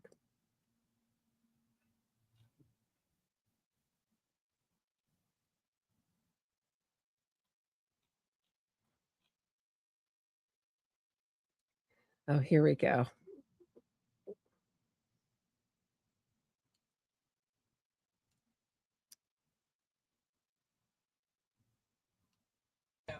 Yeah, right. You know where they are working after all these years too? Our needs. You're gonna get freaking drilled. The good Governor Whitey, I hope this one works out right too. We know what Whitey is, 6 feet under. Yeah, right. You know where they are working after all these years too? Our needs.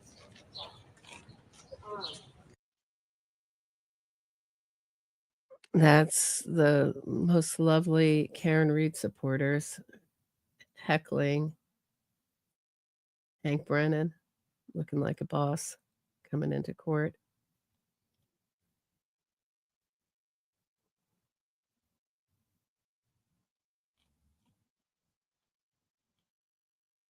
Lucky Lawfren was there this morning, all dressed up in his free Karen Reed outfit. So absurd.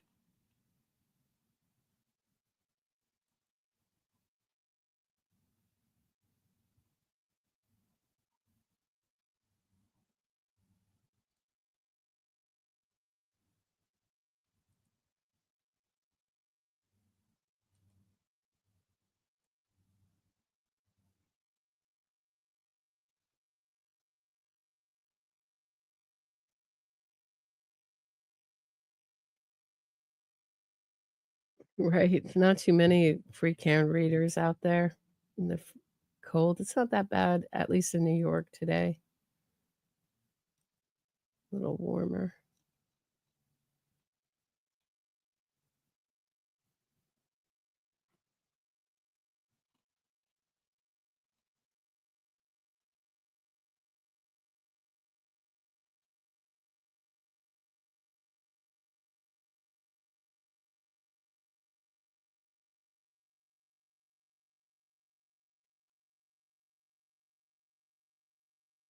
Here's more of the free Karen Reed crowd.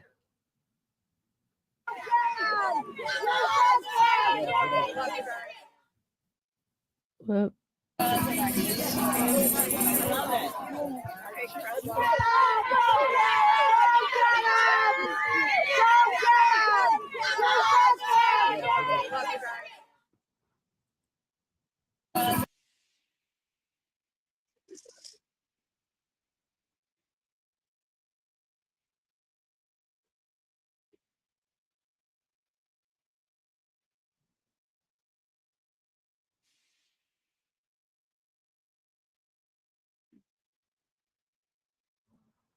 So did you see Lucky Lawfren in there?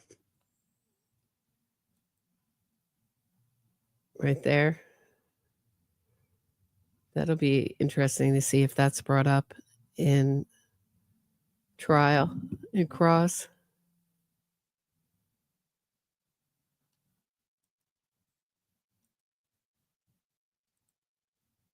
Okay, we're back. Questions, and I may have questions for both sides next week, but actually what I want to do, and you said I could ask questions of other counsel. So while memories are fresh, I just want to assure the accuracy of what was just said.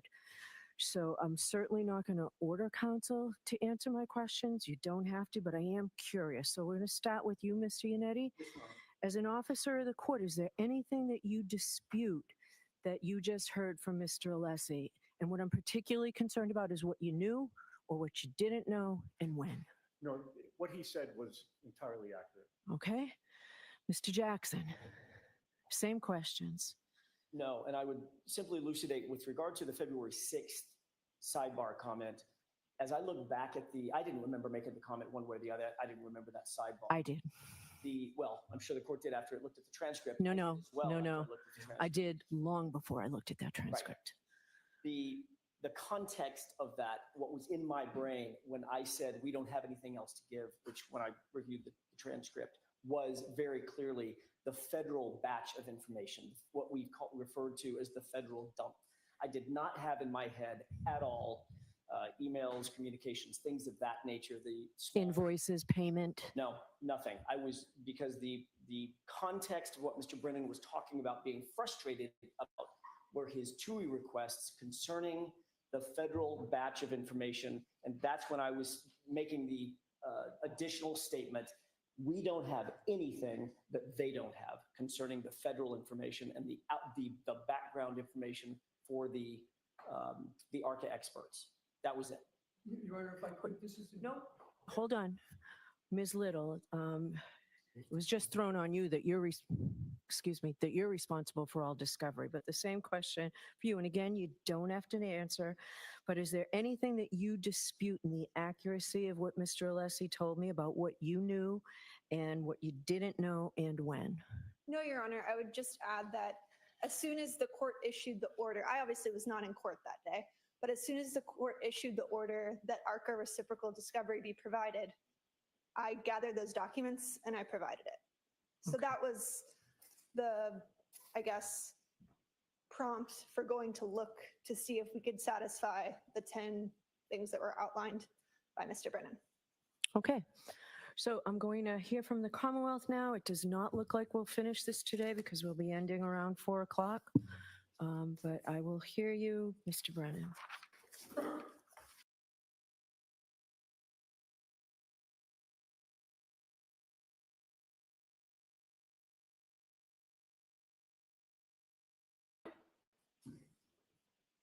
Attorney Alessi ended his argument talking about the Sixth Amendment and discounting repeated or repetitive violations.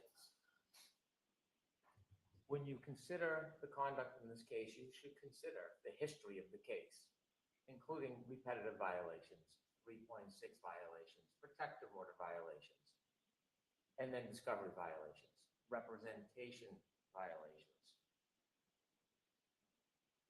The defense in the first trial attempted and successfully did portray ARCCA witnesses as wholly independent, presented themselves as oblivious to the nuances of ARCCA, left the impression that there was no compensation, no bias, no collaboration.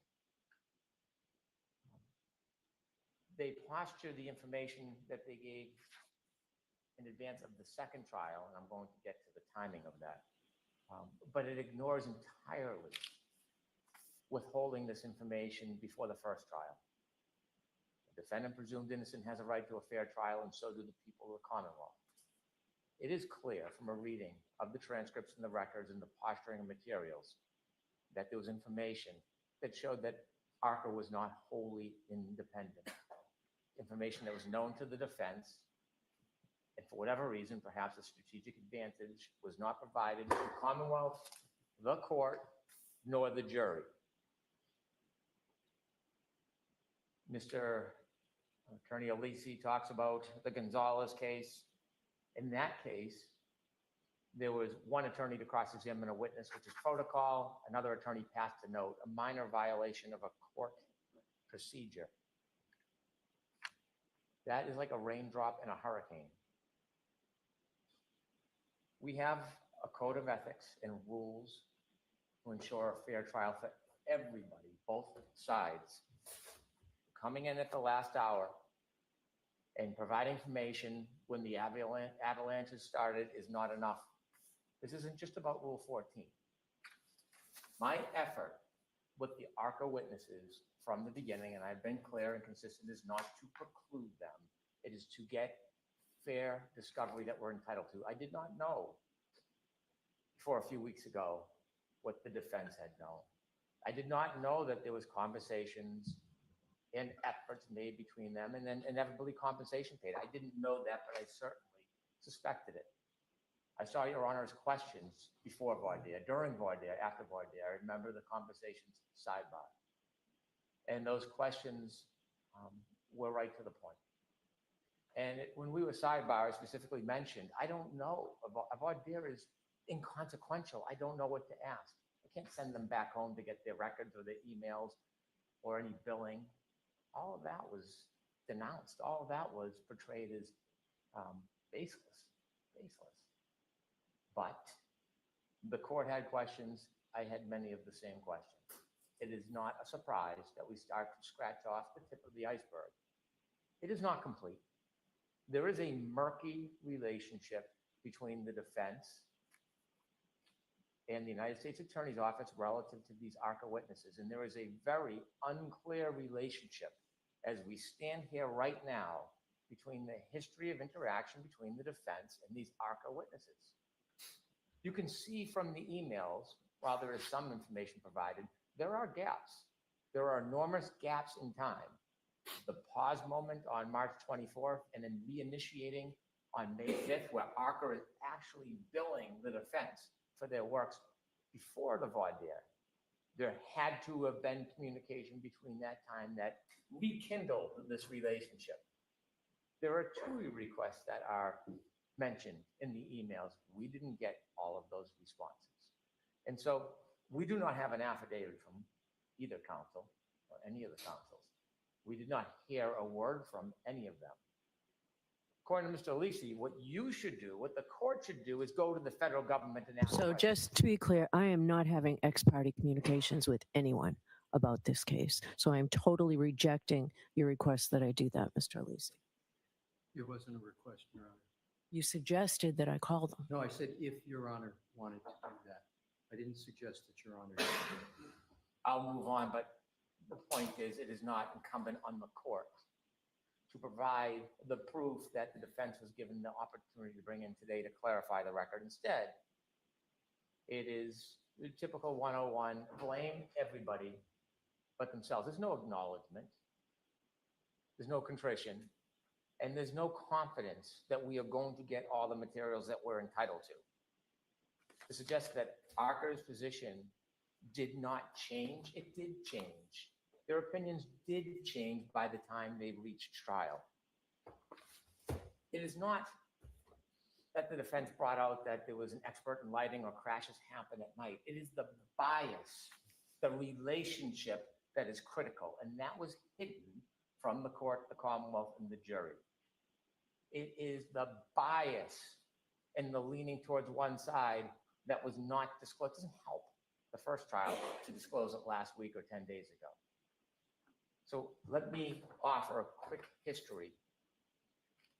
It is true, when I first spoke to the court, I believed the documents were provided by the federal government, and I did correct that record as soon as I learned before court ended for the day. January 30th, 2025, the United States Attorney's Office responded to one of my TUI requests. They provided billing, including ARCCA billing. There was billing for their reconstruction, but there was no billing provided for their preparation, voir dire preparation, travel expenses, trial testimony. That information was provided to both sides on January 30th, 2025. It seemed at that point that the federal government was being at least a little more responsive, although not directly. No bills other than what the ARCCA experts did in putting together their demonstration and their accident reconstruction. February 11th, I filed on behalf of the Commonwealth a motion to exclude the ARCCA witnesses. On February 12th, the United States Attorney's Office gives us new emails. And those emails were between the defense and the United States Attorney's Office regarding their request to use ARCCA witnesses at trial. It's not a surprise that on February 13th, on the heels of these more productive disclosures by the federal government, we then received the disclosures from the defense, which are the emails regarding conversations between Attorney Jackson and Dr. Wolf, and the invoice for billing. Now, I did misspeak. I corrected it, but it is not the source of that information. It is the substance of that information, what is critical and relevant. It is that information that should have been known to the court, the Commonwealth, and the jury at the first trial. And it is also that information when you compare it to the representations that have been made prior to trial by the defense that has import. Before, and I'm not going to belabor this and go through the comments, most of them again, but it is important before I get to the representations. The court does consider pro hoc vice. We have one licensed attorney in Massachusetts who's carrying 3 pro hoc vice attorneys with the request for a 4th to ride on that same license. There is a responsibility, respectfully, to Attorney Yannetti. He's a fine attorney, an excellent attorney who I admire. But there is a responsibility so that there are not a number of pro hoc vice lawyers doing different things and then later plausible deniability. When we send emails, if I should miss one person on an email, I will receive an email telling me that make sure everybody gets every communication. I've been corrected or redirected many times when we've left somebody out on a communication. Pleadings are signed by all parties. They come through the bar card on that table. And so to try to parse or mince or put a slight on words to suggest that things are done independently and there's no responsibility for the defense when a representation is made that's inaccurate isn't enough. It doesn't assure that in the future it won't continue. Now, Mr. Alisi said there were rules of the road. This was before his time and mine, but I've read the discovery. There were no rules of the road. There was a protective order. And the protective order was clear that there was no discussion outside of court about the federal materials. And there was nothing in the protective order or direction from the U.S. Attorney's Office that the Commonwealth had any right or privilege to contact any witnesses. Everything is done by the book, by regulation, through TUI requests. So I have to say, I've never seen the protective order. I received a stack of discovery that the federal authorities were kind enough to get to me in advance of trial last time, because Mr. Jackson had told me he understood that I was operating from a place that I didn't have enough knowledge essentially of what was going on. So I received those 3,000 pages plus. I did not receive a protective order. I don't know that I'm entitled to it, but it would be helpful. I don't want to take it if I'm not entitled to it. I don't know what the parameters are. Your Honor, we have a copy of the protective order. I did ask co-counsel if there was any limitations to it, and I don't have a certain answer. What I'd like to do is Call over there, please. All right. If I can have it, I'd like it. It would help guide me through this. If I can't have it, I'll just go with everything I've heard. May I have a moment to speak to counsel? Sure.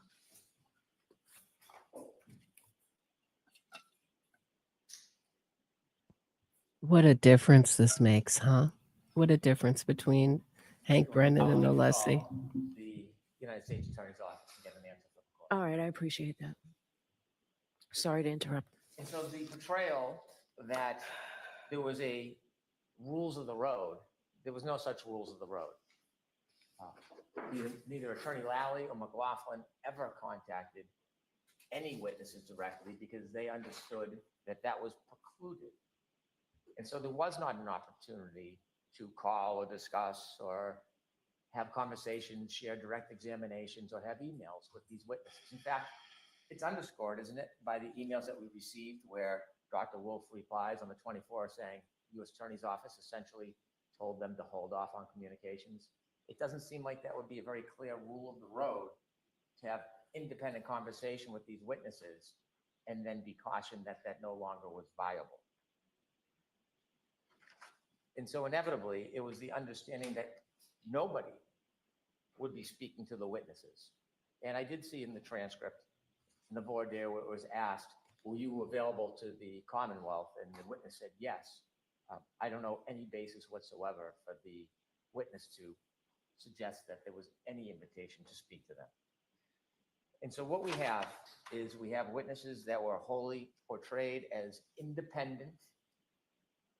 When we look at the testimony, it was represented many times in court leaving the impression that the defense had no access and no special relationship with the ARCCA witnesses.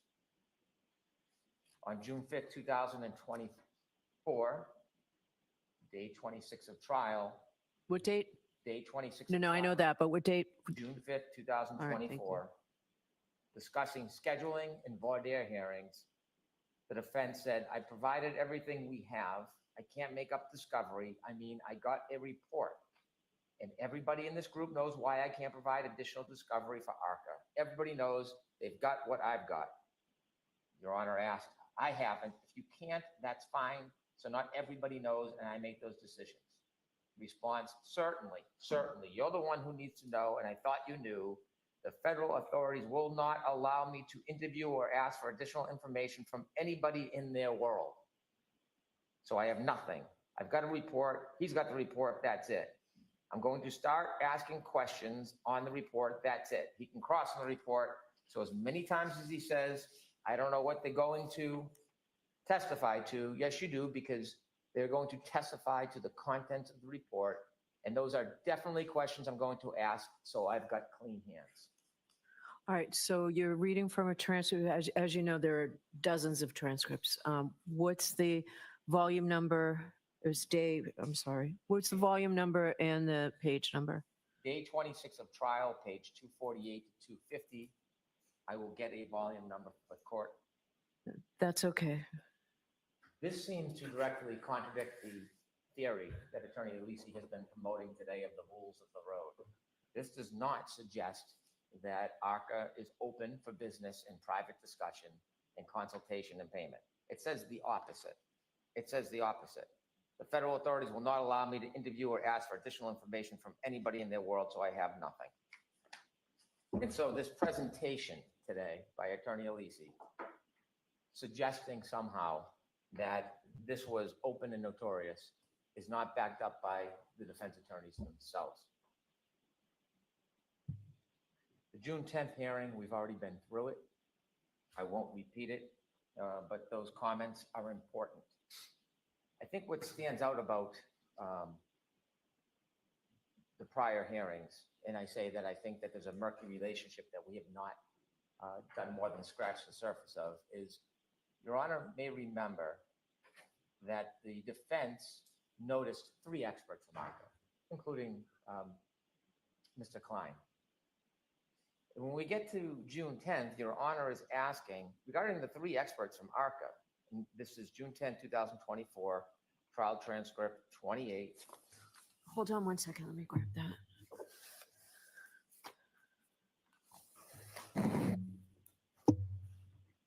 Okay. I believe it's page 12. Okay. And you were asking about the 3 experts from ARCCA. And you mentioned, notably, I can't tell who does what or what the basis of the opinion is. And when you look at the ARCCA report, there's no delineation on which of the 3 experts did what in that report. You can't tell what role each of them played from the report. And so if we only had the report, we wouldn't know which of those experts to call.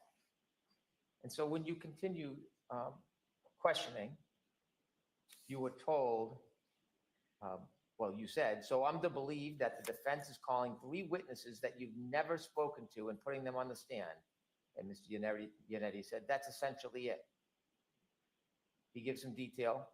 As mentioned earlier, we've spoken to them only for the purposes of coordinating their testimony and background. The important point for this particular point is that the defense inevitably calls 2 witnesses, Mr. Wolf and Mr. Rentschler. And when they only call Mr. Wolf and Mr. Rentschler, there must be a reason why. Because you can't tell from the report who did what. They noticed 3 experts. So there must be conversations with somebody explaining the witness's role or why only 2 of those 3 witnesses are important for the defense.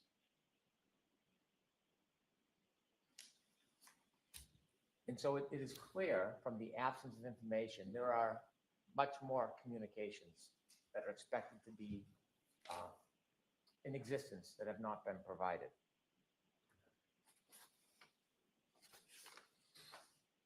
on page, on June 18th, 2024. The voir dire hearing.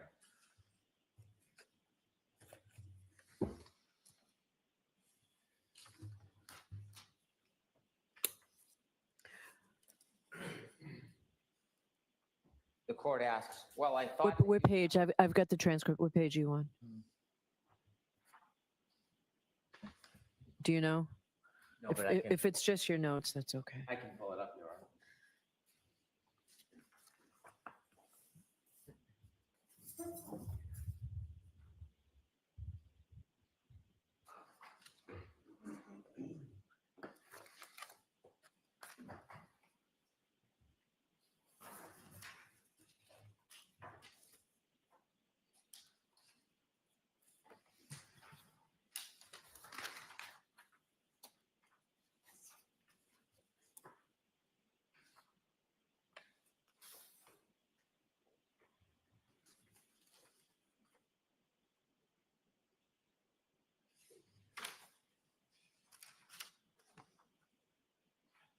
Page 4, line 11, the court asks, so the understanding of the voir dire is that this is for the Commonwealth's motion to exclude this testimony. All right, that's what we're here for, the Rule 14 violation.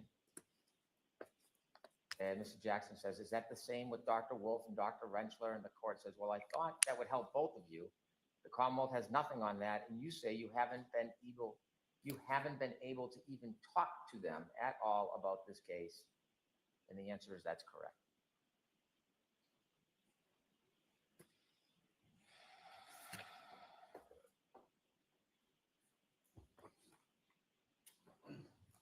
Now, refraining from my opinion and characterizations, unlike the defense, I think that the transcript speaks for itself. I'll let it speak for itself.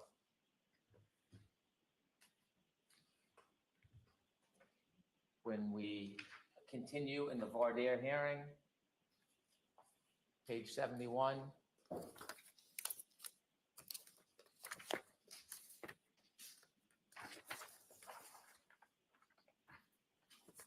Okay.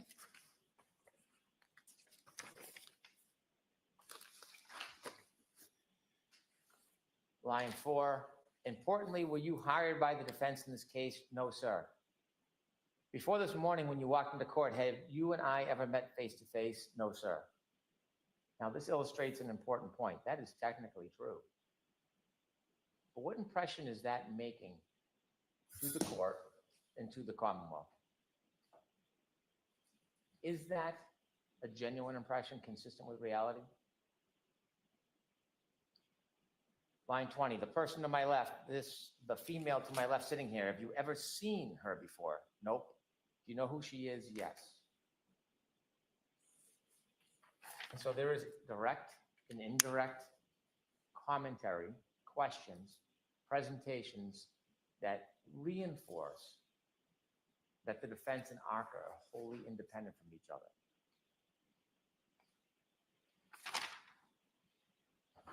This is also consistent with the representations regarding payment.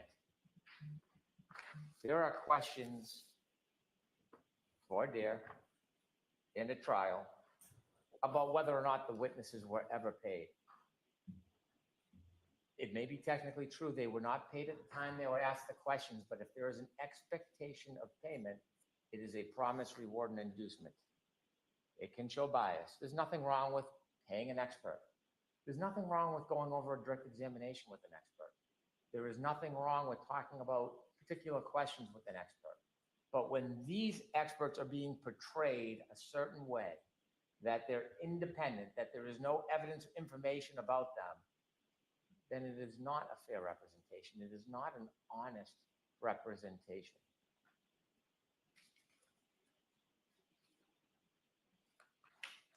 Now, it wasn't until Your Honor asked today that we even knew that the defense paid this bill.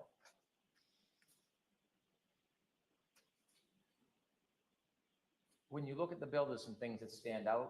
There's a tax ID number, an invoice date of July 12, 2024. It's addressed to. Hold on one second, please.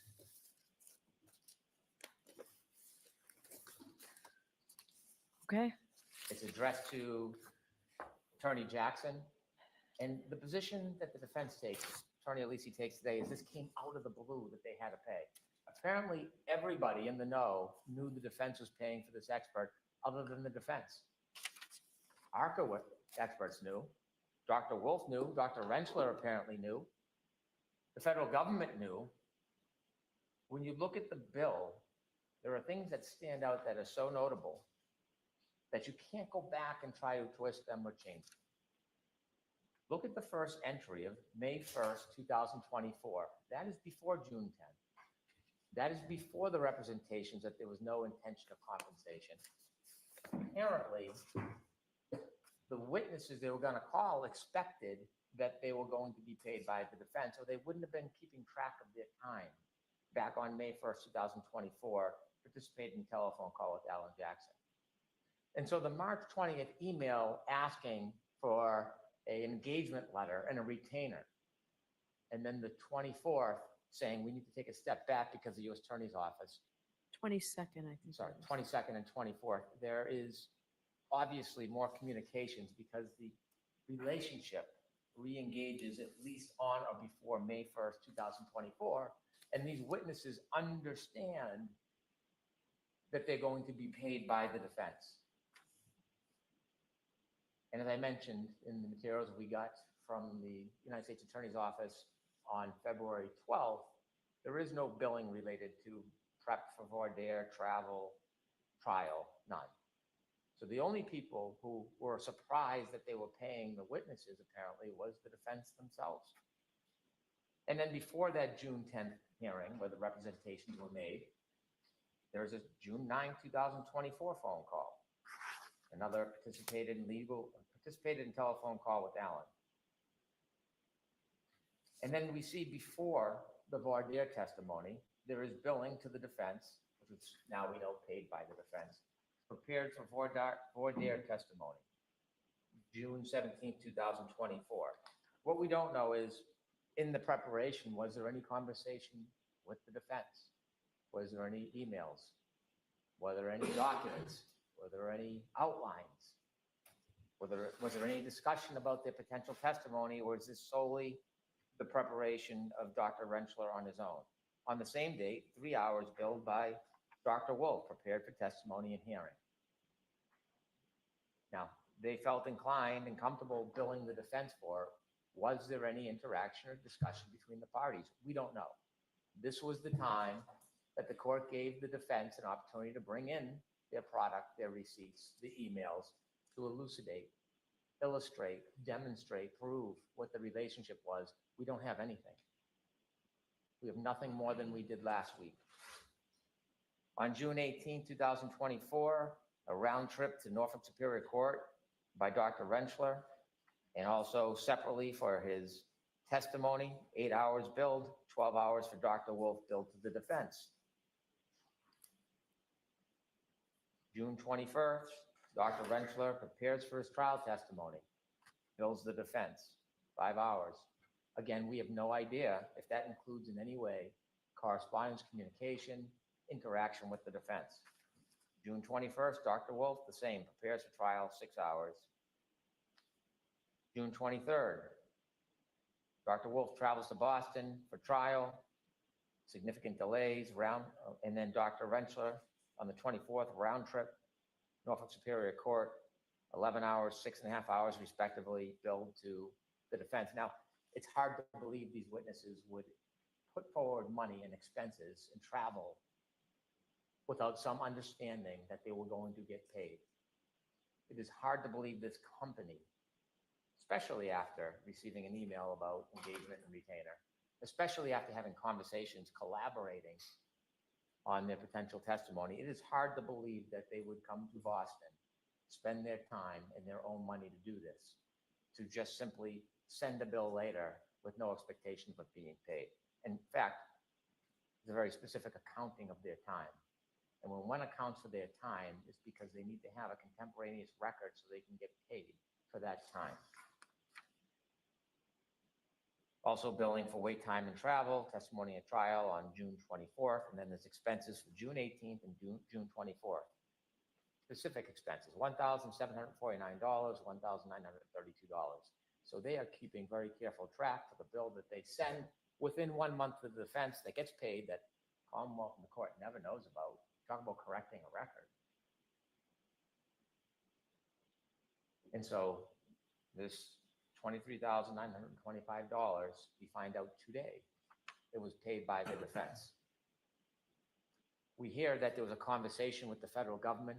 We have no affidavit. We have no witness. We have no writing, no email, no correspondence, nothing to support or put in context the conversation. Nothing. Nothing. And so when you look at the story on this bill and the timing of it and the details of it, we know that we are getting a fraction of the story, a fraction. It's not enough to blame the court, blame the Commonwealth, blame the U.S. Attorney's Office. There's some accountability.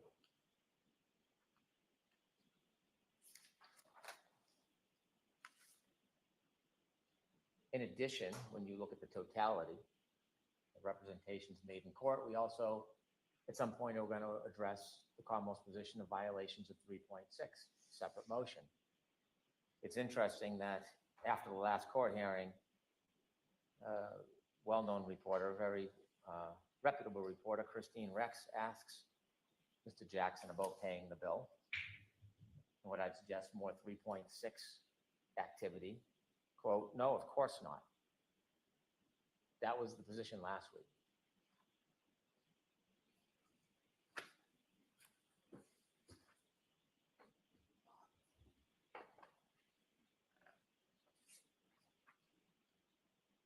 So what we're left with is we still don't know the relationship between the defense and ARCCA. We don't know about the impact it had on the first trial. There has been these multiple representations that ARCCA was independent. They had their opinions and they were exculpatory. ARCCA's opinions changed. There were 4 opinions. And if you look at their report, and I'm not going to read it for the sake of the press and the public, we'll have a trial and we'll vet it at trial. But when you read the report, clearly the representations made about that report were extended at trial. And the question's going to be, why? Why did they improve?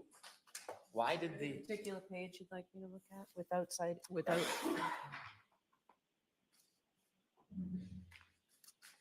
If you look at the first page, Yes. if I can have a moment. You don't have to read any of it. You just tell me what paragraph.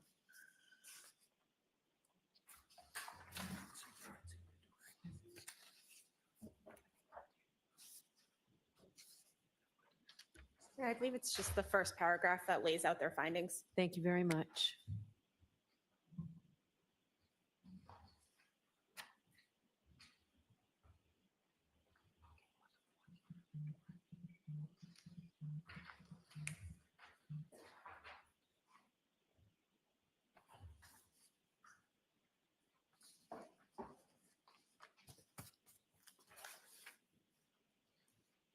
I'd actually particularly note number 4, and both publicly, repetitively, but also at trial, the parameters of that were extended substantially.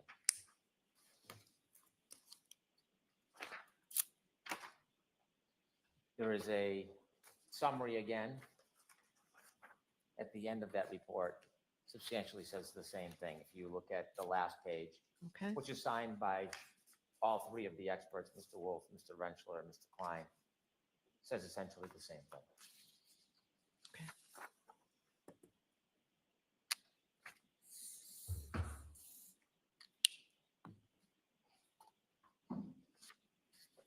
So we would be oblivious if we stood here and said that the relationship between the defense and the experts, there is no relevance to bias or motive or desire to please, because clearly there's a change, there's an expectation of payment, there's communication, and to suggest that an outline was provided so close to the testimony, therefore it shouldn't have been shared. It isn't just what's in that outline. It's the fact that they have the relationship Attorney Jackson may have brought out that accidents happen often at night. It's not the point. The point that the ARCCA witness is willing to forego that information as a benefit to the defense. That is the heart of what is missing and what is hidden. And so there are a number of instances, 3 of them in the outline, where the ARCCA clearly is trying to accommodate the defense. And by representing to the court that there is no relationship, the hands are clean, they have no information, is not only not accurate, it is misleading and unfair. So we know there is more. The question is, will we get it before trial? I have another TUI letter going out this week. I don't know how long it will take to respond to it, and the TUI letter is not going to be thorough and complete. It's just not the way TUI works. And so we are in the same spot. Well, actually, we're in a better spot. We know now about the relationship. We know about the potential bias. We know about the payments, but we don't know the full scope of it. And so we are entitled to that information. We don't know what conversations or communications the defense had with the ARCCA experts that the federal government doesn't know about.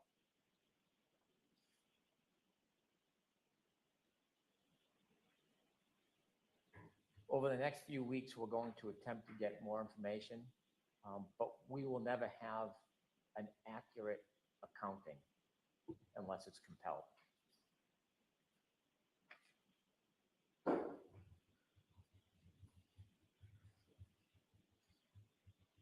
Your Honor has mentioned the sidebar, Which one?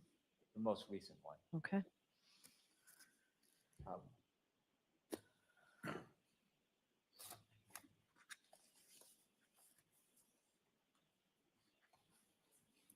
I am not trying to be overly critical of another attorney. I'm not. You can laugh, but I'm not. It has been my effort to get Rule 14 material. It has been my effort not to exclude ARCCA witnesses. It has been my effort to try to achieve fair play. There's been no other way to compel any information other than to file motions in this case. And it is not incumbent on the government to fight for this information. We're entitled to it. We're entitled to it. And at this point, we have no confidence whatsoever, none, that we're going to receive the information that we deserve.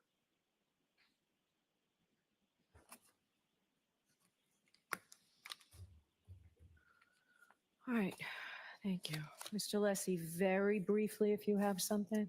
Yes, thank you, Your Honor. I'll be very brief. And I hope we get an opportunity to have a more. Oh, fulsome no. response, but I'm going to be very brief on the key points.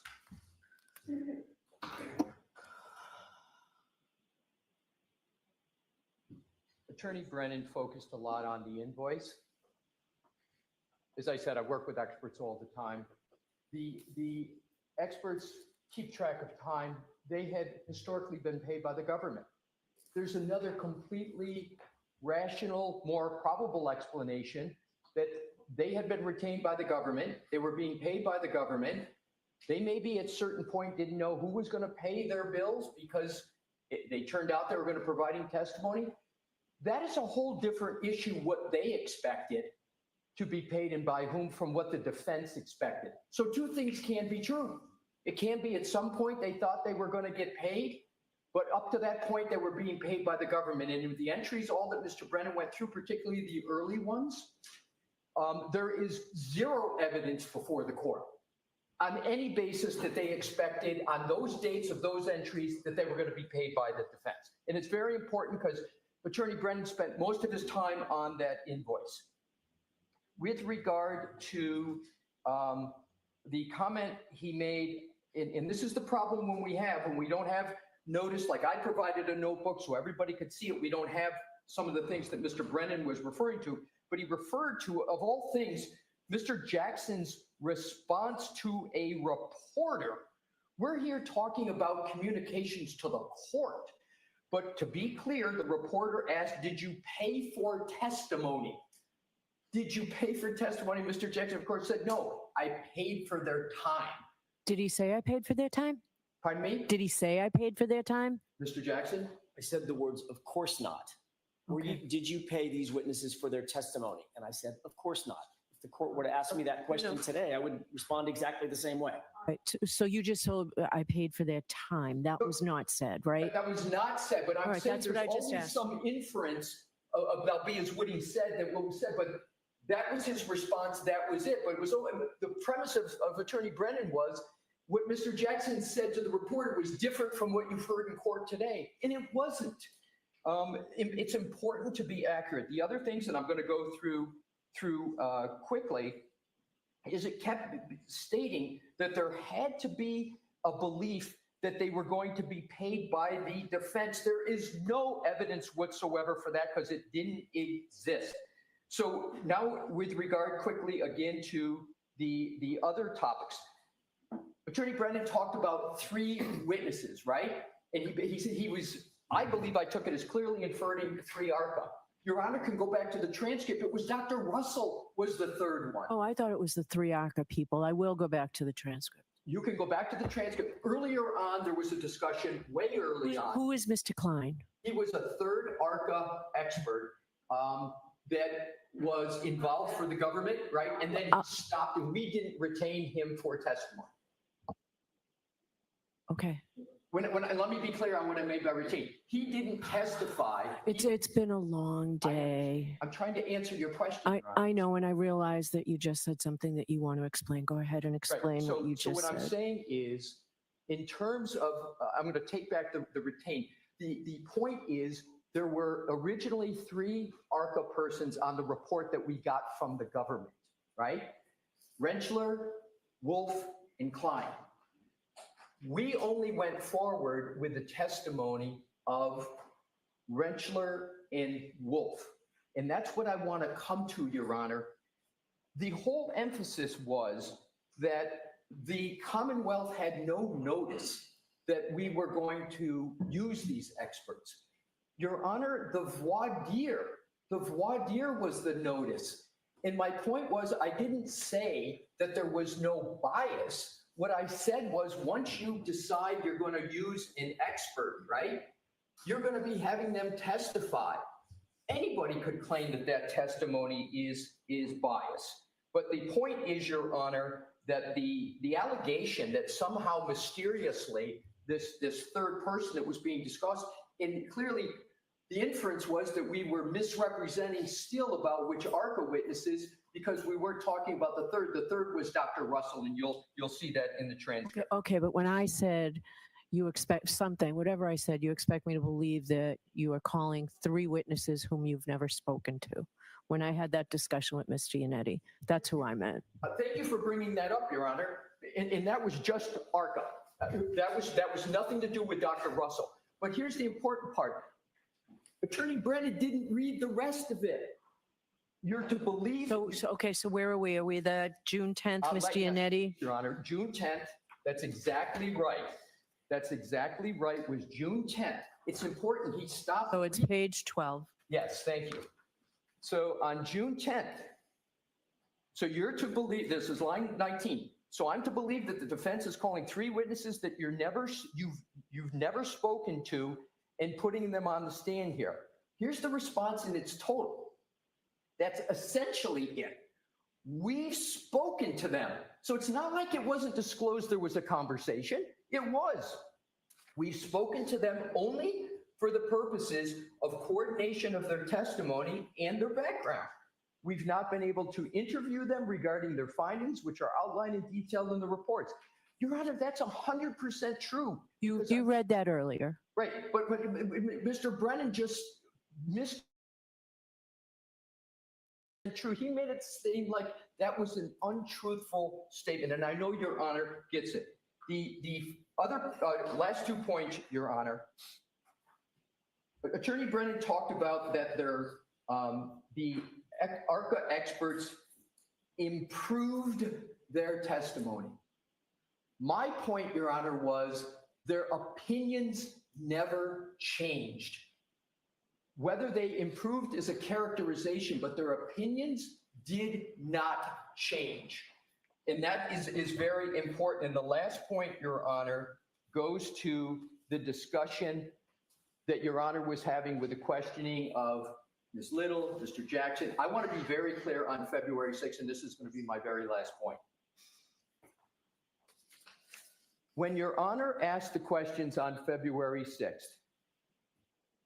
and Mr. Jackson responded about the discovery, and I said to you that Ms. Little was the one handling the discovery.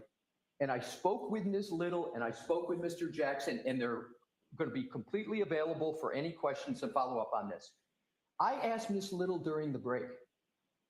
She wasn't here for that February 6th. She obviously didn't hear the sidebar. But I said, when you learned of what the Judge Penni was asking about, I said, in your head, what was going on and what came to your head? Because I said Mr. Jackson didn't make any knowing misstatement because he had no recollection of any of those March emails. So I asked Ms. Little who would, between the two of them, would, if there was any recollection. So during the break, I asked Ms. Little, I said, Ms. Little, when you heard and got the order, because that's the first she knew of the inquiry, she gets the order, I said, when you got that and you saw that you had to turn over discovery, when you read that, did it come to your mind? Did it come to your mind that there are these March emails? And she said, no, I didn't recall them. I didn't remember their existence. And what I did was I knew we had to turn over discovery. I then went back, I rediscovered those emails, and that's how I had recalled it. That is important, Your Honor, because there has to be a knowing misstatement of fact for 3.3A. So not only did Mr. Jackson not know at the time Mr. Jackson made those statements and recalled those emails, neither did Ms. Little, who was the keeper of all the discovery. And that is my last point, and I will conclude this way, Your Honor. Attorney Brennan conflated Rule 14 issues with the 3.3A1 issues. They are completely separate. I am not here today, Your Honor, to take the position that the defense is in perfect compliance with Rule 14. We're not. But that's a whole different question from whether the attorneys are in compliance with 3.3A. And I would urge Your Honor, as I know you will, to keep those distinctions as we go through the matter, because conflating them is not proper for the analysis. And my last is a citation of law, Your Honor. It was said that Gonzalez involved a very minor issue. Attorney Brennan is correct. There was a minor issue in Gonzalez, but the Supreme Court went through those things that could rise to it. And I'm going to give you another cite, Your Honor, which is United States versus Diazzi, that involved a lot of serious issues with regard to conduct of counsel. They were not pro hoc vice, but it's 807 Fed 2nd 12 First Circuit 1986, where Your Honor can read it as to what were happening. The attorney's conduct was deplorable, and yet the court held that you could not disqualify them because of the Sixth Amendment. And my last point, Your Honor, is when you do a Sixth Amendment analysis, whether or not the attorney at issue is pro hoc vice or not, is not weighty in the determination of balancing the Sixth Amendment. It is not. In the abstract, Your Honor, in civil cases, is it easier to knock out a pro hoc vice? That would be absolutely correct. But when it comes to a criminal case where a defendant and their choice of counsel, that is a much different analysis with the Sixth Amendment. So I will stop there, Your Honor, because you said to be brief. There would be more I would have to say, but those are the highlights for the moment. Anything, Mr. Brennan? Very briefly. Sure.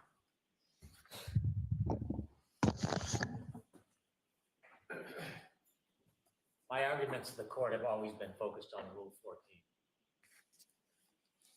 The verbal gymnastics that counsel engages in to use words like misrepresentation to distort reality is extraordinary. So let's use the defense words themselves. If you look at docket 505, which was signed in a pleading, That was filed On late, right? February On a 6th. Saturday or something. February 16, 2025. This sums it up, really. And this is signed by Attorney Jackson, Attorney Alisi, Attorney Yannetti, certificate of service by Attorney Little. Is it signed by Ms. Little? It's not, right? It's Only done the maybe certificate of authored service. by, okay. She did not sign it. It was signed by Attorney Jackson, Alisi, and Yannetti. And this is the defendant Karen Reed's opposition to Commonwealth's motion to exclude employees of ARCCA LLC. And here's the representation they made. Not my words, not a misstatement, not a distortion. This is their words. Now comes the defendant Karen Reed, Ms. Reed, and respectfully request that this honorable court deny the Commonwealth's motion to exclude the expert testimony of employees of ARCCA LLC, namely JenTheRN, PhD, and Andrew Rentschler, PhD. Here's the important part. The Commonwealth's motion to exclude these exculpatory expert witnesses who were not hired or paid for by the defense is not made in good faith and is a desperate and transparent attempt to keep exculpatory testimony of neutral expert witnesses from reaching the jury in this case. I know Attorney Alisi no longer likes the word retained, but that retained word has imported. The reason he said it. Their words, their motion is no different than the tone of representations made February, last June, May, and before. Thank you. All right. So we're back here next week. I believe we're back here Tuesday, Wednesday, and perhaps Friday. Is that accurate? Your Honor, may I speak to Wednesday, please, the 5th? As this court may know, Mr. Jackson, myself, and Attorney Weinberg are scheduled to appear before the federal court at What time? 9:30 in the morning. Okay. Could we possibly go there and then Yes. come here immediately afterwards? Sure. Thank you, Your Honor. Sure. All right, but we'll see you here. Jim, we have these all scheduled at 9? Okay.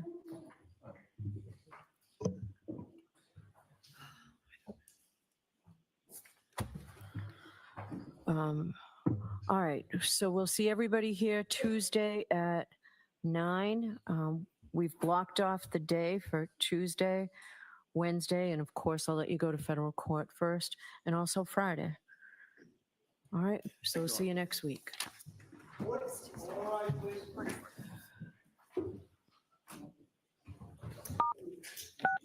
You are muted.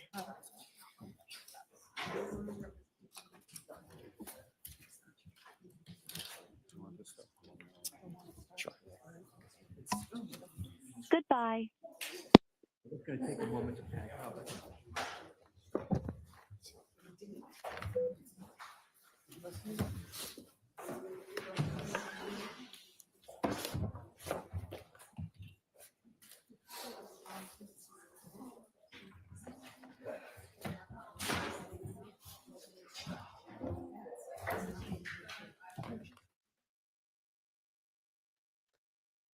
Too bad. I would have liked to have heard what Karen Reed was saying. Just want to play you how this really gets to the heart of the matter here. I'm not sure I have time to do a show tonight with preparation of an hour and 30 minutes. If I do, it will be a short one and a very off-the-cuff one. But I just want to show you. This is the exchange that Brennan referred to. And it gets really to the heart of how he represented ARCCA to the world, to the jury, to the court. And if I were a free Karen reader, I would be upset. Alan, what was that about? No idea. No, she didn't say. Did you pay the ARCCA experts to testify in the first trial? No, of course not. No.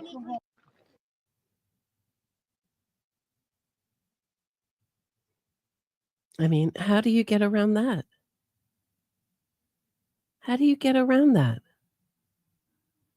One more time. Alan, what was that about? No idea. No, she didn't say. Did you pay the ARCCA experts to testify in the first trial? No, of course not. No. Alan, what was that about? No idea. No idea. He had no idea what it was about. Somehow I understood it. And Alan Jackson did it. I can't.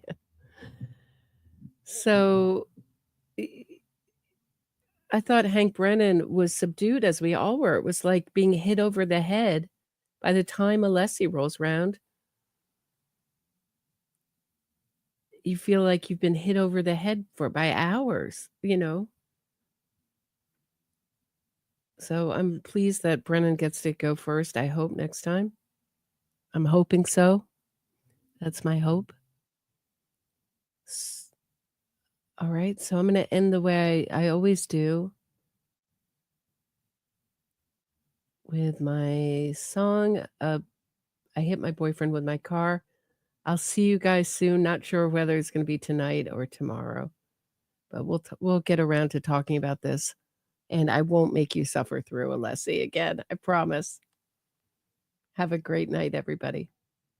Hopefully see you at 6.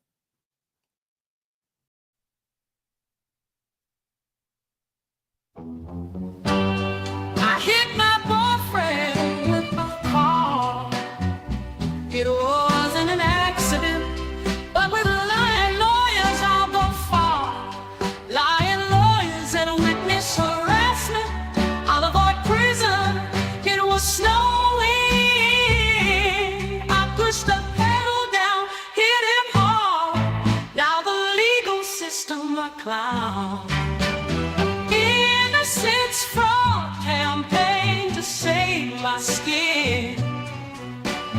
Making money, truth is my second victim. Carry, Jen, like John, you were my mom.